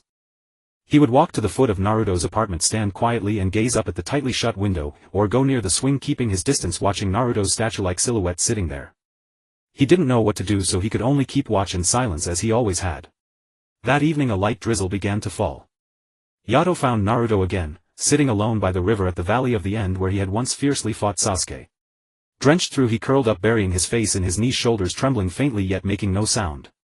Yato slowly walked over and sat down beside him, saying nothing, just like a silent stone sharing the rain with him. The cold rain slid down Yato's silver-gray hair, dripping into his hollow eyes, then flowing down mixed with rainwater like silent tears. He reached out, gently holding the bell that had been tightly clutched in his hand, warmed by his body heat yet still cold, and placed it before Naruto's lowered gaze, then shook it clumsily. Ding! The clear sound of the bell was faint in the rain yet exceptionally distinct. Naruto, who had been deathly still, gave a violent start. Slowly, agonizingly slowly, he raised his head. Rain and tears mingled, streaming down his cheek. Those eyes, once as blue as the sky, were now bloodshot, filled with boundless pain, confusion, and a fury on the verge of collapse. His gaze locked onto Yato's eternally bewildered, expressionless face. Staring at those hollow eyes that reflected nothing, at his utter indifference to the bell, the rain, and his own suffering. The grief, loneliness, helplessness, and rage that had been pent up for far too long exploded like ignited gunpowder. What are you shaking for? Naruto swung his hand violently, knocking the bell from Yato's grasp. The bell fell onto the muddy ground with a dull clatter, rolling a few times and becoming covered in filth. Yato's hand froze in midair, staring blankly at his empty palm, then at the soiled bell on the ground. What do you know? You don't know anything. Naruto leaped to his feet, roaring at Yato, his voice twisted and hoarse with agitation and tears. The pervy sage is dead. He's dead. He's never coming back. Hell never train me again. Hell never treat me to ramen again. Pointing at Yato, tears and rain streaming wildly, he cried, and you? Your grandfather died. The old man who always watched over you is dead. Do you feel sad? Do you grieve? Have you ever cried? You haven't. You have nothing. Naruto's voice was an accusation drenched in blood. You're still the same. Dull. Foolish. As if nothing has anything to do with you. As if it doesn't matter who dies. He stepped closer to Yato, his eyes filled with pain and a despair nearing misplaced anger. Do you even have a heart? Yato. Is your heart made of stone? Or are you just an empty shell? A heartless monster. Friend.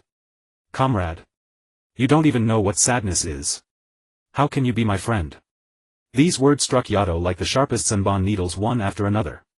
He still stood there, numbly letting Naruto vent. He couldn't understand all the complex words, but he could clearly feel the immense pain in Naruto's speech. And the accusation directed at him. The sensation of being rejected and denied by the person most important to him felt like a cold chisel violently chipping away at his blank consciousness and the seal that had already been shaken. The killing instinct within him stirred again under this intense negative impact, and a frigid destructive will surged uncontrollably, causing a faint but genuine reddish tinge to creep back into his hollow eyes. But this time the redness did not fade immediately. It lingered, reflecting Naruto's pained and twisted face. Yato looked at Naruto, at his tear-streaked visage, at his body curled from extreme anguish. A chaotic, sharp, stabbing pain, unprecedented in its clarity, exploded for the first time within his barren heart. It was not physical pain, yet it was a million times more unbearable than any punch. He opened his mouth and a hoarse, trapped animal sound came from his throat. He wanted to say something, to explain, to tell Naruto that he wasn't heartless, that he wasn't a monster. But he couldn't form any meaningful syllables. His impoverished consciousness and sealed emotions couldn't organize any effective expression. In the end he could only extend a trembling hand, not to pick up the soiled bell but to reach out and touch Naruto to soothe his grief as he had done countless times before. Don't touch me. Naruto violently knocked his hand away, his eyes filled with resistance and estrangement, as if looking at a truly cold alien object. Yato's hand froze in the icy rain. He looked at Naruto's eyes full of disgust and pain at the reddened back of his own hand, then down at the muddy bell that no longer rang. At that moment the surging killing intent within him receded like a tide replaced by a deeper colder stillness. He slowly, very slowly withdrew his hand, then turned around and walked step by step, staggering and silent, into the thickening rain, disappearing beyond the gray horizon. All that remained was Naruto kneeling alone in the mud, sobbing uncontrollably, and the bell, once a symbol of friendship but now unable to produce a clear sound, abandoned in the filth.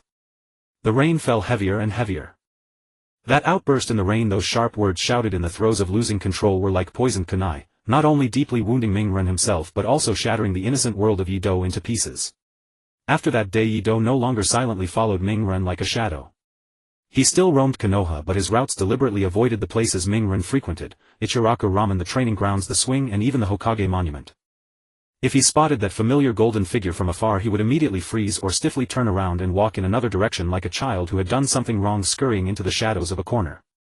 He no longer tried to approach, no longer offered that bell, once a symbol of friendship, now stained with mud, which he had quietly retrieved, carefully cleaned, and then tightly clutched in his palm, afraid to show it to anyone again. He only watched from a distance secretly. He watched Ming-ren still silently sitting alone on the swing, his back desolate. He watched teacher Kakashi and Captain He speak to him with concern while he only nodded woodenly. He watched Sakura bring him food which he barely touched. In Yido's hollow eyes reflected Ming-ren's figure shrouded in sorrow. He could not comprehend such complex emotions, but he could clearly feel that Ming-ren was in great pain. And this pain seemed related to himself. Was it because he had no heart? Was it because he was a monster? Was it because he was unworthy of being a friend? These vague illogical thoughts haunted his blank consciousness like specters, bringing a persistent dull ache. This pain was different from hunger or cold, it was more like a chill of being shut out from the entire world. The soul lock 8 waste seal within his body seemed to grow even more silent and cold because of this persistent negative state born from emotional isolation. The dormant killing intent, as if in this extreme rejection and loneliness, also temporarily hibernated, leaving only boundless emptiness. On the other side, Ming-ren was immersed in a vortex of self-blame and sorrow. He regretted the harsh words he had spoken to Yido that day. He knew Yido hadn't meant it, knew Yido was just different. But the searing pain of losing Zai had robbed him of rational thought. If those hurtful words had already been spoken like water spilled. Seeing Yido's evasive gaze and frantic escape filled his heart with even more remorse and another form of agony. He wanted to apologize but didn't know how. And Yido's deliberate avoidance only made the rift harder to mend. Amidst this frozen cold atmosphere a turning point appeared. After arduous deciphering, the intelligence Zai had paid for with his life pointed to a crucial fact: pain possessed the Rinnegan and his true form might not be among those Zai had fought. This meant greater power was needed. And sage art. Fukasaku Sennin came to Konoha again bearing the great Toad Sage's prophecy and an invitation to go to Mount Myaboku and learn Sage Mode. It was the only hope to defeat pain, avenge Zai and protect the village. When Tsunade and Fukasaku Sennin told Ming-ren of this decision, a faint spark of light finally reignited in his dead eyes. He tightly gripped the farewell letter Zai had left behind and nodded firmly. "I'll go." The day before departure, Ming-ren packed his belongings alone. He looked out the window at the familiar village, his gaze involuntarily searching for that silver-gray figure. He knew not how long this journey would be. He stepped out of his home and, as if guided by some unseen force, he headed toward that remote riverside training ground where he suspected Yido might be. Sure enough, at the edge of the training ground under the big tree he saw Yido. Yido wasn't training, he just sat curled up hugging his knees, his head lowered, silver-gray hair covering his face, expression hidden. In his hand he seemed to be clutching something tightly. Ming-ren's steps faltered. Looking at Yido's unusually lonely and fragile figure, his heart ached. Those hurtful words echoed in his ears again, tightening his throat. He took a deep breath, gathered his courage and slowly walked over. At the sound of footsteps Yido's body stiffened sharply, but he didn't flee as usual. Instead he buried his head even lower, his body trembling slightly as if in fear. This reaction made Ming-ren's heart feel as if it had been twisted. He stopped a few steps away from Yido, paused for a moment, then spoke in a somewhat hoarse voice, "Hey. Yido." Yido didn't raise his head, but his body trembled even more. "I." Ming-ren opened his mouth, the apology lingering on his lips, but in the end he couldn't say it. He changed his approach, trying to make his voice sound as calm as possible. "I'm leaving tomorrow. Going to a very far place. To train." Yido's trembling stopped, but he still didn't look up. "It will be a long time." Ming-ren continued, his gaze falling on Yido's tightly clenched hand. "So. Before I come back." He paused as if gathering courage, then said very seriously, "Take care of yourself. Don't starve yourself. And don't hide from me anymore." Those last words were very soft but carried an imperceptible plea. Having said this, Ming Ren did not linger. He gave Ido a deep look as if to etch the scene into his heart, then turned and strode away. He was afraid that if he stayed a second longer he would break down crying or utter more powerless words. Only when Ming Ren's footsteps had completely faded did Ido extremely slowly raise his head. His hollow eyes gazed in the direction Ming Ren had left unmoving for a long time. He opened his always clenched hand. In his palm lay the bell, spotlessly clean, but as if it could no longer ring with the same crisp sound as before. Rain and mud could be washed away, but the rift left by words required more time and warmth to heal. Ming Ren left Konoha for Mount Myaboku, embarking on the journey to Master Sage Mode. And Ido remained in Konoha, in this land filled with memories and scars. He no longer deliberately avoided, but neither did he actively approach any place associated with Ming Ren. Day after day he simply held that bell and waited in silence. Waited for the person who had once illuminated his world like the sun to return. Waited for the possibility of reconciliation and redemption. After Naruto left, the village became much quieter, and for Ido it was even more so. He grew even more silent. Before he had simply refrained from speaking, and now he made no sound at all. He walked without a whisper, ate without a sound, and even when he punched the steel pillar there was only the dull thud of impact, no panting, no shouts. He still walked through the village every day, but his route had changed. He no longer went to the entrance of Ichiraku Ramen, nor to the training ground, nor to the swing. Those were the places Naruto often went. Now that Naruto was gone there was no point in going there. And besides, he was a little afraid to visit those places again. He missed Naruto. Even though Naruto had said many harsh words that day, calling him heartless, a monster, words that pierced his blank mind like nails, leaving him feeling stifled and uncomfortable whenever he remembered them. But he still missed Naruto. He missed the golden-haired figure who would noisily grab him and run, the friend who would share his ramen with him, the comrade who would slap his back hard and laugh loudly. This longing was simple and direct, like being hungry and wanting to eat, or thirsty and wanting to drink. With Naruto gone he felt something missing, a void in his heart. So he began to wander outside the village. He followed the direction Naruto might have taken, walking onward. He walked slowly, his eyes scanning everywhere as if searching for something. The woods, the paths, the riverbank. He looked at each place one by one. He didn't even know what he was looking for. Perhaps deep in his subconscious he hoped to see that familiar figure in the orange outfit suddenly pop out from some corner and shout at him, "Ido! I'm back!" Sometimes he would stop at a place and stand for a long time motionless, even as the wind blew through his silver-gray hair. When hungry he would find some wild fruit or return to the village for food. When tired he would lean against a tree by the roadside and sleep for a while. Even if he got lost in the forest he felt no worry or fear. His beastly instincts and formidable physical abilities always allowed him to find his way back to the village, or simply to spend the night somewhere in the wild, continuing his fruitless search the next day. He didn't know where Mount Myaboku was, nor what sage art was. He only knew that Naruto was no longer here. He couldn't find him. He never found him, not once. Kakashi came to see him a few times, bringing food and talking to him. But Ido showed little reaction, only occasionally his eyes would flicker when Kakashi mentioned the name Naruto. Yamato would also sigh softly as he watched Ido's figure leaving the village alone yet again. Sakura too came to find him, trying to bring him back, but he refused, stubbornly sitting where he was. He had only one simple thought in his mind: Naruto had left from here, and perhaps he would return from here. If he waited here he could be the first to see Naruto. Days passed one after another. There was no news from Mount Myaboku. Ido remained silent, still wandering outside the village every day, still sitting on the hillside gazing into the distance. His world, because of Naruto's departure and those hurtful words, had become even emptier, even more still. He was waiting. Waiting for one who might return. Waiting for a chance that perhaps an irreparable rift might heal. Until one day at the end of that silent road the figure he awaited would appear. How many floors must one carry a bag of rice? Feel the pain. How many floors must one carry a bag of rice? Think about the pain. A bag of rice is too much to bear. Accept the pain. A bag of rice is washed by me. Understand the pain. I have washed so much mud off this bag of rice. For those who do not understand the pain. Alongside that pile of black tiles, rubble. Unable to comprehend true peace. Alright. Add water. From now on let the world feel pain. Super Shinra Tensei. Tendo Pain hovered at the highest point, coldly gazing down at the panicked crowd below, akin to ants scurrying in terror, as if time itself had frozen in this moment. In the next instant, boom.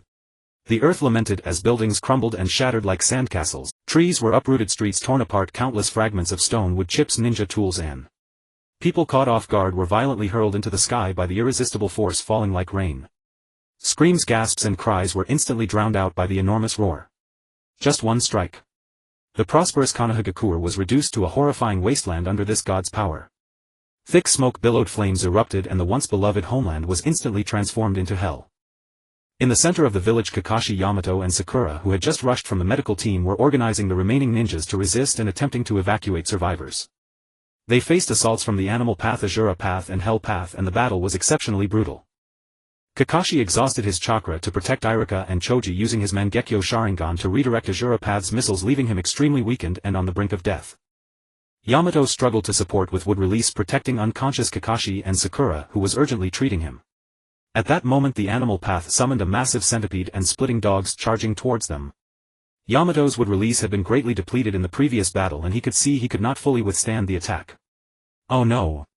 Sakura's face turned pale, but she did not retreat, desperately continuing to heal Kakashi, ready to bear the brunt. At that critical moment, a silver-gray figure like a ghost suddenly intervened between the summoned beasts and Kakashi's group at a speed beyond comprehension. It was Shiranui Yato. He had arrived in this core battlefield at some unknown time, still wearing that dazed expression with his tilted forehead protector covered in dust. He seemed to be drawn here by the massive commotion and familiar chakra. Facing the enormous summoned centipede and the fierce splitting dogs, Yato showed no hesitation and did not use any jutsu. He simply delivered a straightforward punch at the head of the centipede, charging right at him. Bang! A heavy thunderous sound erupted. The enormous head of the centipede exploded instantly as if struck by a meteor. Gooey liquid and shell fragments flew everywhere. Its massive body convulsed and crashed heavily to the ground, raising a cloud of dust. Immediately after, he flashed and appeared beside the splitting dog, trying to flank them, sweeping a kick. Snap! The ribs of the splitting dog cracked audibly, its entire body was sent flying, crashing into a distant ruin. The entire process was as quick as lightning, clean and decisive. The summoned beasts, which would have given even ordinary Jonin a hard time, were utterly helpless in the face of Yato's unreasonable pure strength. Both Yamato and Sakura, who were prepared to fight to the death, were stunned. Yato! Sakura exclaimed, her eyes filled with disbelief. After dispatching the summoned beast before him, Yato slowly turned his hollow eyes, glancing at the weak and unconscious Kakashi, then at the astonished Sakura and Yamato. It seemed he confirmed that these individuals were those in need of protection, and so he silently positioned himself in front of them like a silent guardian, facing pain and taking the most primitive defensive stance. The cold Rinnegan of Tendo Pain stared at Yato, seemingly analyzing abnormal individual. Extremely high physical destructive power, unable to perceive chakra flow. Determined as a priority target for elimination. He formed hand seals again, attempting to summon more summoned beasts. However, at that moment a violent explosion and an even greater chakra fluctuation came from afar. Naruto had returned from Mount Myaboku using reverse summoning. An enraged roar echoed from the distance. Pain. Having completed his sage art training, Naruto, adorned with sage chakra, descended onto the battlefield like a golden comet. His arrival instantly captured the attention of all Pain and reignited the hope in the hearts of all surviving Konoha ninjas. Naruto. Sakura wept tears of joy, nearly exhausted. Kakashi also struggled to lift his head, looking at that familiar yet strange powerful figure, his one visible eye filled with relief. Meanwhile Yato, who had been like a rock standing in front of them, stiffened imperceptibly upon hearing that furious roar. Slowly he turned his head, gazing towards the source of the sound. When he saw the golden-haired figure standing atop the giant toad, emanating a powerful and unfamiliar aura, his long hollow eyes, which had been clouded for ages, suddenly trembled. It was Naruto. He had returned. Different from when he left. Stronger, and his aura was also different. But that golden hair, that orange outfit, that face. Yes, it was Naruto. Yato stared blankly at that figure, momentarily forgetting that there were still vigilant Pains before him, forgetting that he was still on the battlefield. He simply gazed as if wanting to imprint this regained figure firmly into his blank world. Months of searching, waiting, dodging after reprimands and wandering alone. All those simple yet stubborn actions seemed to have found their purpose at this moment. Naruto also noticed the situation over here. His gaze swept over the weak Kakashi and Sakura, finally resting on the silver-haired boy standing in front of them, looking somewhat dazed. Yato. Seeing him standing there unharmed, still with that blank expression, the heavy stone regarding Yato in Naruto's heart finally eased a little. But now was not the time for reminiscing. Kakashi-sensei. Sakura. Yato. Captain Yamato. Leave this to me. Naruto's voice was steady, filled with undeniable strength. You all quickly retreat to a safe place. Before the words fell, he jumped down from the top of Gamabunta, confronting the 6 paths of pain.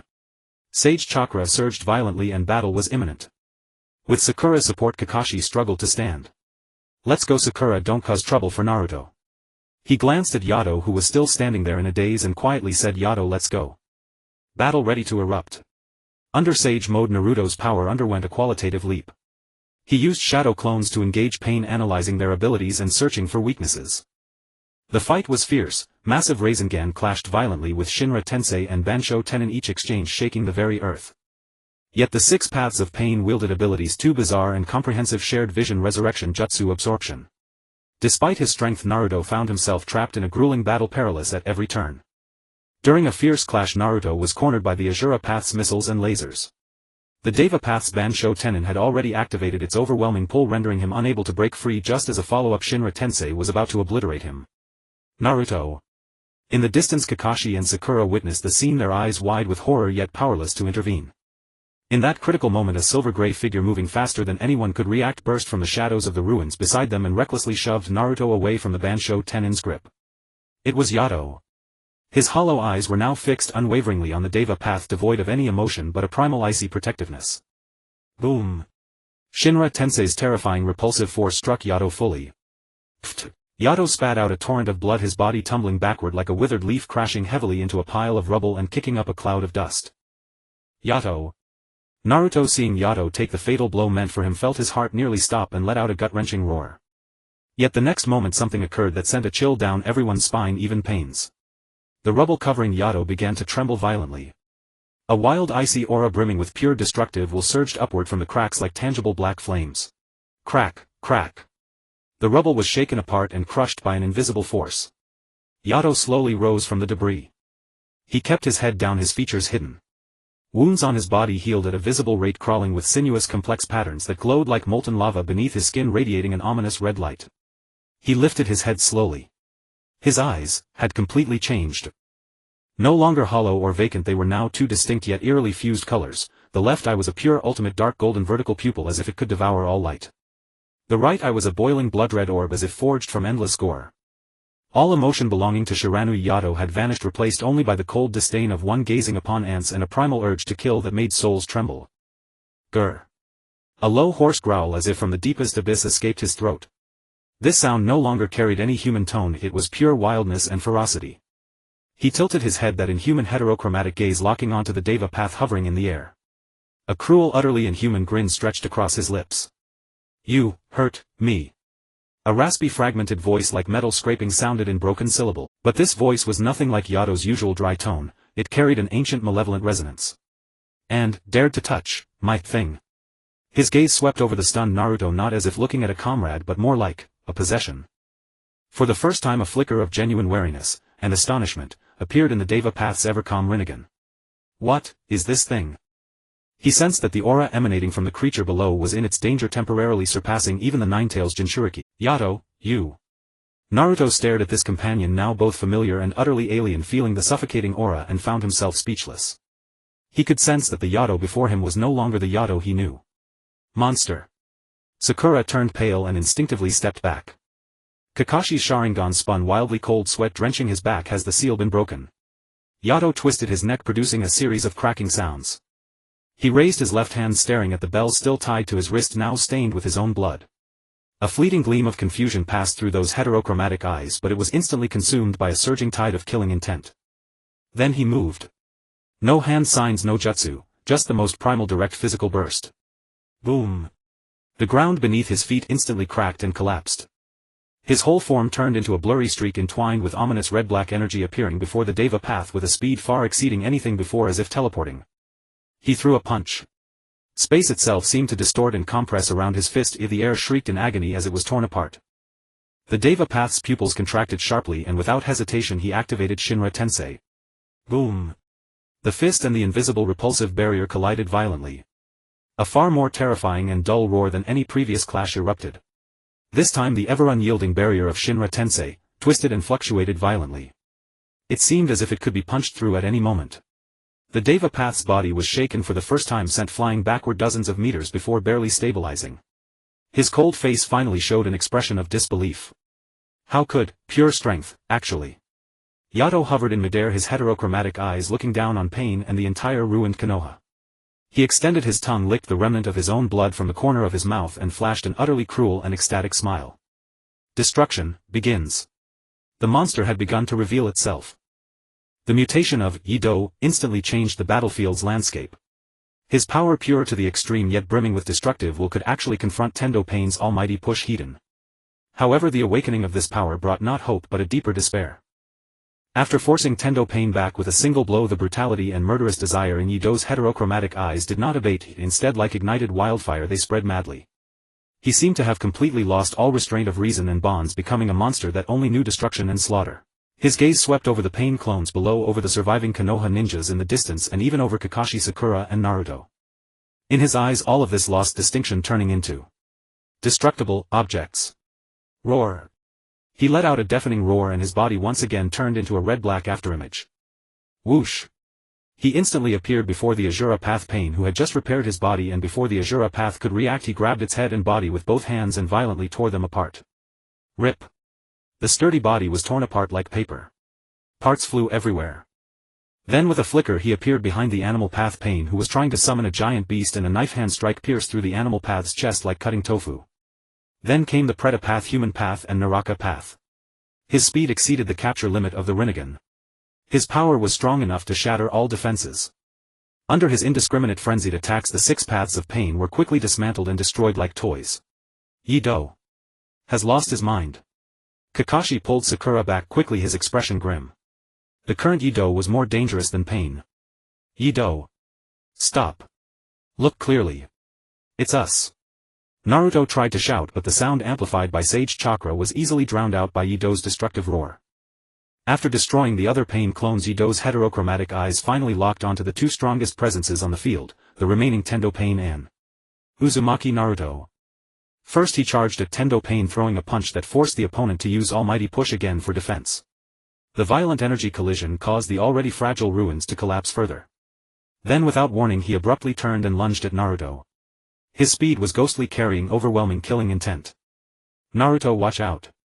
Kakashi shouted in alarm, but was sent flying by the terrifying shockwave from Yato's casual wave. Yato. It's me. Naruto. Naruto looked at those heterochromatic eyes filled with unfamiliar killing intent, his heart full of pain and confusion, but he could not wait to die. In Sage mode he formed a massive Rasengan and charged forward. Sage Art Wind Release Rasen. However, facing this shrank ninjutsu capable of destroying all cells, Yato did not dodge or evade. His right hand, wrapped in red-black energy, directly grabbed the high-speed rotating chakra sphere. Screech. A harsh friction sound rang out. The violent energy of the Rasen Shuriken was actually caught and squeezed by his hand. Although his arm was torn and bleeding, the devastating wind nature chakra could not invade his body, instead it was being gradually eroded and devoured by that even more domineering and primitive destructive energy. How is this possible? Naruto stared in disbelief as the Yato before him effortlessly withstood his attack, a technique that had grievously wounded even Pain. Yato bared his teeth in a cruel grin as his left hand shot out like lightning, fingers curving into claws aimed straight for Naruto's heart. This strike was swift, ruthless and precise, saturated with absolute killing intent. The shadow of death instantly enveloped Naruto. No! Sakura's desperate scream echoed from afar. In that critical moment the long-suppressed violent chakra of the 9 tails within Naruto, provoked by the life-threatening crisis and the intense aura of annihilation from outside, finally erupted into a full rampage. Boom! Crimson chakra as scarlet as blood burst forth from Naruto like a volcanic eruption, forming a massive chakra cloak as tails emerged one after another. 4. 5. 6. Naruto's consciousness began to be eroded by the 9 tails' murderous intent, his skin burning, yet he paid no heed. He had only one thought: to stop Yato and bring him back. Give Yato back to me. Half transformed into a tailed beast, Naruto let out an inhuman roar, his speed and strength surging dramatically. He narrowly dodged the fatal claw and with a heavy fist wrapped in tailed beast chakra smashed it fiercely into Yato's chest. Thud. Yato was sent flying by the blow, imbued with the tailed beast's power, crashing through several ruined walls before stopping. He glanced down at his slightly dented chest, then looked up at Naruto, who was engulfed in blood-colored chakra and roaring like a beast. For the first time those heterochromatic eyes revealed a glint of excitement. Interesting. More. Destruction. He licked his lips as the crimson-black energy around him blazed even more fiercely. The wound on his chest inflicted by Naruto began to heal at a visible rate. Meanwhile Naruto's tailed beast transformation continued to escalate. The 7th tail began to flicker into existence. His reason was being consumed by madness. Naruto. Stop. You'll be completely taken over by the Nine Tails. Fukasaku Sennin and Kakashi shouted in desperation, but they couldn't approach Naruto amid his chakra rampage. Amid the ruins of Konoha, an even more brutal and hopeless battle erupted. On one side was Uzumaki Naruto spiraling into tailed beast control, gradually swallowed by the Nine Tails' will. On the other was Shiranui Yato, whose broken seal had been usurped by an ancient killing consciousness, unleashing indiscriminate destruction. Two monsters, with world-destroying power driven by fate's cruel irony, engaged in a savage slaughter upon the ruins that held countless of their memories. Tailed beast balls clashed with pure annihilation energy. Claws met iron fists. Roars and howls intertwined. Each collision shattered the earth and reduced the remaining structures to dust. This was no longer a battle between ninjas, but a deadly struggle of primordial behemoths. Kakashi Sakura and the surviving Tendo Pain were reduced to helpless onlookers, their hearts filled with powerlessness. How did it come to this? Sakura slumped to the ground, tears blurring her vision. The two most important companions were tearing each other apart, heading toward destruction. Just as Naruto, on the verge of reaching his Eight Tails form, was about to be fully consumed by the Nine Tails and the killing frenzy in Yato's eyes peaked. Amid the frenzied clashes, Naruto's hand, now burned by tailed beast chakra and shaped like a claw, accidentally brushed against Yato's left wrist. The bell tied there, stained with both their blood, was jolted. Ding, ling. That bell, which had previously fallen silent, now rang out with a crispness so pure it seemed to pierce through all the slaughter and madness, abruptly sounding across the battlefield. The sound was faint, yet it flowed like a clear spring into Naruto's heart, filled with violence and murderous intent, and like a sharp needle it pierced the chaotic mind of Yato, dominated by the avatar of destruction. In the depths of Naruto's consciousness, about to be completely swallowed by the Nine Tails, a flash of Yato shaking the bell beside him appeared, a glimpse of his bewildered yet steadfast gaze. Naruto. Friend. And the surging murderous intent in Yato also stalled for a moment because of the familiar chime. Deep within those heterochromatic eyes, a faint fragment of the original Yato's awareness seemed to struggle and cry out desperately. Nar. Yuto. It was that instant of hesitation and struggle. Naruto seized that fleeting opportunity, using the last shred of his own will to forcibly suppress the rampaging Nine Tails chakra, and shouted from the depths of his soul toward Yato. Yato. Wake up. You are not a monster. You are my comrade. Shiranui Yato. This shout, infused with sage chakra, tailed beast chakra, and Naruto's purest bond of companionship, struck Yato like a great bell. Yato's body shuddered violently. He clutched his head, letting out agonizing howls. The dark gold vertical pupil in his left eye and the blood-red eye in his right flickered and alternated wildly. The raging crimson-black energy also became extremely unstable, surging and contracting in turns. The soul-locking Eight Wastelands seal within him under Naruto's call, and the struggle of his original consciousness erupted with its final strength, fighting a desperate battle against the killing awareness. This fight had shifted from a clash of power to a contest of will and bonds. Yato. Wake up. You are not a monster. You are my companion. Shiranui Yato. Boom.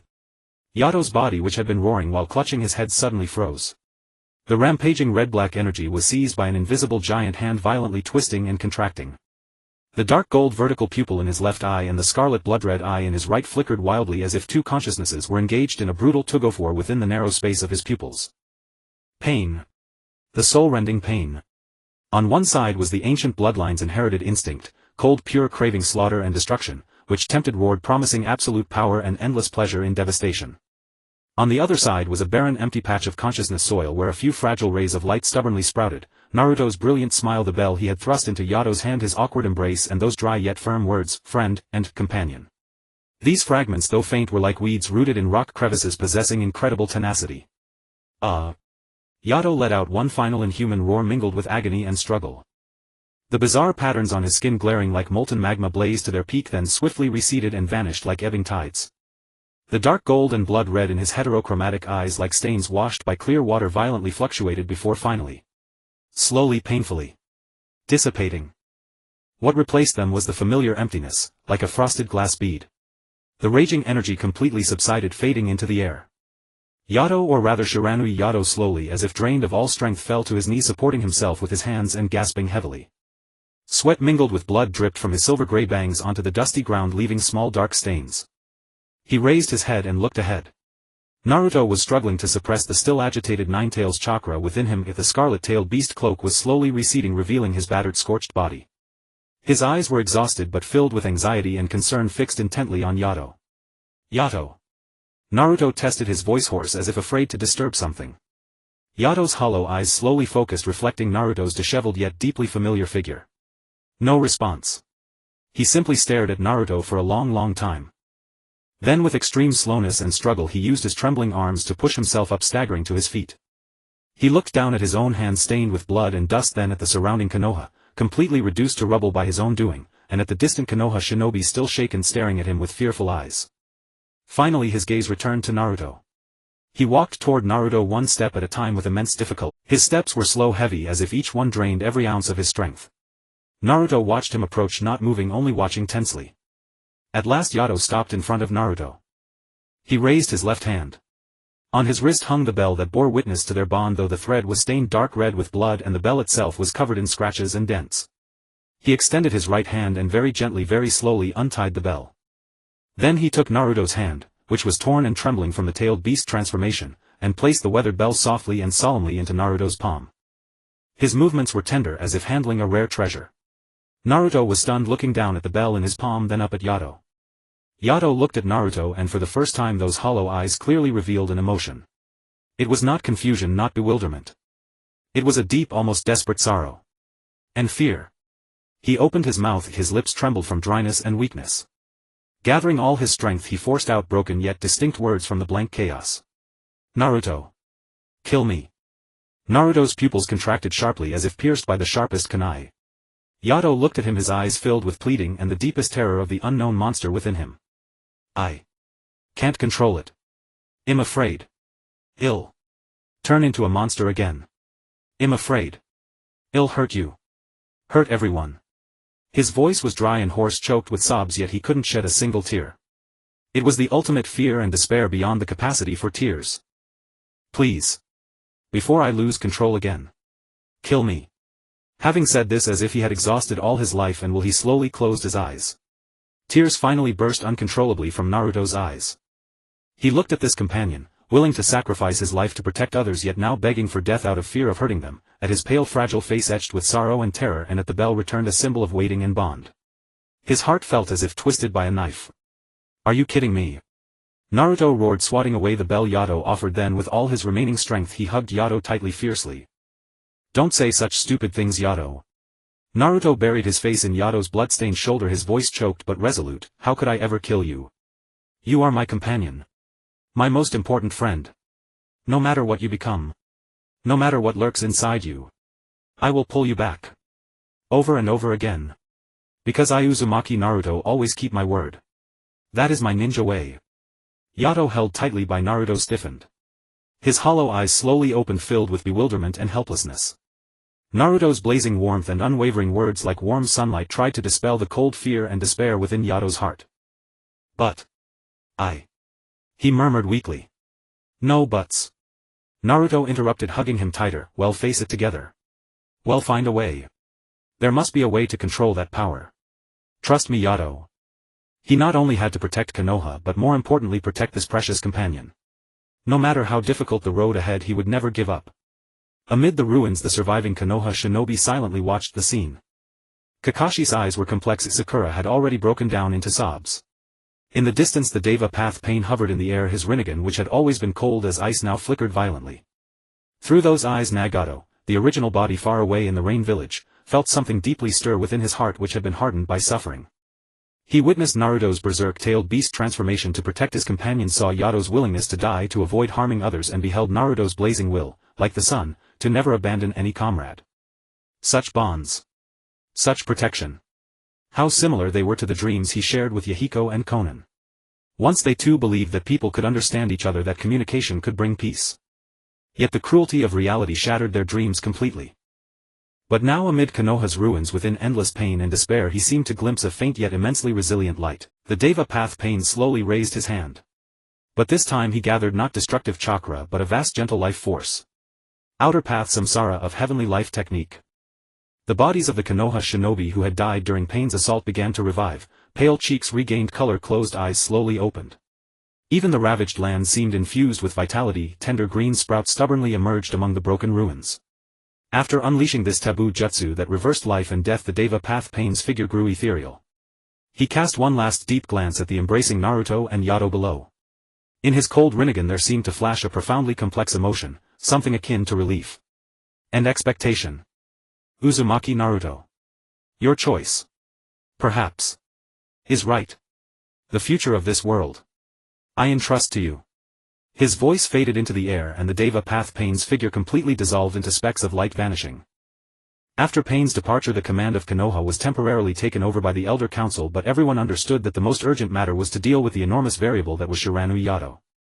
The atmosphere in the high-level meeting was so heavy it could drip with water. Too dangerous. That power does not belong to a human. He could even contend with Pain Hedon and once suppressed him.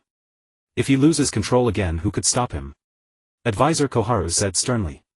But he protected Naruto and regained consciousness at the critical moment. Kakashi tried to defend Yato. That was luck. It was only because Naruto staked his life to call him back. What about next time? Who can guarantee he will wake up again? Hamura said in a deep voice, we cannot gamble the entire village's survival. At the most tense moment Toad Sage Fukasaku, who had been perched on Naruto's shoulder, stroked his beard and spoke in his aged yet steady voice regarding this youth. All eyes instantly focused on this elder from Mount Myaboku. The aura he emitted when he lost control reminded me of some very ancient records almost considered legend. Fukasaku's gaze became distant. That is no ordinary bloodline limit or mutation. It resembles a primordial force. This kind of power is often accompanied by a mad will aiming to reduce everything to nothingness. He looked at Yato, who was isolated by the barrier, with vacant eyes, and sighed. Even a sage from Mount Myaboku says so. Kohara's face grew even darker. Then he must not stay. But, Fukasaku shifted his tone, power itself is neither good nor evil if the key lies in guidance and control. Just like Naruto and Kurama. The mention of Kurama sent a shiver through everyone. Just then a voice full of disgust and rage exploded directly in Naruto's mind, shut up old toad. Don't lump me with that thing. It was Kurama. Its voice carried unprecedented irritation and a hostility that bordered on fear. Its aura is repulsive. That thing inside him is nothing but a madman obsessed with devouring and destruction. Just as annoying as that fool Shikaku. It should not exist. Kurama's fury and the information revealed by its words stunned everyone. Even a tailed beast, especially the strongest one, was so wary and even fearful of the power within Yato. Fukasaku nodded solemnly, so Kurama senses it too. Even a tailed beast regards it as a foreign entity, which further confirms my conjecture. But if we forcibly destroy the vessel, we risk triggering a complete and uncontrollable eruption of that power with unimaginable consequences. The existing seal has already loosened and conventional methods are insufficient to repair it.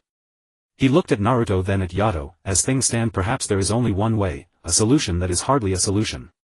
What is it? Naruto asked urgently. By borrowing your power, Naruto, more precisely the power of Kurama within you. Fukasaku spoke slowly. Kurama's chakra symbolizes an immense convergence of life force and negative emotions. In a sense, it is not fundamentally different from the foreign entity within that child. Perhaps we can try using Kurama's chakra as a wedge to temporarily stabilize and fill the loosened gaps in the seal, buying some time. Humph. You want my power to be a patch for that madman? Dream on. Kurama roared from within the seal. Kurama. Naruto called out desperately in his heart. Help me. Help Yato. He is my comrade. Troublesome brat. Kurama's voice was full of impatience, but unexpectedly it did not outright refuse. It loathed the power inside Yato, but it understood clearly that if that force erupted completely, the first one to suffer would be Naruto, that foolish Jinchuriki. In a sense, they were now in the same boat. After a fierce inner struggle, Kurama gave in with irritation, just this once. And don't expect a perfect fix. That broken seal has already rotted from the inside. My power can only patch the cracks temporarily. How long it holds depends on that kid's own fortune. The plan was set. Under Fukasaku's guidance, with Naruto serving as a bridge, a portion of Kurama's chakra would be channeled to temporarily reinforce the Soul Lock 8 directions within Yato. The process was extremely perilous. When that scarlet chakra brimming with lives, agitation and negative emotions was carefully guided by Naruto to touch the cold deathly seal wall inside Yato, the two immense forces collided violently. Yato's body convulsed violently, his face twisted in extreme pain, and hoarse sounds escaped his throat. The bells on his wrist clattered wildly. Naruto gritted his teeth and persisted, using his strong will and the harmony of sage art to weld Kurama's chakra like a red-hot branding iron onto the cracks of the seal. Finally, when Naruto had exhausted almost all his stamina and chakra collapsing to the ground, pale-faced, the reinforcement was complete. The turbulence within Yato temporarily subsided. He still had vacant eyes, but the sense of imminent eruption had diminished considerably. His silver hair seemed to have lost some luster and his skin had grown even paler. Fukasaku looked at Yato who had fallen into a deep sleep and the exhausted Naruto and sighed, this is only a temporary measure. That power and the sealed consciousness haven't vanished if they are merely accumulating. We must find a true solution quickly or else. He did not finish but everyone understood. Naruto struggled to his feet, walked to Yato, adjusted the bells on his wrist and said softly but firmly, I won't give up. No matter what is inside you, I will find a way to truly free you and let you control it.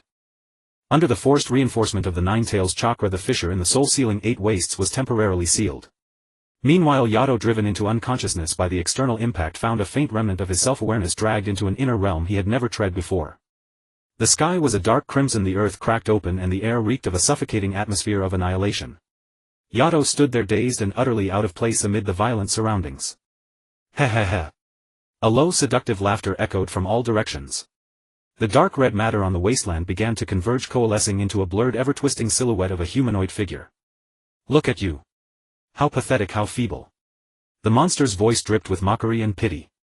Trapped inside this fragile shell like a mindless puppet, unable even to protect those you wish to shield. You need power. True power. The monster's voice was thick with temptation. Release your mind, embrace me. We shall become one. You will possess the power to tear apart everything, trample all and make the entire world tremble beneath your feet. You can destroy every source of your pain, follow your every whim and be bound by nothing. It drew closer to Yato, come. Embrace destruction. That is the true destiny of your bloodline. Slaughter. Ruin. That is ultimate freedom and ecstasy. Faced with this soul-piercing temptation, Yato's hollow gaze remained utterly unmoved. He simply could not comprehend those words. Slaughter. Ruin. What were those? Could they be eaten? Would they stop Naruto from crying? All he knew was that the thing before him was far too noisy. The monster's patience slowly wore thin, temptation turned to anger and then to savage killing intent. Since you refuse to accept me willingly, I will devour your pitiful self by force. This body is mine after all. Darkness surged toward Yato like a tide. Confronted by such a fearsome entity, Yato neither dodged nor blocked. Instead he stepped forward toward the darkness, opening his arms. It was not an embrace but a motion to shatter together, to vanish together. His thoughts were simple, you are loud, you make Naruto cry, you want to get out. Then I won't let you out. If you devour me, we will disappear together. The surging darkness suddenly halted. It realized a terrifying truth: Yato's emptiness was fundamentally different from its own destruction. Its power could annihilate all things that existed, life, matter, soul. But Yato's consciousness was nearly a void. It was like using all one's strength to strike a fistful of air. Not only did it hit nothing, it would also throw itself off balance. Moreover, Yato did not care at all whether he himself would cease to exist. How could one threaten or control a being that cared not even for its own self? If it clashed Hedon, it might not be that it devoured Yato, but that Yato would assimilate it, eventually returning both to a true stillness where even destruction did not exist. Madman! It muttered in a low curse, retreating for the first time. It glared at Yato for a long moment, let out an unwilling roar and slowly dissipated into the dark red air. Inside the temporary recovery room, Yato's eyelashes trembled ever so slightly. Then, under the gaze of Naruto, Kakashi and Yamato, he slowly, painfully opened his eyes. He moved his pupils, looking somewhat bewildered at his surroundings. Finally his gaze fell upon Naruto, who had rushed to the bedside, his face a mix of surprise, joy and tears. He looked at Naruto for a few seconds, then extremely slowly raised his left hand and extended it toward Naruto. On his wrist the bell hung quietly. He gently shook his wrist. Tinkle. The clear bell sound rang out once more. Naruto was stunned for a moment, then understood. Overwhelmed by immense joy and aching emotion, he grabbed Yato's hand, laughing and crying at once, Yato. You're awake. That's great. You heard the bell, didn't you? You recognize me, right? Yato did not speak, only let Naruto hold his hand, watching Naruto's tearful, laughing face. Then the corner of his mouth moved ever so slightly, a tiny curve nearly imperceptible. But it was the first time Yato had shown anything resembling a smile. Yet Naruto caught it. You smiled. Yato, you smiled. Naruto shouted in excitement. Kakashi and Yamato stood at the door of the recovery room. When they saw that almost invisible smile on Yato, Kakashi drew a soft breath and murmured, truly unbelievable. Yamato rubbed his eyes and muttered, did I see wrong? The two exchanged glances, both seeing the same shock in each other's eyes. This youth, once judged to never regain consciousness, had not only awoken but also shown an expression for the first time. Kakashi looked at Naruto and Yato grasping each other's hands and said softly, "It seems we need to reassess everything." After Yido awoke, the reconstruction of Konoha was still proceeding intensively, but undercurrents of politics began to stir. Danzo, leveraging the power of Root and his iron-fisted methods, forcibly passed a resolution in the high-level meeting to appoint himself as the interim Hokage. The first thing he did after taking office was to turn his gaze toward the freshly awakened Yido. In the dim Hokage's office, Danzo single-eye scrutinized all the reports about Yido, catching the decapitation blade with bare hands, withstanding pain and that inexplicable berserk state. "An uncontrolled weapon is a latent danger," Danzo said coldly to his subordinate beside him. "And a latent danger must either be controlled or eliminated." A few days later, a team of Root ninjas arrived at Yido's temporary residence. Mingren had just been sent on a mission, leaving only Kakashi and Dei present. By order of Lord Danzo, Shiranui Yato is to receive more specialized custody and evaluation. "Please hand him over to us," the leading Root ninja said emotionlessly. Dei immediately stepped in front of Yido. "His condition is very unstable right now, he needs quiet recuperation." Kakashi also said in a deep voice, "Shouldn't we discuss this further?" "This is the Hokage's order," the Root ninja said, brandishing a document in a firm tone. Yido seemed to sense the tense atmosphere. He slowly raised his head, his hollow eyes fixed on the masked Root ninjas. Instinctively he shrank back, his left hand subconsciously grasping the bell on his wrist. "He doesn't want to go with you." Kakashi noticed Yido's subtle reaction. "That's not for him to decide." The Root ninja waved his hand and several men behind him immediately stepped forward, attempting to forcibly take Yido away. Just as their hands were about to touch Yido, Yido suddenly jerked his head up. The air around him twisted slightly and an invisible pressure instantly froze the movements of the Root ninjas. The leading Root ninja's eyes narrowed just as he was about to take harsher measures. "Stop." Mingren rushed in like a whirlwind, evidently having received word, and hurried back immediately. He stood in front of Yido glaring at the Root ninjas. "What do you want to do to Yido?" "Just carrying out the Hokage's orders." "Danzo's orders?" Mingren clenched his fists. "I will never let you take him away." As the conflict was about to escalate, Kakashi placed a hand on Mingren's shoulder and said to the Root ninjas, "We will personally bring Yido to see Lord Danzo. Please return." The Root ninjas silently regarded them for a moment, then finally left with their people. But the look in their eyes indicated that this matter was far from over. After they left, Mingren immediately turned to check on Yido. "Yido, are you okay? Did they hurt you?" Yido just stared blankly at him, his right hand still tightly gripping the bell on his left wrist. Dei said worriedly, "Danzo has set his sights on Yido. This is trouble." Kakashi nodded. "He wants to control Yido and turn that power into his own weapon." Mingren looked at Yido, his voice resolute. "I will never let anyone use him. Never." Sure enough, a few days later, Danzo, using the pretext of a comprehensive checkup to assess post-war health, ordered all ninjas who had participated in the fight against pain to undergo examinations at a newly established medical point. On the list, the name of Shiranui Yato was specially marked. "This is definitely fishy." Xiaoying, with her medical ninja intuition, discovered that some extremely obscure techniques, even those for probing spiritual energy and sealing status, had been mixed into the checkup items. "This is no routine checkup at all." Mingren exploded. "What is he trying to do to Yido?" When they brought Yido to the medical point, they found it completely controlled by Root's medical ninjas, the atmosphere oppressive. The one in charge of Yido was a medical ninja with a sinister gaze and an icy chakra aura. Just as that medical ninja was about to perform a complex probing hand seal on Yido, Yido seemed to sense the threat. His body tensed abruptly, his hollow eyes staring straight at the other. "Please cooperate with the examination. It's for the village's safety," the Root medical ninja said in an icy tone, not pausing his hand movements. "Stop." Mingren immediately rushed forward to shield Yido. "Can't you see he doesn't want this?" "Uzumaki Mingren, please do not obstruct official business." The Root ninjas beside him closed in. Just as the conflict was about to erupt, Jing-in arrived with a squad of Umbu directly under Gang's command. "Lord Danzo," Jing-in said neither humbly nor arrogantly to Danzo, who had appeared at the entrance at some unknown time, regarding the follow-up treatment and observation of the special patient Shiranui Yato. Lady Gang's gave clear instructions before she fell unconscious that the medical department should take full responsibility. "These additional examinations you have arranged, I'm afraid, do not comply with Lady Gang's regulations." Danzo's single eye swept over Jing-in, Kakashi and the others, then glanced at Yido, still in a state of alert behind Mingren, and knew that he could not succeed today. "In that case, let it be as Gang's wishes." His tone was flat, betraying no emotion, but the icy look in his eyes as he turned to leave made it clear to everyone that he would not let the matter rest. After this incident, the atmosphere in the village grew even more tense. Though the villagers were grateful for the sacrifice of the ninjas in the battle against pain, they began to whisper among themselves whether the dangerous monster Yato should be more strictly controlled, and some even secretly supported Danzo's actions. Rumors began to spread. Have you heard? That fool from the Shiranui clan is more terrifying than a tailed beast when he loses control. Lord Danzo is trying to protect us. He should be locked up, he's too dangerous. These words occasionally drifted into Yato's ears.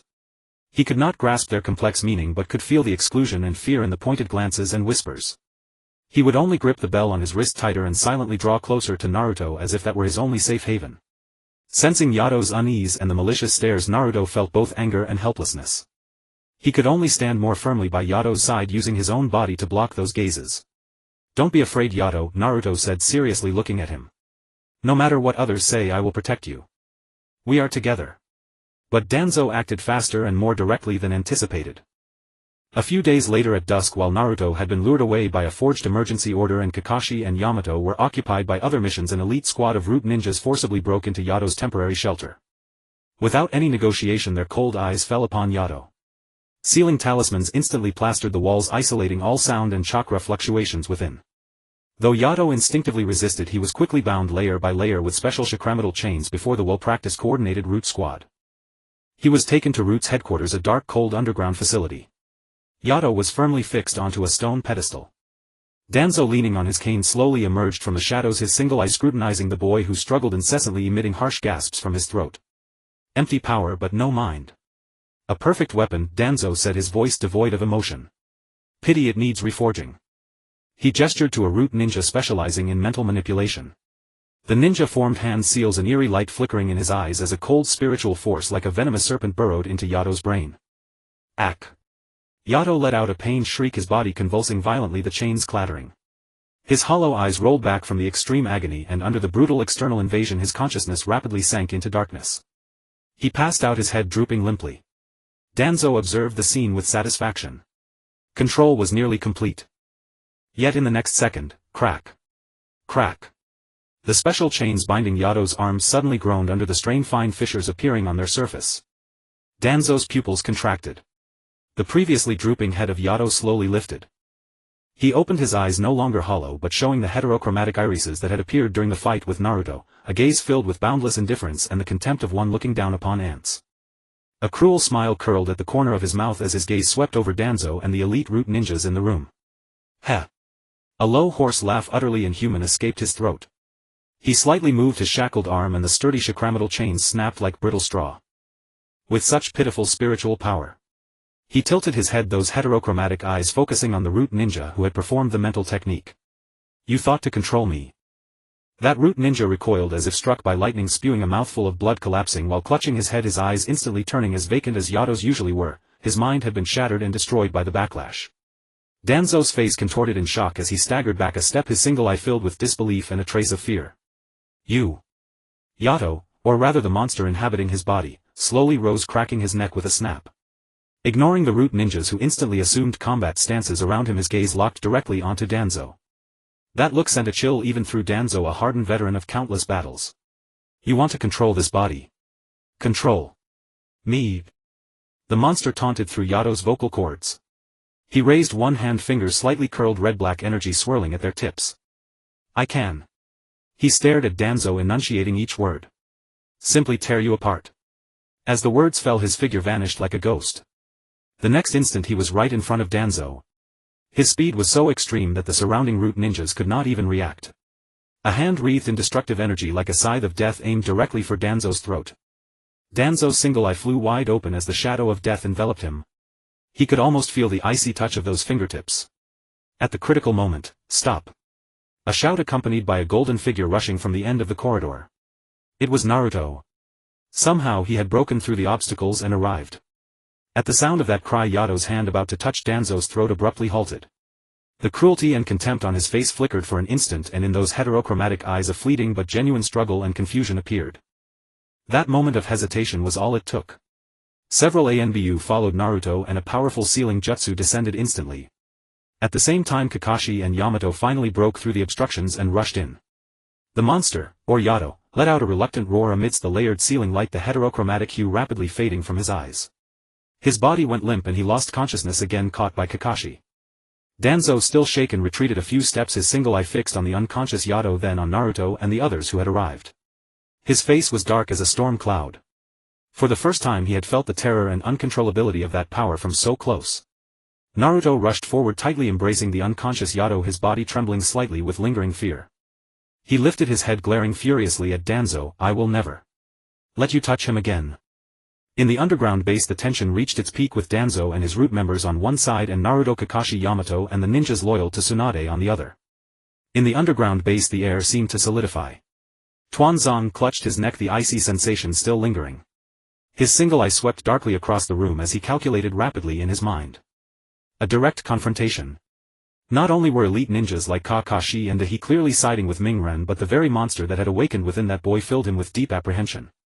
Had it not been for Mingren's shout moments ago, he might have. Worse still, if he forced a move and caused that monster to awaken again, perhaps even ally with the Ninetales Jinchuriki. The consequences would be catastrophic. For now he was merely the acting Hokage, his foundation unsteady, and he could not afford such upheaval. Tuanzang let out a cold snort, his tone still firm, but the implication had shifted. Noto Yato's power is extremely unstable, posing a serious threat to the village's security. He must be strictly supervised. His gaze turned to Kakashi and Dahi. "Since you insist, you will be in charge of watching him. But if another loss of control occurs..." He left the sentence unfinished, but the threat was clear. With that, Tuanzang did not linger. Leaning on his cane he turned and left with his root operatives. Seeing Tuanzang depart, Mingren finally breathed a sigh of relief. He held Yato tighter, feeling his steady breathing, a wave of lingering fear washing over him. "It's okay, Yato. It's okay," he murmured, unsure whether he was comforting Yato or himself. Kakashi and Dahi exchanged glances, both seeing the gravity in each other's eyes. "Let's leave this place first," Kakashi said in a low voice. Dahi used wood release to create a simple stretcher and carefully placed Yato on it. Mingren insisted on staying by his side, refusing to leave for even a moment. Stepping out of the root base and into the sunlight, everyone felt as if they had emerged from another world. Shortly after, news spread quickly that Tuanzang had left Konoha for the 5 Kage summit in the Land of Iron. For Kakashi, Mingren and the others, this was undoubtedly a chance to catch their breath. "We must accelerate our efforts while he's away," Kakashi said to the assembled group, which included Dahi, Xiaoying, Jing-in and several trusted jonin. Jing-in nodded. "Though Lady Tsunade is unconscious, we still have allies in the medical and intelligence divisions. We must ensure that when Tuanzang returns he cannot easily mobilize forces against Yato." Dahi looked at Yato, who was sitting quietly in the corner, head down, playing with a bell, worry etched on his face. "But the fundamental issue is still that entity inside him. Tuanzang fears it, and so do we. Last time we were lucky if Mingren hadn't been there next time." He didn't finish, but everyone understood. Mingren gripped Yato's hand firmly, his voice resolute. "There has to be a way. Just like me and Kurama, one day Yato will be able to communicate with it, even control it." Xiaoying, who was examining Yato, looked up with a hint of confusion. "Strange. Yato's physical data is much more stable than before. The signs of that power's agitation have diminished. It's as if that monster has also quieted down." Everyone was surprised. Logically, after just awakening, it should have been more unstable. What they didn't know was that in the blank depths of Yato's consciousness a brief exchange was taking place. "Why did you stop me?" The consciousness of slaughter rippled with discontent in the chaos. "That one-eyed old man and those insects, they all deserve to die."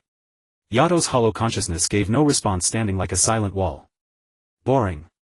The monster seemed to feel that conversing with this empty shell was like casting pearls before swine. "You just cling to that blonde brat and that broken bell. I'll wait and see how you protect them. When you fail, this body will be mine." The ripples gradually subsided and the monster lay dormant again. Seeing that Yato was stable, Mingren began to train even more diligently. He knew that only by becoming stronger could he truly protect those he wanted to protect. Although Tuanzang had left Konoha for the 5 Kage summit, granting the village a brief respite. Yet this calm was soon shattered by an unexpected dire news: Sasuke had attacked the 5 Kage summit. Sasuke's rampage at the 5 Kage summit and his declaration of revenge against Konoha spread like wildfire across the ninja world. The most vehement reaction came from Raikage A. The Raikage, known for his explosive temper, was furious and vowed to personally deal with Uchiha Sasuke.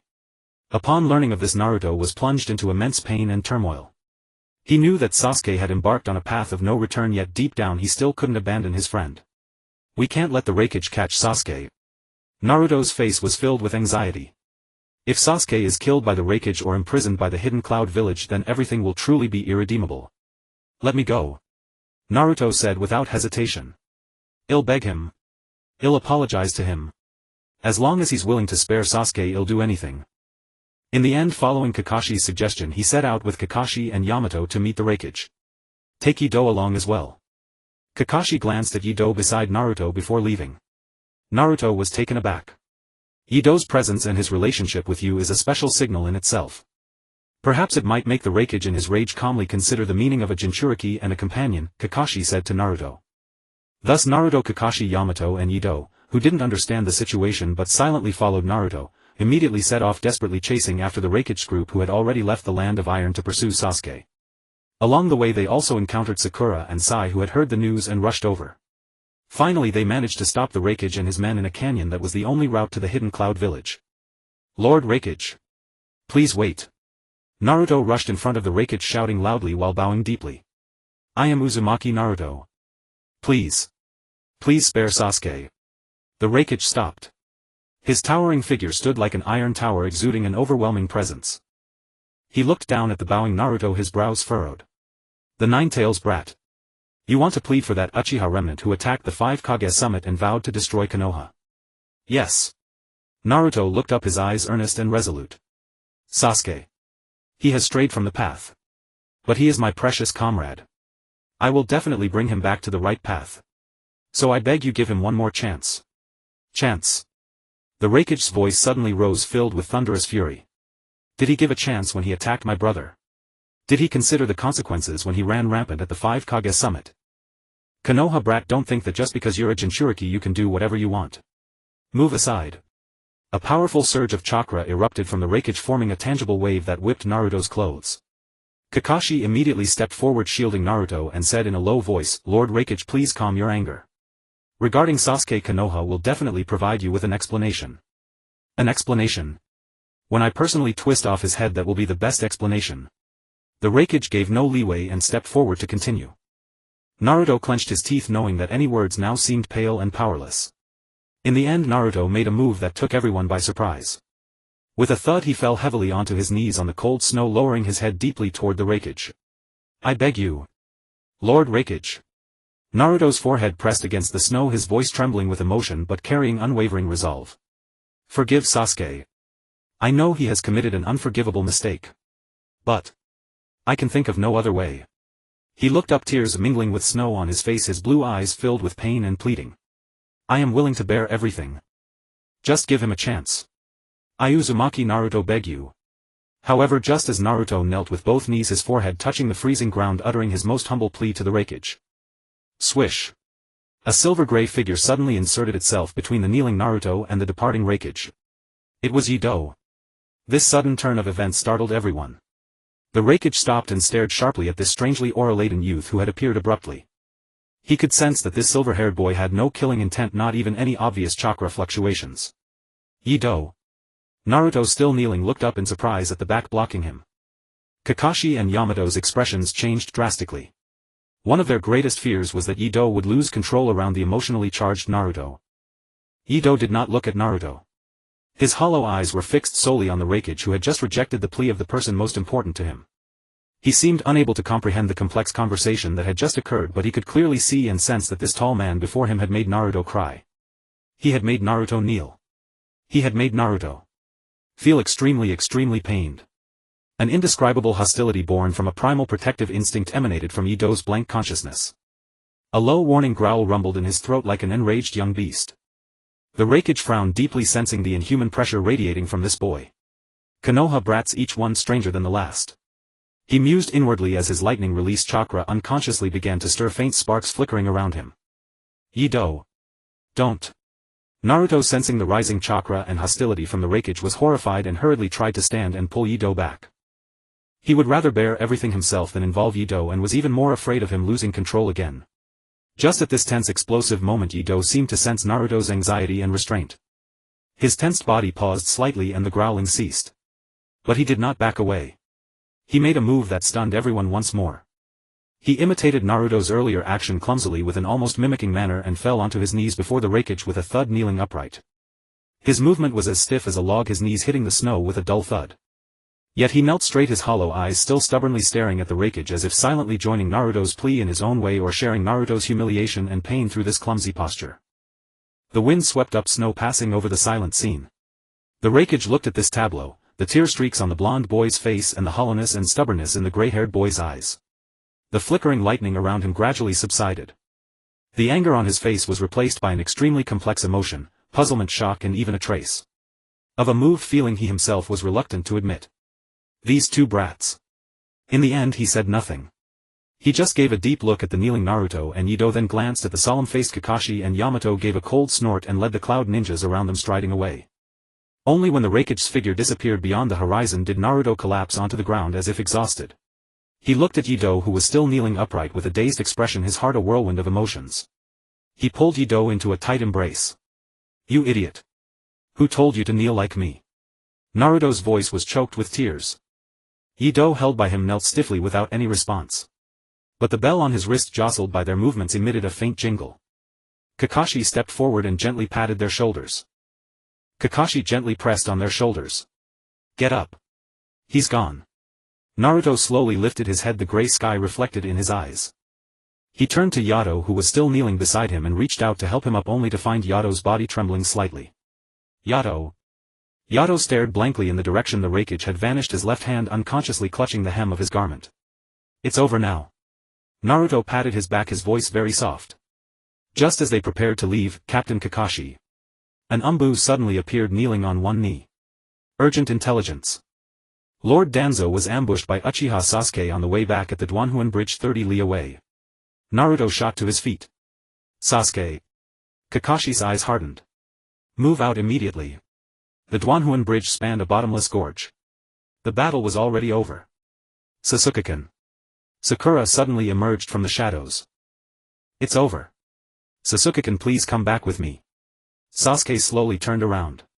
His crimson Sharingan held no warmth and the corner of his mouth curled into a cold smirk. "Go back." "Where?" "To the Konoha that destroyed my clan." He took a step forward, the invisible pressure making Sakura's breath catch. "Could it be?" His gaze sharpened like an ice pick. "You want to stop me too?" "No. It's not that." Sakura suddenly released her grip, the kunai clattering to the ground. She shook her head frantically. "How could I? I just wanted to bring you home, Sasuke-kun." "Home?" Sasuke let out a derisive laugh which echoed through the empty gorge, sounding especially desolate. "That kind of thing vanished long ago." His figure disappeared like a ghost, and in the next instant he was right before Sakura. An ice-cold hand seized her throat. Lightning release chakra activated instantly, fine arcs of electricity crawling over her skin. "Sasuke-kun." Sakura closed her eyes in pain. Emotions are this kind of useless thing. Sasuke looked at her pained expression, his eyes utterly devoid of fluctuation. "They make you weak, make you as worthless as you are now." "Sasuke." "Let go of Sakura." Naruto suddenly dove from above the gorge. His eyes were wide, burning with towering fury and indescribable heartache as he crashed down toward Sasuke. He wrested Sakura from Sasuke's grip. Sasuke's eyes narrowed, forced to release Sakura, and crossed the Kusanagi in front of him. Boom! In the next second, fist met sword, erupting in a deafening roar. The violent blast of air swept away the dust on the ground and tousled the silver-gray hair of another figure who had just landed at the bridgehead. Yato stood there quietly, first glancing at Sakura, who was shielded behind Naruto, then at Danzo's cold corpse not far away, and finally fixing his gaze on the figure confronting Naruto. Sasuke, the black-haired boy he had once shielded and called a comrade. But now Sasuke and the sleeping entity within him exuded a similar aura. A faint glimmer of red-black energy flashed at the corner of his eyes. A nearly sympathetic restlessness stirred faint ripples in his blank sea of consciousness. But almost simultaneously another stronger emotion surged up. Yato saw the clear finger marks and tear streaks on Sakura's neck and the pain and rage that seemed about to spill from Naruto's eyes. Why? Wasn't Sasuke Naruto's friend? Hadn't Sakura always clung to Sasuke?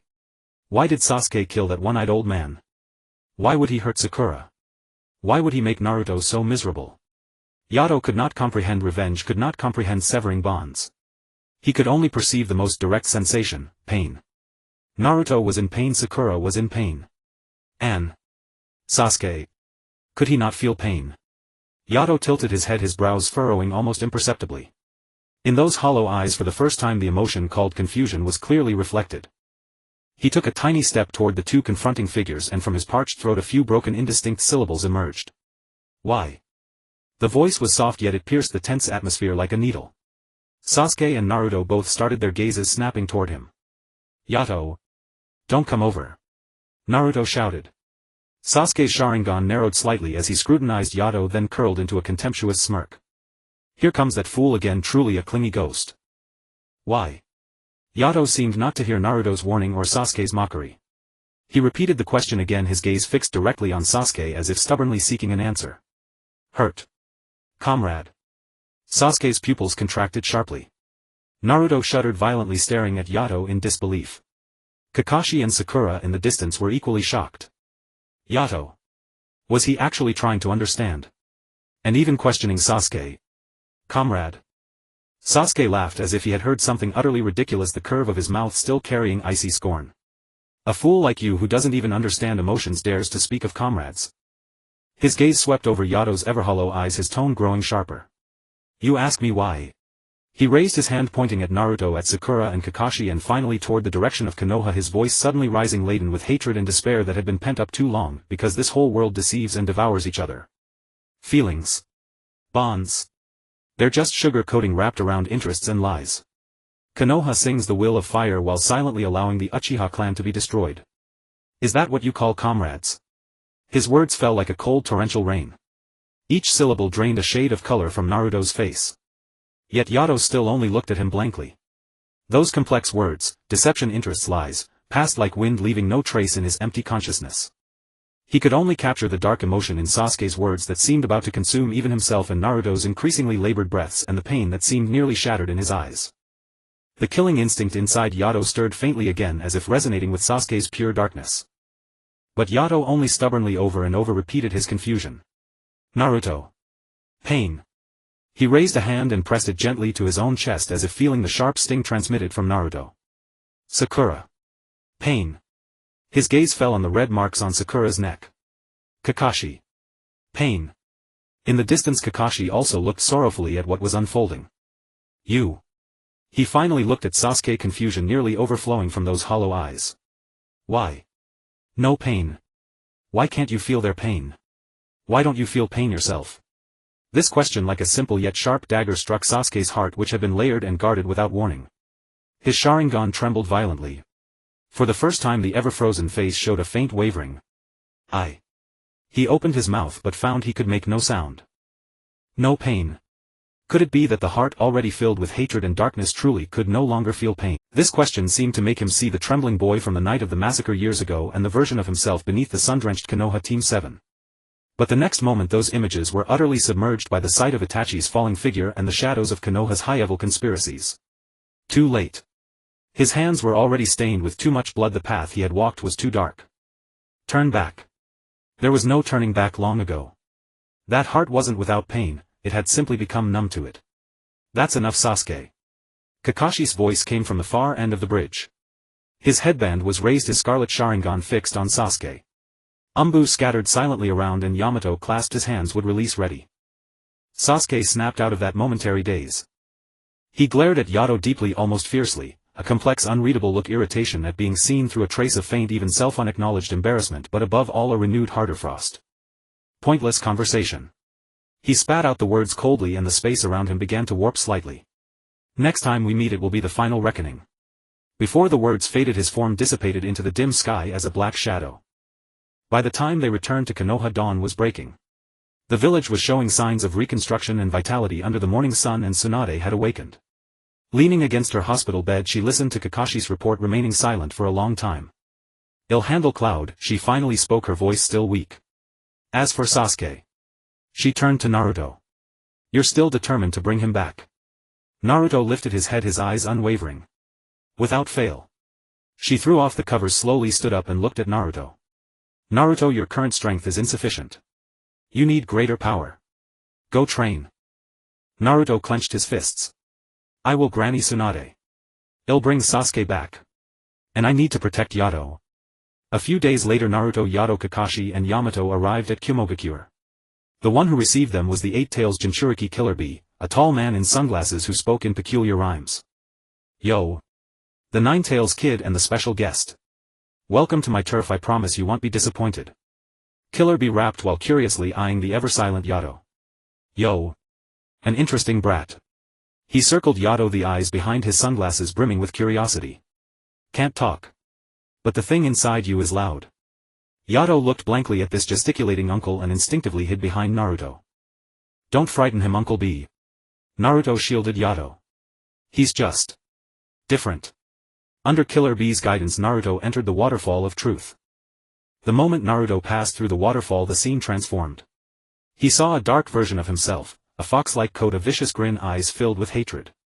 Is this the real me? Naruto clenched his fists. No. This is only a part of me. From the waterfall came fierce sounds of combat and roars. Naruto was battling his own darkness. Killer B, arms crossed, looked at Yato with interest. Your turn, silent little brother. Let me see what secrets your heart holds. Then, under the encouraging gazes of Kakashi and Yamato, Yato imitated Naruto and slowly walked toward the waterfall. The moment the water curtain swallowed him, the sounds of the outside world seemed completely cut off. Inside the waterfall, unlike Naruto's fierce battlefield, it was absolute nothingness. No light, no sound, no enemy, no friend. Yato stood alone in the void, his eyes still hollow as if long accustomed to this emptiness. He waited for a while, but nothing happened. Just as he was about to turn away, the darkness ahead began to writhe and coalesce. A blurry outline slowly materialized, silver-gray hair, hollow eyes, even the crooked forehead protector around his neck was identical. The two Yatos stared at each other in stillness like reflections on either side of a mirror. In the void, the mirror image broke the silence first. Its voice was as dry as Yato's, yet carried a cold sharpness. What are you waiting for? Yato blinked and did not answer. Waiting for that blonde kid? For him to save you? The mirror image's tone held a faint trace of mockery. How ridiculous. You and I are one. This emptiness is your nature, if this void is your destination. Why resist? Why learn to feel? He raised his hand, pointing at Yato's chest. Here. Was always empty. Yato looked down at his own chest, then lifted his gaze again. He didn't fully understand what the other was saying, but he remembered how Naruto had firmly gripped his hand before entering and said, "Hang in there, Yato." Imitating Naruto, he slowly raised his hand, not pointing at the other but reaching out toward him. For the first time, the mirror image's expression showed a subtle ripple, a mix of displeasure at being disturbed and a barely perceptible longing. Hopeless. Finally it said coldly, its form beginning to dissolve back into the surrounding darkness. You will understand. When those so-called bonds shatter, you will return to the void. As the mirror image vanished, the surrounding emptiness also receded. Yato blinked and found himself still standing in the waterfall, the rushing water streaming over his body. When he emerged, his expression was exactly the same as before. How did it go? Naruto immediately rushed over, a fresh wound on his face from the fierce fight. What did you see? Did you defeat it? Yato looked at him and slowly shook his head. He didn't know how to describe it nor what defeat meant. Whoa. Killer B clapped Yato hard on the shoulder. Two hollow shells facing each other. Truly unprecedented. Your rap talent definitely needs some proper development.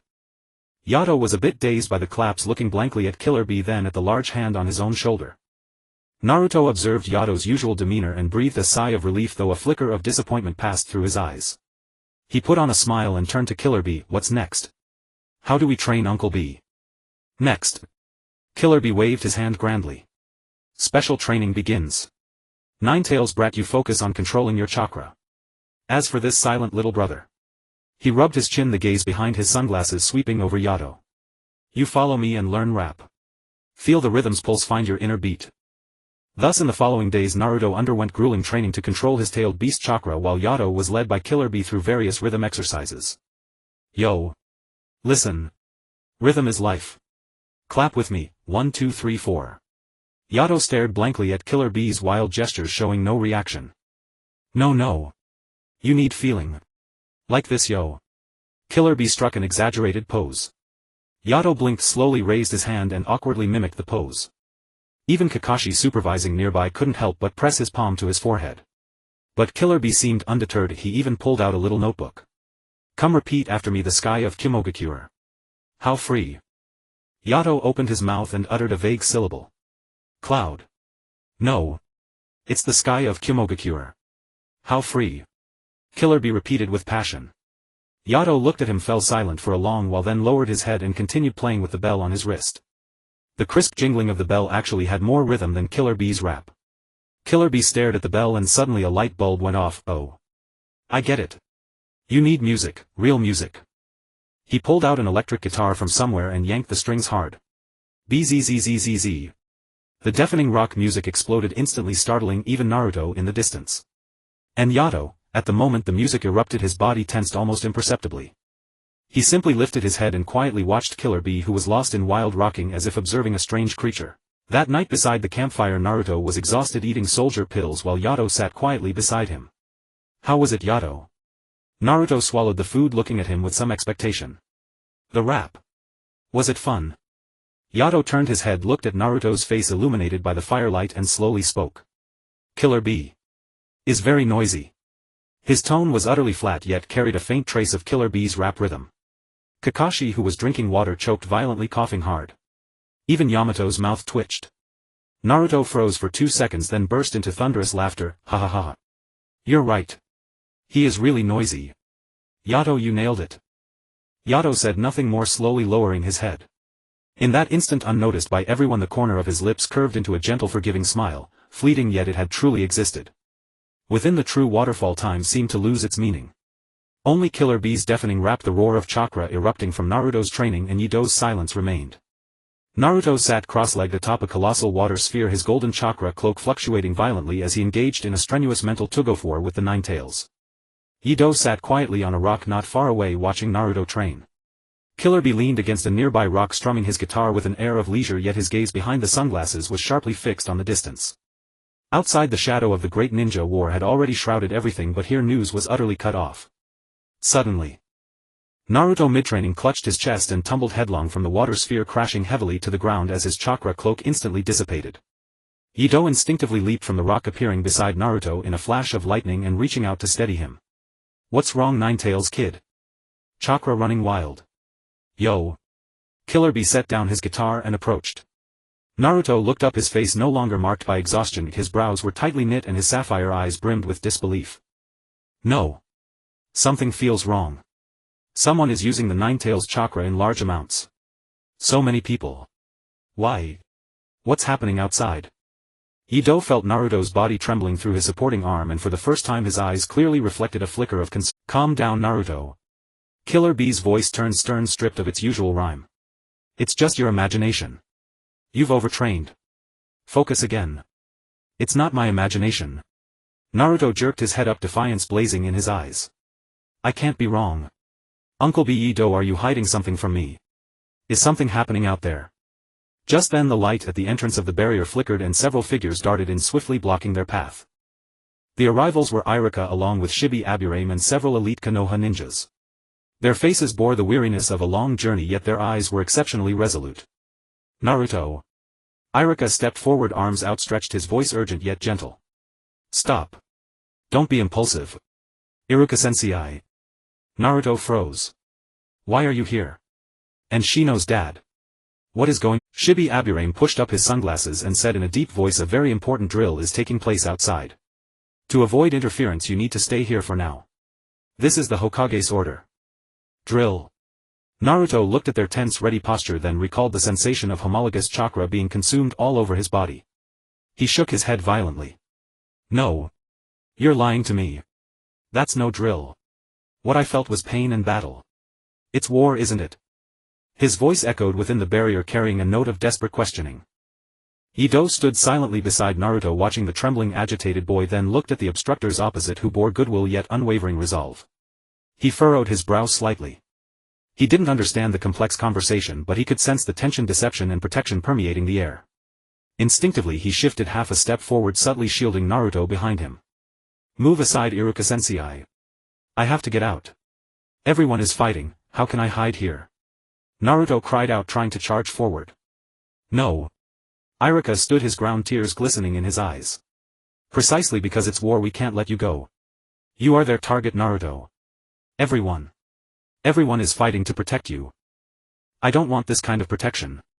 Naruto roared, golden chakra spilling uncontrollably from his body. Let me fight alongside my comrades. The standoff continued. Shibi's insect swarm began to buzz and the other ninjas assumed defensive stances. Just then Killer Bee, who had been silently observing, moved. He pressed a firm hand on Naruto, who was about to charge again, and with the other hand grabbed Yido's arm, yanking both boys back. Enough, Ninetales kid. And empty shell, little brother. Killer Bee's voice was low and brimming with power. He tore open his shirt revealing a muscular chest and began to condense an immense amount of chakra before him. Uncle B. What are you doing? Naruto stared in shock. Since reasoning doesn't work well, use our way, break through it. Yo. Killer Bee roared and a tailed beast ball combining the chakra of the 8 tails and himself formed instantly exuding a destructive aura aimed directly at the barrier's dome. Stop him. Shibi Aburame barked and the insect swarm surged like a black cloud. Irika also threw shurikens. Yido. Naruto called out instinctively. The moment Naruto spoke, Yido moved. His figure blurred and in the next instant he appeared before the swarm and the shurikens. He raised his hands moving so fast that afterimages trailed behind.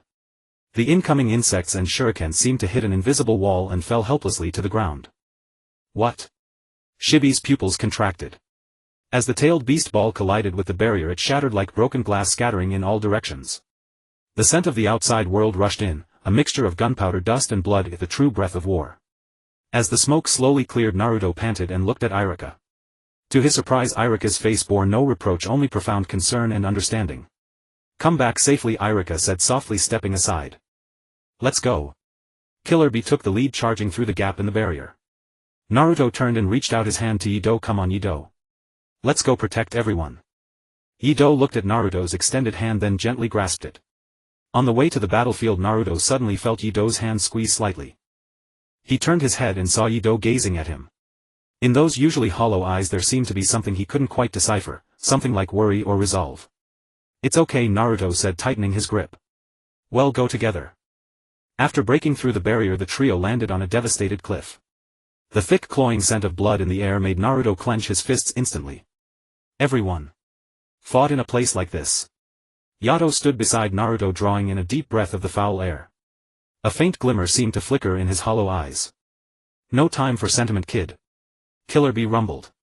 Just as they prepared to charge into the battlefield, the fourth Raikage descended like a mountain, his entire body wreathed in a tempest of violent lightning released chakra. B. And the Nine-Tails brat. Get the hell back here now, the Raikage roared, his voice a thunderclap. Naruto, the battlefield is too dangerous, return immediately. Tsunade appeared as well, her tone unequivocal. Why are you still stopping me? Naruto retorted passionately. Everyone's fighting. I have the power to fight. Bastard. The Raikage's lightning flared. With that half-baked tailed beast mode, you'll just be a sitting duck. Facing the enraged Raikage, Naruto unhesitatingly entered tailed beast chakra mode, a blazing golden cloak of chakra roaring to life around him. Killer Bee also assumed a combat stance. Heavy flow. Without warning, the Raikage became a blue streak of lightning lunging straight at Naruto. Boom. Naruto barely blocked the heavy elbow strike with crossed arms, but the immense force still sent him sliding backward for dozens of meters. Good reflexes, but not enough. The Raikage pressed on without pause, charging again. Big brother. Wait. Killer Bee tried to intervene. Be shut up, the Raikage thundered, his assault growing fiercer. Naruto relied on the perception and speed of the Nine-Tails mode to dodge desperately, but the Raikage's attacks came like a raging storm. A vicious kick slammed Naruto into the rock wall. Cough. Naruto spat blood, his chakra cloak dimming. The Raikage didn't stop, the lightning gathered around him again, clearly preparing a more powerful strike to completely incapacitate Naruto. Just as the Raikage was about to lunge again, Yato suddenly appeared before the Raikage, his silver-gray hair stirring in the wind, kicked up by the Raikage's wild chakra. He assumed no combat stance, simply standing there facing the lightning-wreathed, awe-inspiring Raikage. The Raikage's forward momentum abruptly halted, stopping mere steps away from Yato. He frowned at the young man before him, recalling that stubborn gaze in the snow. Kid, move aside, the Raikage growled, his voice oppressive. Yato did not move. Instead, he briefly confirmed Naruto's condition with a sidelong glance, then fixed his gaze back on the Raikage and assumed an attacking posture. Beside them, Killer Bee's eyes widened behind his sunglasses. He couldn't help muttering, whoa. The empty shell little bro is going all out, yo. Naruto struggled out of the rock wall, wiped the blood from his mouth and gazed at the back shielding him. He took a deep breath, his golden chakra stabilized again, denser than before. He walked up beside Yato, standing shoulder to shoulder with him. Old man Raikage. Naruto's voice was no longer merely agitated but filled with a resolute conviction. I know you and Granny Tsunade want to protect me. But true protection isn't locking me away in a safe place. He pointed toward the brutal battlefield behind him, his voice ringing. Look down there. My comrades, everyone in the Alliance, they're bleeding and dying down there. They trust me, they entrust the future to me. If I hide because I'm afraid of being a target, that would truly betray everyone's expectations. Uzumaki Naruto will never abandon any comrade. As Naruto spoke, the Rakige's eyes sharpened. He turned into lightning again, attempting to bypass Yato and strike Naruto directly. Gigantic lightning strike, grievous thunder. A devastating lightning-infused kick descended with overwhelming force. The moment the Rakige moved, Yato moved too. His speed was extreme, his form cut into the edge of the Rakige's attack trajectory. He gave the wild lightning release chakra a gentle push, slightly deflecting the devastating blow. Now! Naruto cried, already poised. He condensed Ninetales chakra into his fist. Boom! The Rakige was sent sliding backward by the immense force, his lightning chakra sputtering. He lowered his numbed arm and looked at Yato and Naruto. Their coordination was flawless. These two brats. See, old man Rakige. This isn't just my power. It's the power given to me by the comrades who believe in me. Yato believes in me, Uncle Killer Bee believes in me, Kakashi Sensei, Iruka Sensei, and everyone fighting down there, they all believe in me. That belief is my greatest strength. I'm not going to get myself killed, I'm going to end this war. I'm going to protect everyone who believes in me. That is my ninja way. As Naruto spoke, the Rakige's expression shifted violently, anger, stubbornness, worry. All finally dissolved into a complex, resigned sigh. The lightning release chakra around him gradually receded, the overwhelming pressure dissipating. Damn brat, the Rakige spat, but his tone was no longer reproachful, it carried a hint of helplessness and a trace of barely perceptible acknowledgement. Your mouth is even sharper than your jutsu. The Rakige looked at Naruto and Yato before him, then finally fixed his gaze on his own brother Killer Bee. His voice remained low, but the anger had dissipated. Killer Bee dropped his signature rap pose, if the eyes behind his sunglasses turned serious. Facing his older brother, he pounded his muscular chest with force. Yo! Big brother! Leave it to me. I won't let the 8 tails or the 9 tails fall into enemy hands. Me and these 2 kids will take care of everything, you fool, you bastard. The familiar rap ending softened the Rakige's expression for an instant. He said nothing more, merely nodded once at Killer Bee. Then the Rakige vanished in a flash, heading for his own battlefield. Naruto let out a long breath, his golden chakra cloak slowly subsided. He turned to Yato beside him. Thanks, Yato. I owe you back there. Yato said nothing. He watched Naruto's smile, watched the thumb Naruto extended toward him. Then slowly he raised his own hand, imitating Naruto's gesture, and gave him a thumbs up. This small act moved both Tsunade and Killer Bee. Alright. Tearjerker scene over.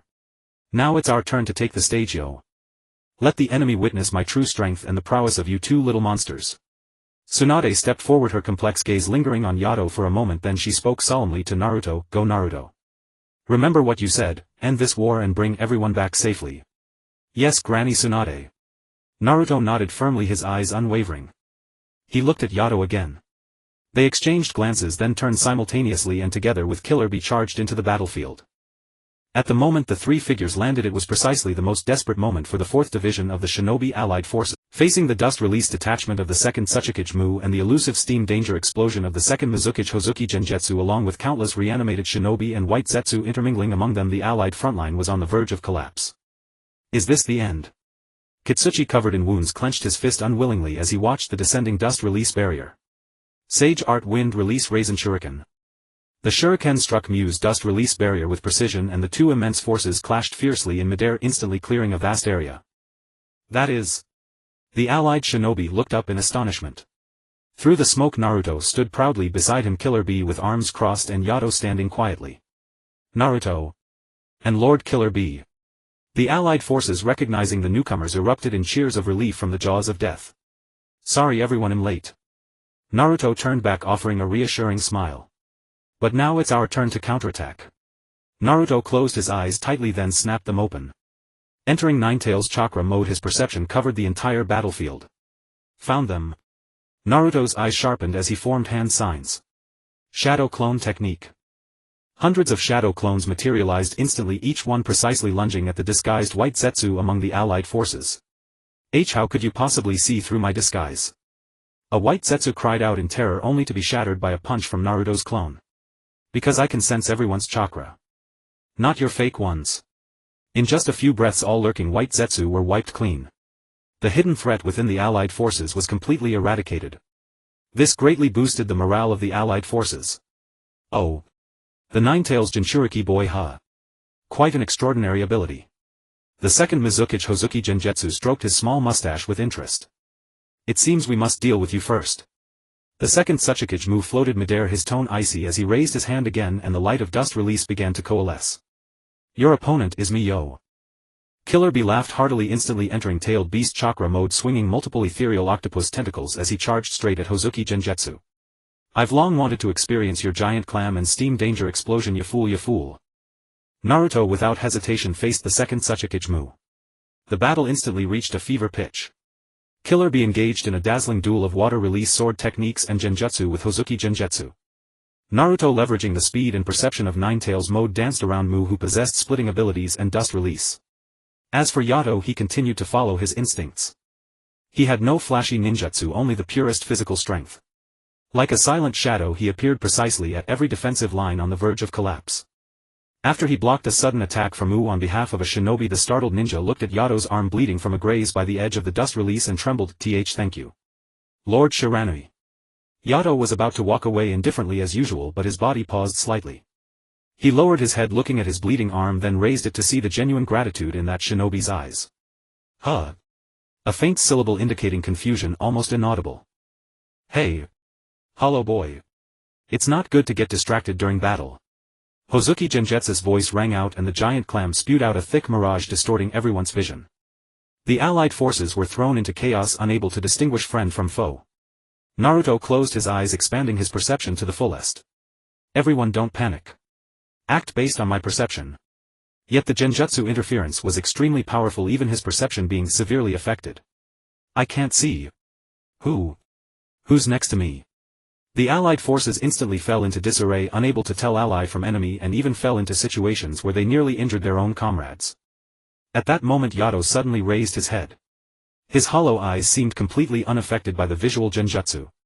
He perceived the true aura behind the illusion, the exact positions of everyone. He weaved through the chaotic battlefield. Every move he made precisely blocked blades aimed at allies or pushed endangered comrades to safety. That boy. He can see through genjutsu. Not through dojutsu, not through perception either. What an oddity. Mu assessed calmly. My giant clam is actually countered by some unknown brat. Now this is troublesome. Hozuki Genjutsu dropped his flippant grin, his mustache twitching as he watched Yato moving effortlessly through the battlefield. Mu. Forget the Nine-Tails boy for now, let's join forces to take down that brat. Genjutsu shouted loudly. Floating in the air, Mu remained silent, but his actions spoke volumes. He abandoned his skirmish with Naruto. Both split bodies raised their hands simultaneously and the terrifying dust release gathered again, the cubic barrier clearly targeting Yato below. Don't you dare. Naruto roared, instantly creating multiple shadow clones and condensing a tailed beast ball to intercept the dust release. However, Mu's true body quietly appeared from another direction, a third dust release already forming. Yato. Behind you. Naruto shouted, but it was too late to rescue him. Yato spun around abruptly, seeing the approaching dust release. For the first time his pupils clearly reflected the silhouette of danger. At that critical moment an aged yet resolute voice echoed across the battlefield. Lord Mu. Your opponent is me. A figure trailing the shimmering light of dust release fiercely crashed into Mu's true body. It was the third Tsuchikage Inoki. Inoki. A flicker of emotion passed through Mu's eyes. Boom. Inoki gritted his teeth, his small frame seeming to bear the entire weight of Iwa village holding firmly against his master's attack. I once feared, once hesitated. But, Inoki's gaze pierced through the glare of dust release toward Naruto, fighting to protect his comrades below, and Yato safeguarding the alliance. Seeing these young people, I understand that the will of rock is not stubbornness but the resolve to protect the future. Lord Mu, we will protect this era. Humph. Foolish persistence. Mu snorted coldly, yet he did not strengthen the dust release in his hands. On the other side, Hozuki Genjutsu, seeing Mu preoccupied by Inoki, knew he had to end the fight quickly. No choice. Though it feels a bit unfair to the younger generation. Just as he prepared to unleash his full power, a great volume of sand as if alive poured down from the sky, instantly binding him and his summon, the giant clam, tightly. What? It's over, Mizukichi. Gaara's cool voice came through the sand. Gaara. Naruto shouted excitedly, exchanging a glance with Killer Bee, both understanding perfectly. Vast amounts of chakra began converging toward Naruto's body while Killer Bee placed his hand on Naruto's back, transmitting his own chakra unreservedly. Here we go, B-san. Yeah. Let's show them our power. Yo! Super-tailed beast ball. A massive pitch-black sphere containing the power of the Nine Tails and Eight Tails formed in their hands, carrying an aura of both destruction and salvation, slowly pushed toward Hozuki Genjutsu, bound by Gaara's sand and Mu locked in stalemate with Inoki. Mu watched the approaching tailed beast ball, then glanced at Inoki fighting with all his might to stop him and at the allied shinobi battling to protect their comrades. On his cold face a hint of faint relief seemed to appear. Inoki. It seems. The baton of the era truly must be passed on. Hozuki Genjutsu also burst into hearty laughter, ha ha ha. Young ones, well done. This performance I acknowledge. The super-tailed beast ball engulfed the two cage-level figures. Under the ultimate power the reanimated bodies began to completely disintegrate, turning into pure dust scattering with the wind. As the residual shockwaves of the tailed beast ball had yet to fully dissipate and the allied shinobi forces were still basking in the brief exhilaration of having subdued the two Kage, a low growl echoed hell thrust four-finger penetrator. With that roar a figure wreathed in dazzling lightning tore through the hastily assembled defensive line of the alliance. Wherever he passed men and horses were sent flying. Both the earth-style wall and the water-style wall crumbled like paper before his indomitable lightning spear. The intruder was none other than the third Raikage. His lightning release chakra mode was running at full power, forming an absolute defensive armor and the ultimate offensive hell thrust. All attacks are useless against him. His armor is too hard. The attacks of the allied ninjas bounced off the third Raikage, leaving not even a scratch. Despair began to spread once more. Naruto unhesitatingly entered Ninetail's chakra mode and fired a tailed beast ball, but the third Raikage merely aimed his hell thrust at the sphere and forcibly detonated it, deflecting its course. It's useless, you idiot. You bastard. Killer Bee's eyes behind his sunglasses grew extremely solemn. The old man's defense can't even be breached by the Eight Tails, yo. The battle fell into a deadlock. The third Raikage steadily advanced toward the core of the alliance, his target clear, Naruto the one with the immense chakra. In a fierce clash Naruto used shadow clones to feint while his real body launched a flanking attack, but the third Raikage saw through the ruse with startling battle instinct. The Raikage abruptly spun around, ignoring the shadow clones, and his four-finger penetrator brimming with destructive force shot straight at Naruto's unprotected back like the finger of death itself. Naruto! Killer Bee and Gaara screamed from a distance, their eyes nearly splitting. The speed was too fast, the distance too close. No one could reach in time. In that hairbreadth moment a silver-gray figure inserted itself between the blazing lightning spear and Naruto. It was Yido. He made no attempt to block, dodge, or assume any defensive stance. He simply spread his arms and offered his chest to the legendary strongest spear, the Hell Thrust. Schlunk. Time seemed to freeze. The third Raikage's finger, which had never failed and had once torn through the body of the Eight Tails, encountered unprecedented resistance the moment it touched Yido's chest. His finger, capable of piercing anything, sank in only half an inch before striking a hardened barrier, unable to advance another fraction. Yido's body shook violently, but his feet did not retreat even half a step. Blood gushed from the gruesome wound on his chest, instantly staining his tattered clothes. His hollow eyes contracted slightly from the violent impact and the raw sensation of agony. His body was not invincible, not indestructible. But he did not flinch or fear. Lifting his eyes, now reflecting pain yet burning with greater resolve, he stared fixedly at the third Raikage. It was a silent proclamation: you can wound me, but you cannot bring me down. As long as I stand here you will never cross me to harm anyone behind me. At the same moment Yido took the third Raikage's blow. Something long dormant within him seemed briefly awakened by the fierce chakra of his opponent. Yido's fingers unconsciously brushed the third Raikage's chest. He did not strike, but gently placed his blood-soaked hand over the Raikage's heart. In a tone utterly unlike his usual hoarse voice he uttered several obscure syllables. Raijin. Geki. Mihara. Not far away the third Tsuchika Jinoki, who was catching his breath, heard the sound and his expression shifted dramatically as if he had heard something incredible. He blurted out, that is the lost opening stance of Raijin Geki Mihara. A legendary forbidden art specifically designed to dismantle the very essence of lightning release armor. How does this brat know an ancient incantation that even the archives of IWA have only fragmentary records of? Killer Bee was the first to react. Though he did not understand what Yido's muttered words meant, he precisely seized the momentary pause brought on by the third Raikage's shock. Now yo! An octopus-like chakra tendril lashed out, not to attack but to tightly entangle the third Raikage's arm. Simultaneously Gaara's sand surged like a tidal wave, firmly binding the Raikage's legs. Naruto! Killer Bee roared. Strike his chest. Use your sharpest jutsu. Naruto understood instantly. Ninetail's chakra concentrated frantically. Sage Art Wind Release Raisin Shuriken. Ugh. The third Raikage's pupils shrank. He tried to break free, but the binds from Killer Bee and Gaara were unyielding. Schlunk. The Raisin Shuriken struck true. Its devastating cutting force gnawed at that single point and the lightning release armor emitted a cracking sound of strain. Did we succeed? The allied ninjas held their breath. Crack, the lightning release armor on the third Raikage's chest was utterly pierced by the Raisin Shuriken. The raging wind chakra erupted inside his body. His massive frame staggered backward for the first time and the violent lightning around him flickered like a dying candle. The bindings released Killer Bee and Gaara immediately retreated. Naruto also landed on the ground panting heavily watching the third Raikage tensely. The fierce aura on the third Raikage's stalwart face gradually faded. The future of Kumogakure rests with you B. And you shinobi of Konoha. This era is yours. The third Raikage's figure slowly dissolved into dust scattering on the wind. A wisp of pure chakra like a blessing merged into the bodies of Naruto and Yido. The battle was over. Yido. You absolute idiot. Naruto rushed over first looking at the horrific bone-deep wound on Yido's chest.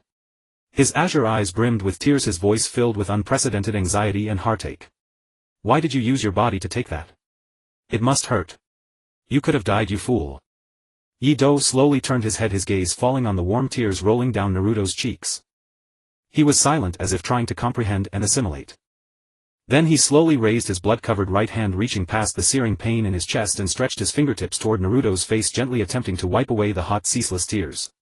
He opened his mouth and forced out two syllables so blurred they nearly vanished. Not hurt. It was the first lie he had ever told in his life. In the distance Killer Bee crossed his arms, a slight smirk curling beneath his sunglasses. TCH, the hollow boy is finally showing a bit of humanity, yo. The wound on Yido's chest slowly stopped bleeding under Naruto's clumsy bandaging. He sat quietly, his face even paler than usual. You bastard. Naruto tightened the bandage, his voice trembling. If you do this again I. He could not finish his sentence. He looked at Yido's bloodless face feeling a mix of urgency and pain within. He knew that if there was another time Yido would still unhesitatingly stand in front of him. Killer Bee crouched down, his gaze sharp behind his sunglasses. How are you feeling, empty shell kid? That blow just now was quite something. Yido did not respond, only burying his head lower, gripping the bell on his wrist tightly, his knuckles turning white from the force. The smell of blood in the air seemed to intensify and a faint scream from afar made Yido's body tremble slightly. Ever since leaving that relatively stable barrier and stepping onto this battlefield, the soul lock within him had been violently shaking. The violent lightning chakra of the third Raikage struck like a heavy hammer against the cracks of the seal. Anoki landed heavily, his expression grave. He needs to be sent back for rest immediately. The battle aura here is too much. No. Yido suddenly raised his head, his voice dry but unusually firm. He looked at Naruto and repeated. I'm not going. He could not leave. He sensed that something extremely dangerous was approaching Naruto. The entity within him was growing increasingly restless due to the perceived threats. Yido. Naruto looked at him with concern. Just then a faint yet fierce aura uncontrollably leaked from Yido. This aura flashed by, but it made both Naruto and Killer Bee shudder simultaneously. The consciousness of the Nine Tails and Eight Tails also emitted a warning growl. Nine Tails. This nauseating aura again. You felt it too, right? Eight Tails, yeah. No mistaking it. Though extremely weak, it was identical to the descriptions of the Taotai in ancient records. It had become more active due to the bloodshed and death in the battlefield.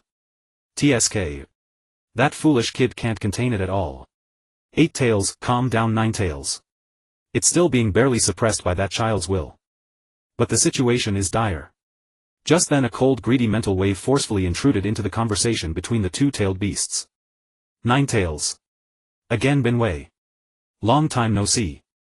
This sudden interruption made Naruto and Killer Bee tense up. Even through this feeble shell and the shabby seal I can smell you. So delicious. Nine Tails, as expected, it's you, the monster that only knows how to eat. Get back to your seal. Seal. You think that old thing's shabby creation before dying can hold me? The wave carried an unmistakable mockery. If it weren't for the fact that the host of this body is an empty shell, I would have regained my freedom long ago. But it's coming soon. I can sense more food outside. Eight Tails, you won't succeed. This little brat and Naruto won't let you do as you please. Just them. Or you two pets trained by humans. The mental wave surged with a bloodthirsty craving. Just wait. Once I feast to my fill and regain my strength. The first to taste will be you. That cold mental wave receded like a tide, leaving behind the Nine Tails' roar and the heavy worry of the Eight Tails. In reality, Naruto's hand tightened slightly, but he forced himself to remain calm. He took a deep breath and entered the Nine-Tails chakra mode again, the golden chakra enveloping Yato, gently trying to use his vast and warm life energy to soothe the destructive consciousness stirring within him. Listen, Yato. Naruto's voice was incredibly serious. I know you are struggling to suppress it. Trust me, we will face it together. No matter who comes, we will defeat him together. Then I will definitely find a way to help you completely control it. Yato lifted his head, the blood color in his eyes faded, returning to that familiar emptiness, though now with a hint of barely perceptible fatigue. He nodded very slowly. Killer Bee also stepped forward. Yo. Empty shell bro, hang in there. Don't forget our rap training, you idiot. Use the rhythm to drown out the noise, you idiot. Naruto crouched down, looking into Yato's eyes that were struggling to stay awake. No matter what happens next, just look at me, only at me. Trust me, just as I have always believed in you. Just as Naruto, with the help of the Nine-Tails chakra, barely suppressed the restlessness within Yato, he suddenly sensed two vast and familiar chakra sources rapidly approaching from downstream of the river. This feeling. It's Mr. Itachi. And Nagato. Naruto jerked his head up, his expression turning immensely grave. Kakashi-sensei and the others are in danger. Without a moment's hesitation he entered Nine-Tails chakra mode, while Yato, rubbing his slightly weary eyes, followed closely behind. When they arrived at the battlefield, the allied squad led by Kakashi was already on the brink of annihilation. Nagato hovered coldly in midair, his Shinra Tensei's terrifying repulsive force tearing the earth apart. Meanwhile, Itachi Uchiha combined his exquisite genjutsu and ninjutsu to corner the allied forces. Shinra Tensei.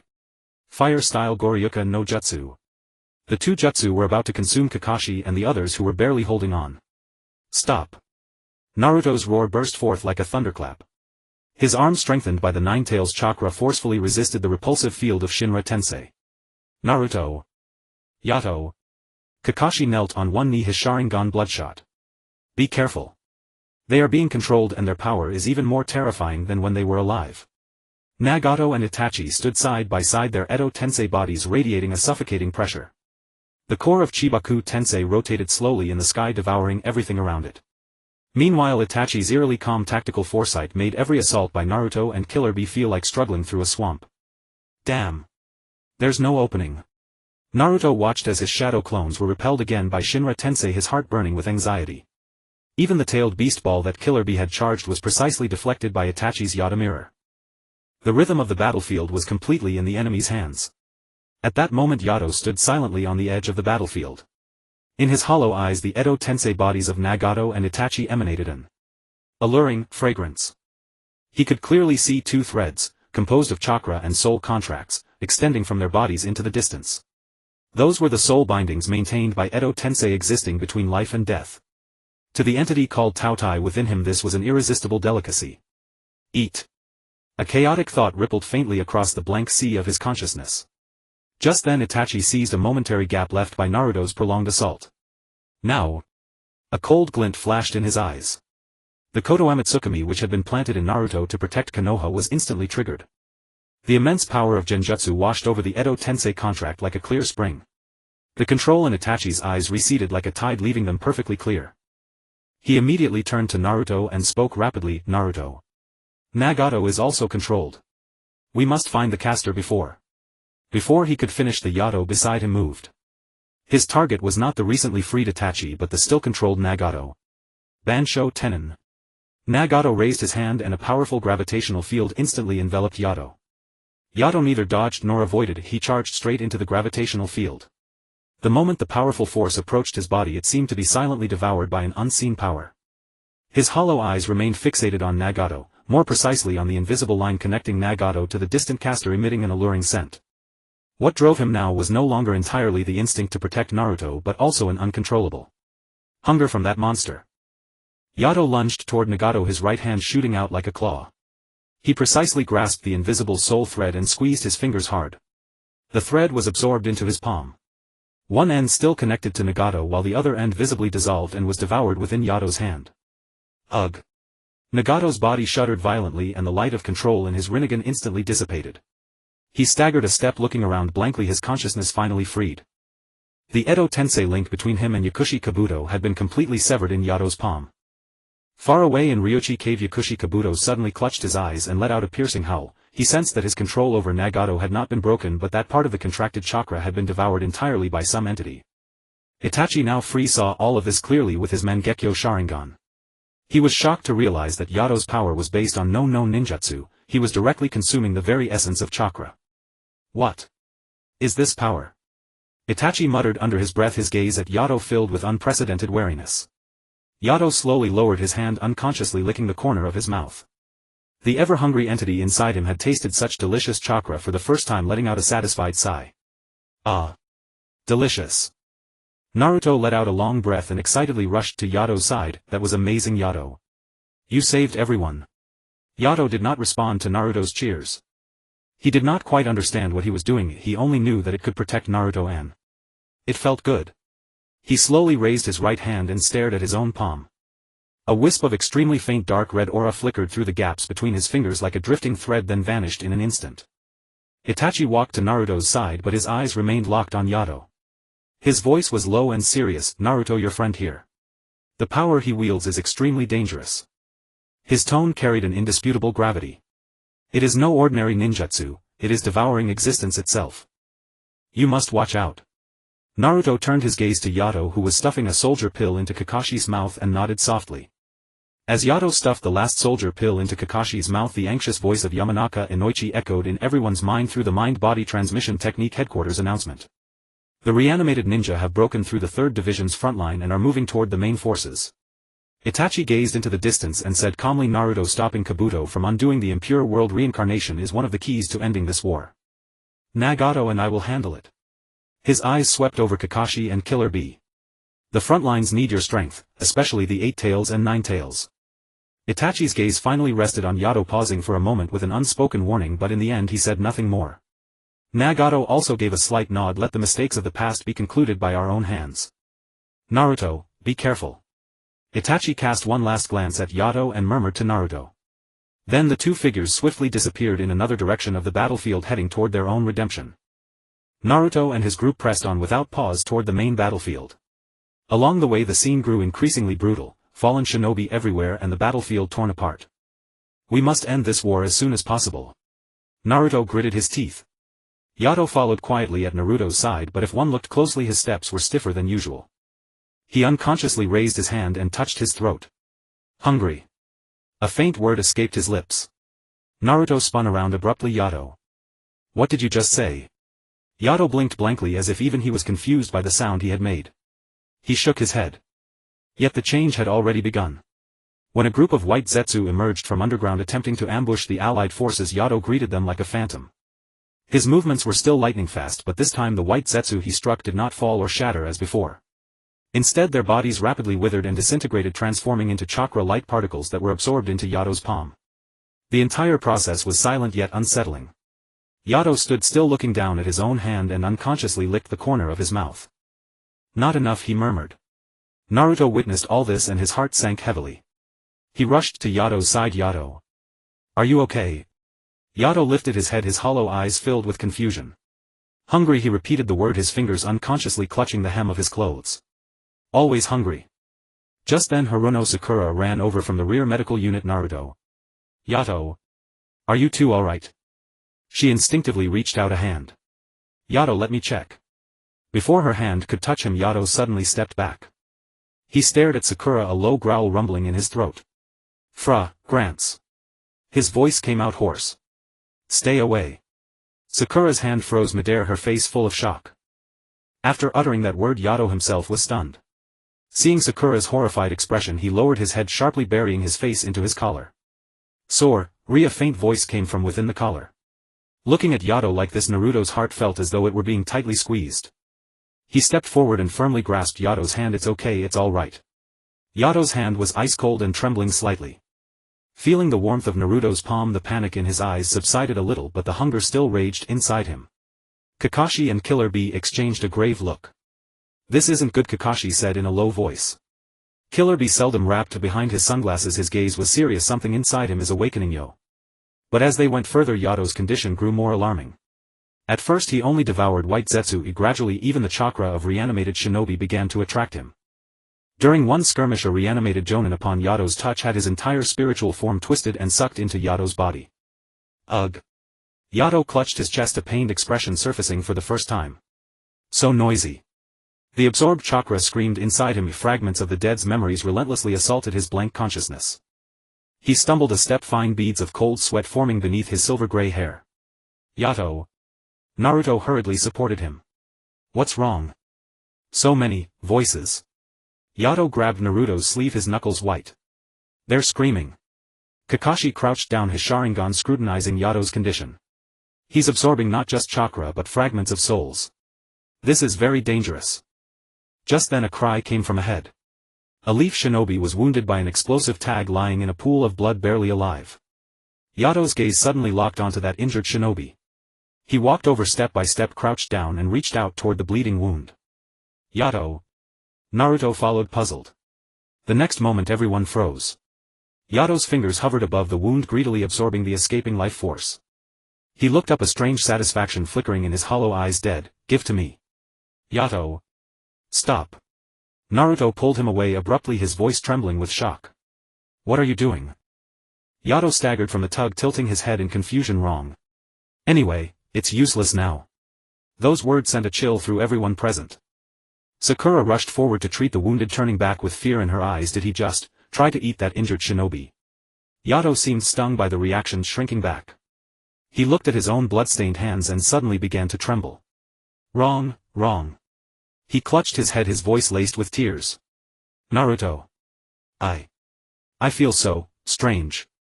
Naruto held him tightly, feeling the violent trembling in his arms. He could sense that Yato was battling some kind of instinct inside him. Look at me, Yato. Naruto cupped his face, forcing eye contact. Remember the first time we ate ramen? Remember when you learned to say, friend? That's the real you. Yato stared at him blankly, tears glistening in his eyes. He opened his mouth but in the end only buried his face into Naruto's shoulder, letting out a stifled sob. Naruto tightly embraced Yato, who was still trembling slightly, in his arms. He could feel the violent clash of two forces within Yato's body. Kakashi and Killer Bee stood guard in silence around them, the atmosphere heavy and almost frozen. The desire inside him is evolving, Kakashi said, his Sharingan slowly rotating, his voice low. From chakra to soul fragments and then to life force. If this continues. He didn't finish his sentence, but everyone present understood. No, it won't. Naruto interrupted, tightening his arms around Yato. He stopped just now. He recognized me. As if in response to Naruto's words, Yato gave an extremely faint nod on his shoulder. Just then, whoom. An indescribably immense pressure swept out from the core area of the battlefield without warning. Every ninja present felt their breath catch. What? What kind of chakra is this? Sakura's face turned pale as she abruptly stood and stared into the distance. Bibianizan. Naruto's golden nine-tails chakra instinctively erupted, forming a protective layer around him. The 8 tails inside Killer Bee let out a highly alert roar. He yanked off his sunglasses. Damn it, idiot. Here it comes. The real big shot is here, yeah. Kakashi's voice was hoarse. Could this be what Itachi meant by the true mastermind behind the war? Almost at the same moment, Inoichi Yamanaka's voice, barely concealing shock and urgency, exploded in everyone's mind through the mind-body transmission technique. Attention all allied forces. Maximum emergency. An unknown ultrapowerful individual has appeared. Not an Edo Tensei. Repeat, not an Edo Tensei. He calls himself Uchiha Madara. Uchiha Madara. The impact of that name instantly resounded in everyone's heart. Was that legendary figure truly appearing? Headquarters orders. All combat units capable of moving converge on the 3rd Division. Stop him from approaching the 8 tails and 9 tails. Inoichi's voice continued, but obvious disruption and interference could be heard. ZZT. Energy interference. Too strong. The communication became intermittent. Uchiha Madara. The moon's eye. Kakashi's expression turned extremely grim. Bastard. Naruto cursed. Whether he's Madara or whoever, he'll never allow him to drag everyone into a genjutsu. He looked down at Yato in his arms. That terrifying chakra sweeping the battlefield seemed to affect him as well. Yato stopped trembling and slowly lifted his head, looking toward the direction from which the pressure came. But this time mixed within his gaze was no longer pure hunger but an added hint of wariness. Hungry. But danger. Yato muttered, his voice hoarse. Yeah, I know. Naruto steadied him, his gaze rock solid. That guy is dangerous, an enemy we have to defeat together. Yato, I need your strength, but promise me don't let that hunger control you anymore. Let's fight together like true comrades. Yato looked at Naruto's outstretched hand, then at his own still faintly trembling fingers. Finally, with difficulty, slowly he placed his hand onto Naruto's warm palm. He nodded firmly. Great. Naruto's spirits lifted. Kakashi-sensei Sakura Byakuzen. Let's go. Yo. Let's show him what we've got, you idiot. Killer Bee put his sunglasses back on. Kakashi nodded. Sakura took a deep breath and clenched her fists. Let's move. The group headed straight for the source of that despairing destructive chakra. The closer they got, the more devastating the scene became. From a distance they could see members of the 3rd Division, Niji Hyuga, Rock Lee, Tenten Shino, Aburame, Kiba, Inuzuka and others, locked in a fierce battle against a swarm of white Zetsu and troublesome Edo Tensei ninja. Even more striking was the other side, where Kakashi and Might Guy were engaged in intense combat with 6 Jinchuriki, each wrapped in a tailed beast cloak with hollow eyes. There. Jinchuriki like Byakuzen and me. Naruto stared in shock at the 6 familiar yet unfamiliar figures. That's right, but they're all under control, yo. Killer Bee's tone was heavy. Kakashi-sensei. Gai-sensei. 2 Kakashi-senseis. Naruto exclaimed as he saw the 2 struggling. Naruto. B. Kakashi's shadow clone fighting the Jinchuriki shouted loudly. Watch out. They're targeting you.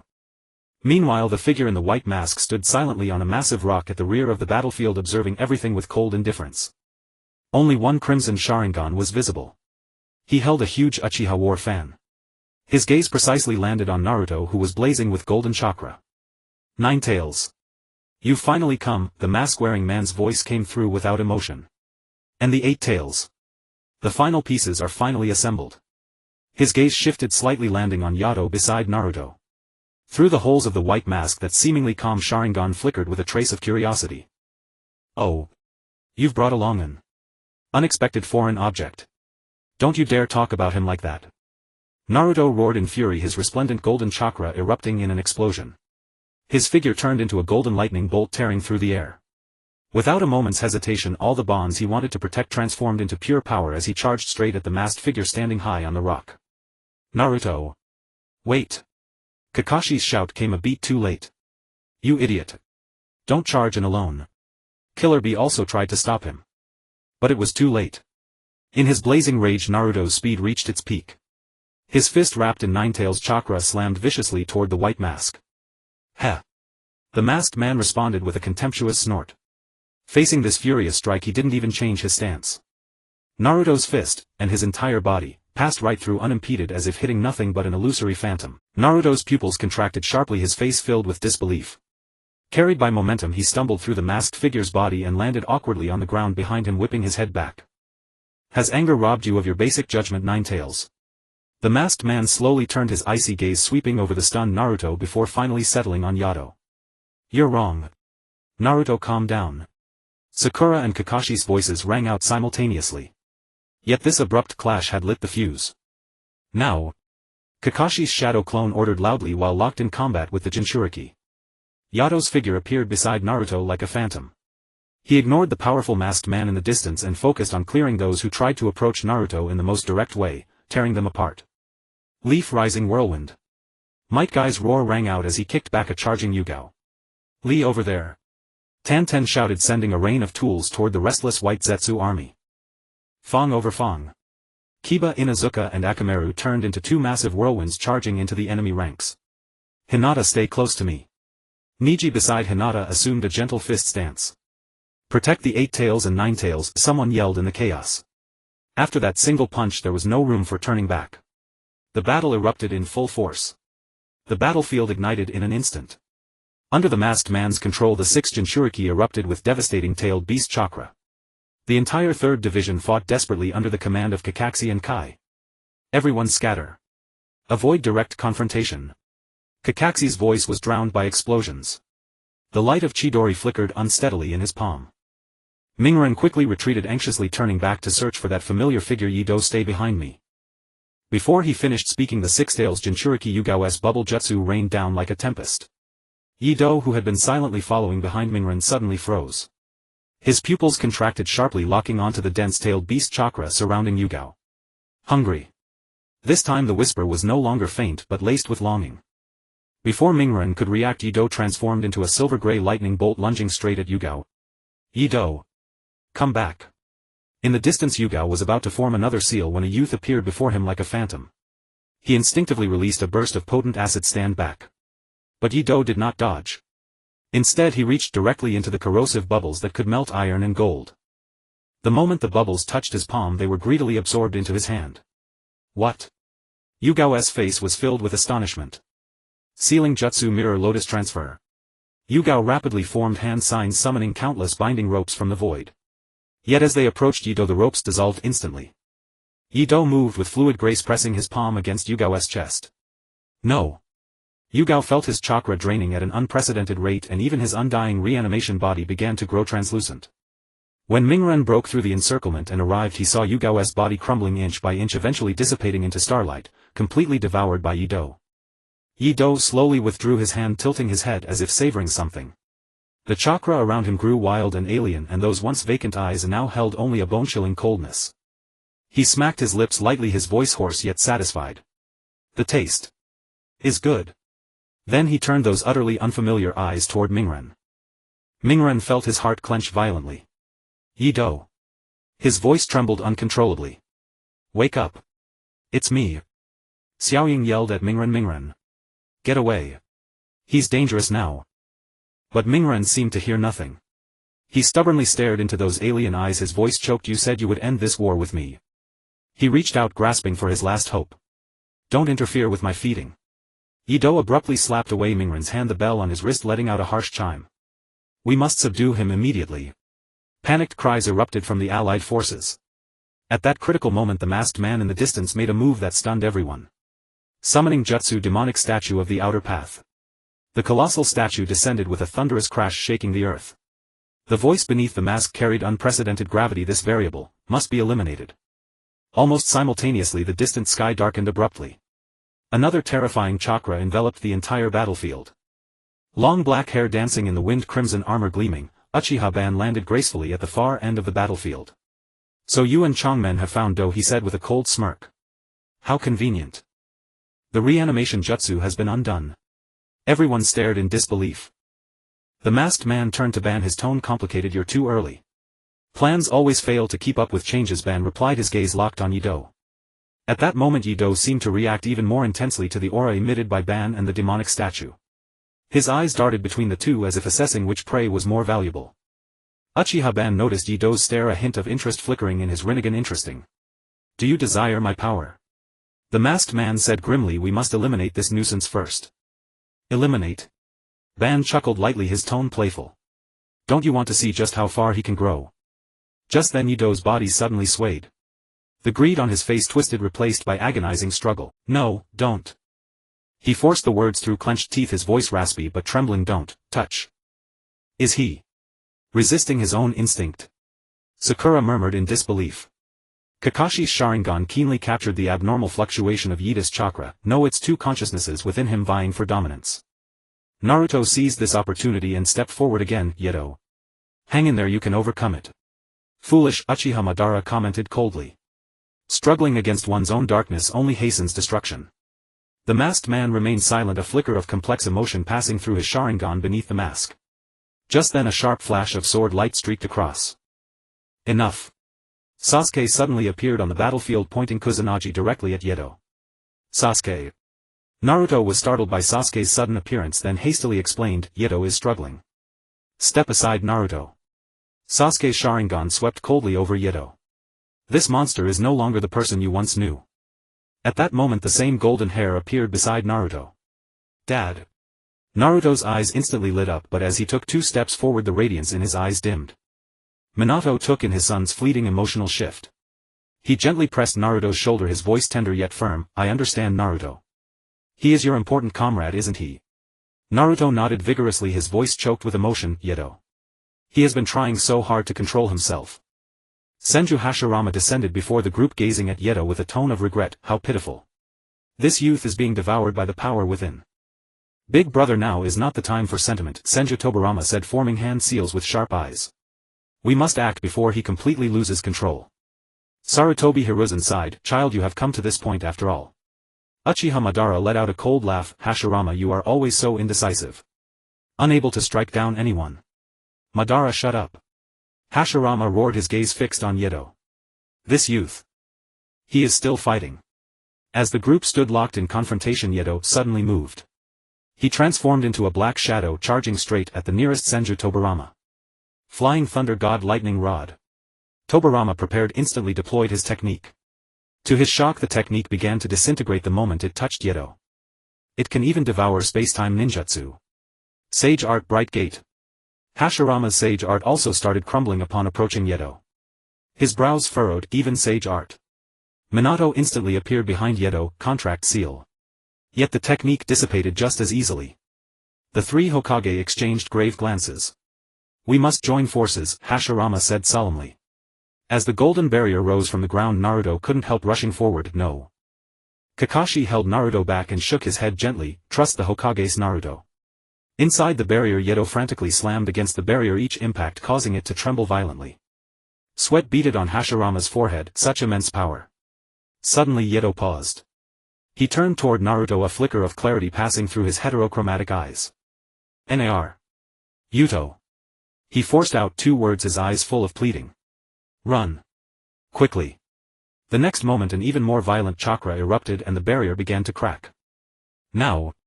Hashirama shouted. Under the combined efforts of the 3 Hokage, golden light finally enveloped Yato completely. When the light faded, Yato was bound by countless sealing incantations, kneeling and unable to move. But Naruto clearly saw that Yato, entwined with sealing scripts, was mouthing 3 words to him repeatedly. Forgive me. Sasuke let out a cold snort, his Mangekyo Sharingan slowly rotating. It should have been done long ago.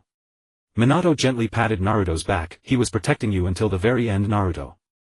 Uchiha Madara watched coldly, his tone dripping with sarcasm. Hashirama, you've sealed a bomb that could explode at any moment.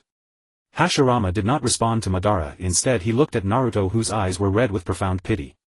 But as everyone's attention was locked on the sealing ritual, the masked man quietly stepped back and rapidly formed hand seals in the shadows. Now. He murmured, and the Geto statue suddenly let out a deafening roar. What? Senju Tobirama was the first to sense something wrong. But it was too late. Before their shocked eyes, the Geto statue began a horrifying transformation. Its skin cracked and 10 tails thrashed wildly. Success. The masked man stood atop the 10 tails, his voice laced with barely suppressed excitement. The Moon's Eye plan has entered its final stage. Is that the 10 tails? The crowd stared at the colossal creature before them in despair.